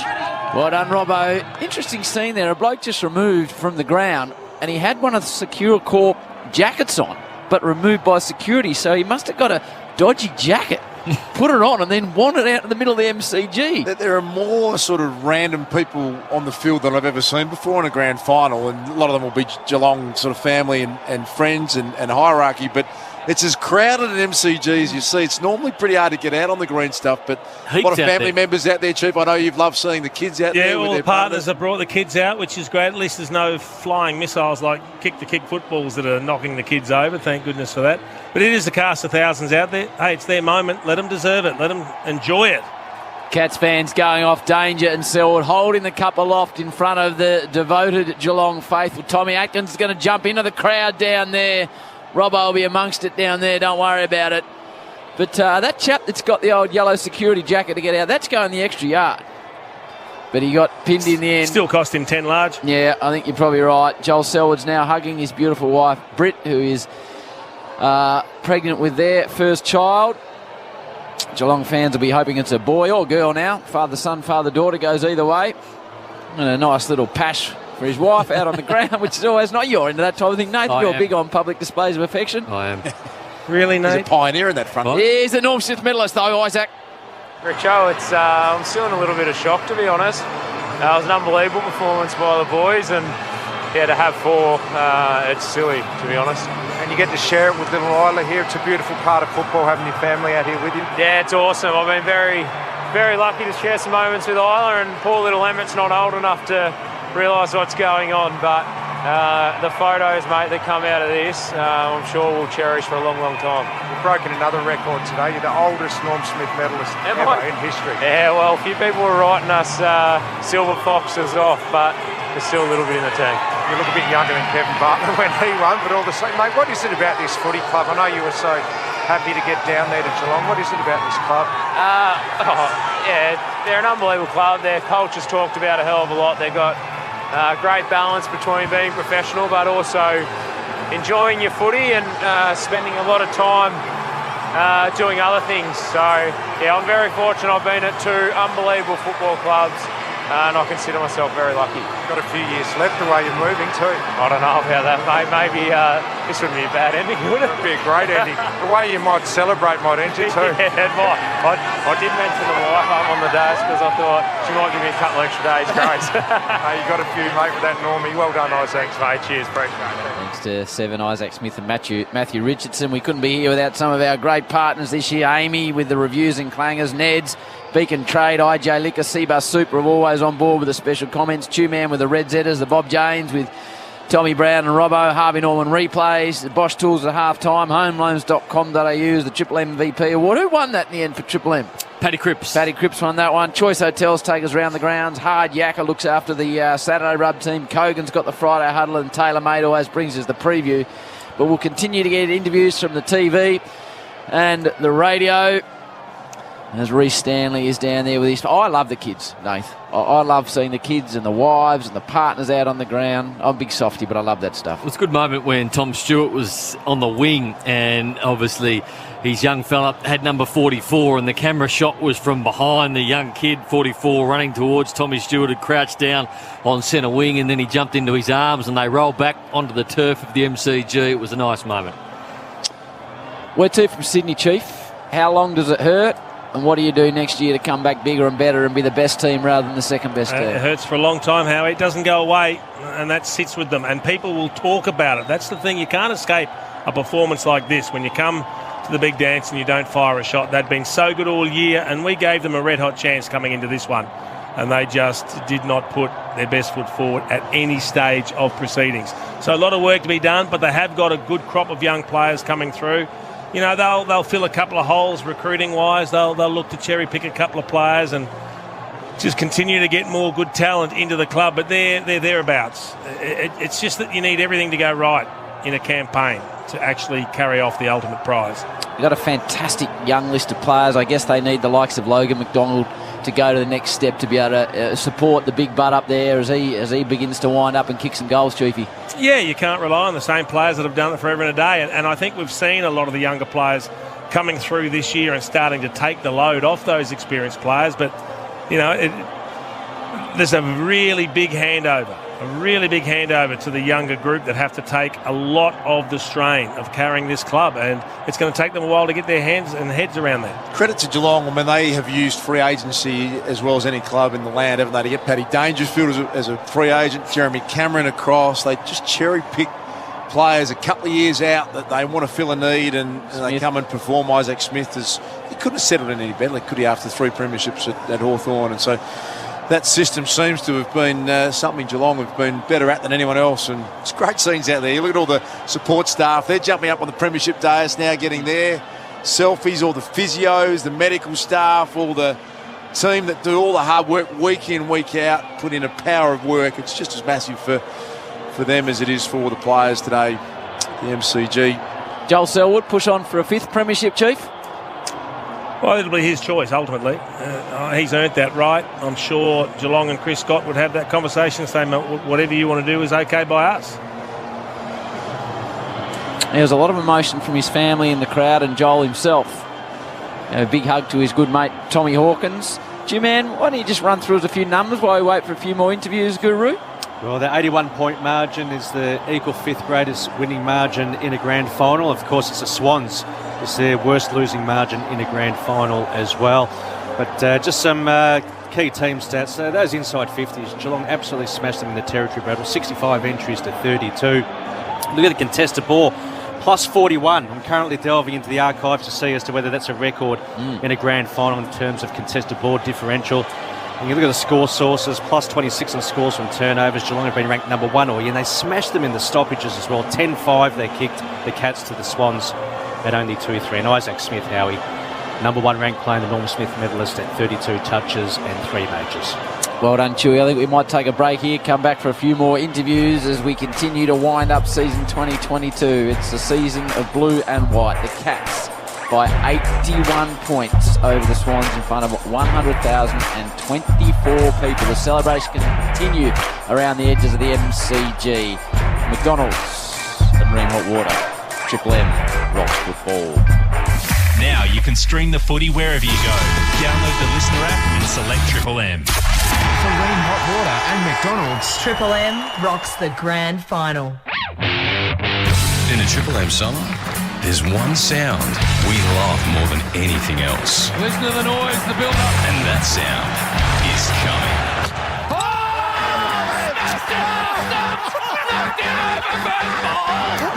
Triple M Cricket. Oh, what a catch! What a catch! And it's all here from November 17. Have a bit of that. This summer, all summer, Triple M. Well, this is going to be good. Rocks cricket. If you're having a good time, but you're running out of wine, get Jimmy, get Jimmy. Jimmy brings delivering wine, beer and spirits in minutes. Get him, Jimbo. Every year, we help thousands of people like you control their gambling. So, we get that every story is different. We get there might be setbacks along the way. We get that you might need lots of support or just the odd call. To change the way you think about gambling, call someone who gets it.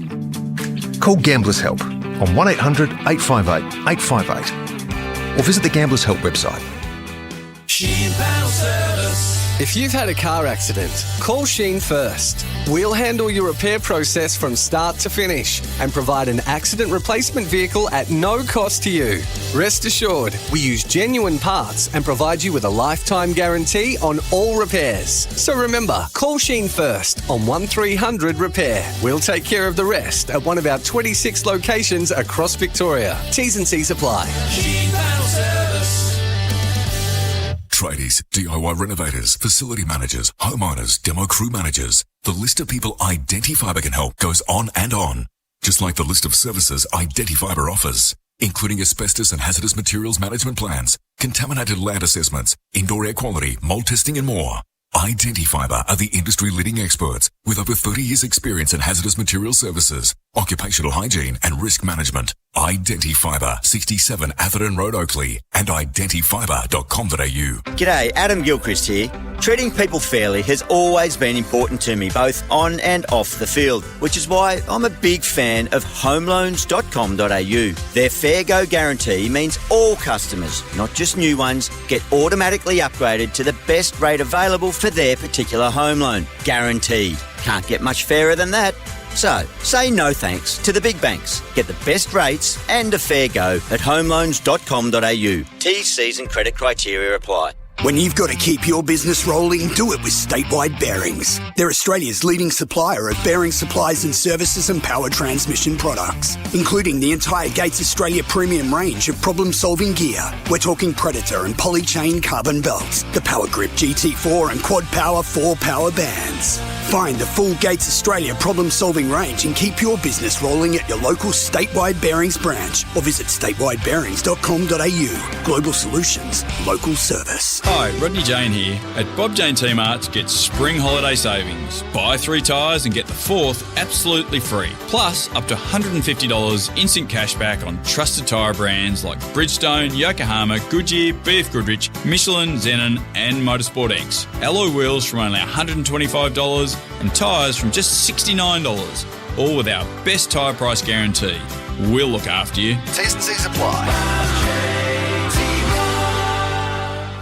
If there's one sound that means it's September, you'd agree this is it. And nothing goes better with footy finals than a Thirsty Camel. Bottle shop, that is. With great specials like Great Northern Super Crisp 3.5% 30-can block, $51.99, Vodka Cruiser Mix 10-pack, $32.99, Jan's Premium Cuvée NV, $26.99. The Camel is calling this September. Find your local at thirstycamel.com.au. End 2nd October. Prices may vary in country areas. Hydrate responsibly. Sally's Liquid Nails Original has an upgraded formula, and it sounds like this. All done, mate. See you tomorrow. Strong with no string and less run-on, there's less mess. So you can get the job done quicker. Sally's Liquid Nails. If it's Sally's, it works. Triple M rocks the grand final. The Triple M Footy Review. Amy. Who covers clangers? Amy does. Lucky you're with Amy.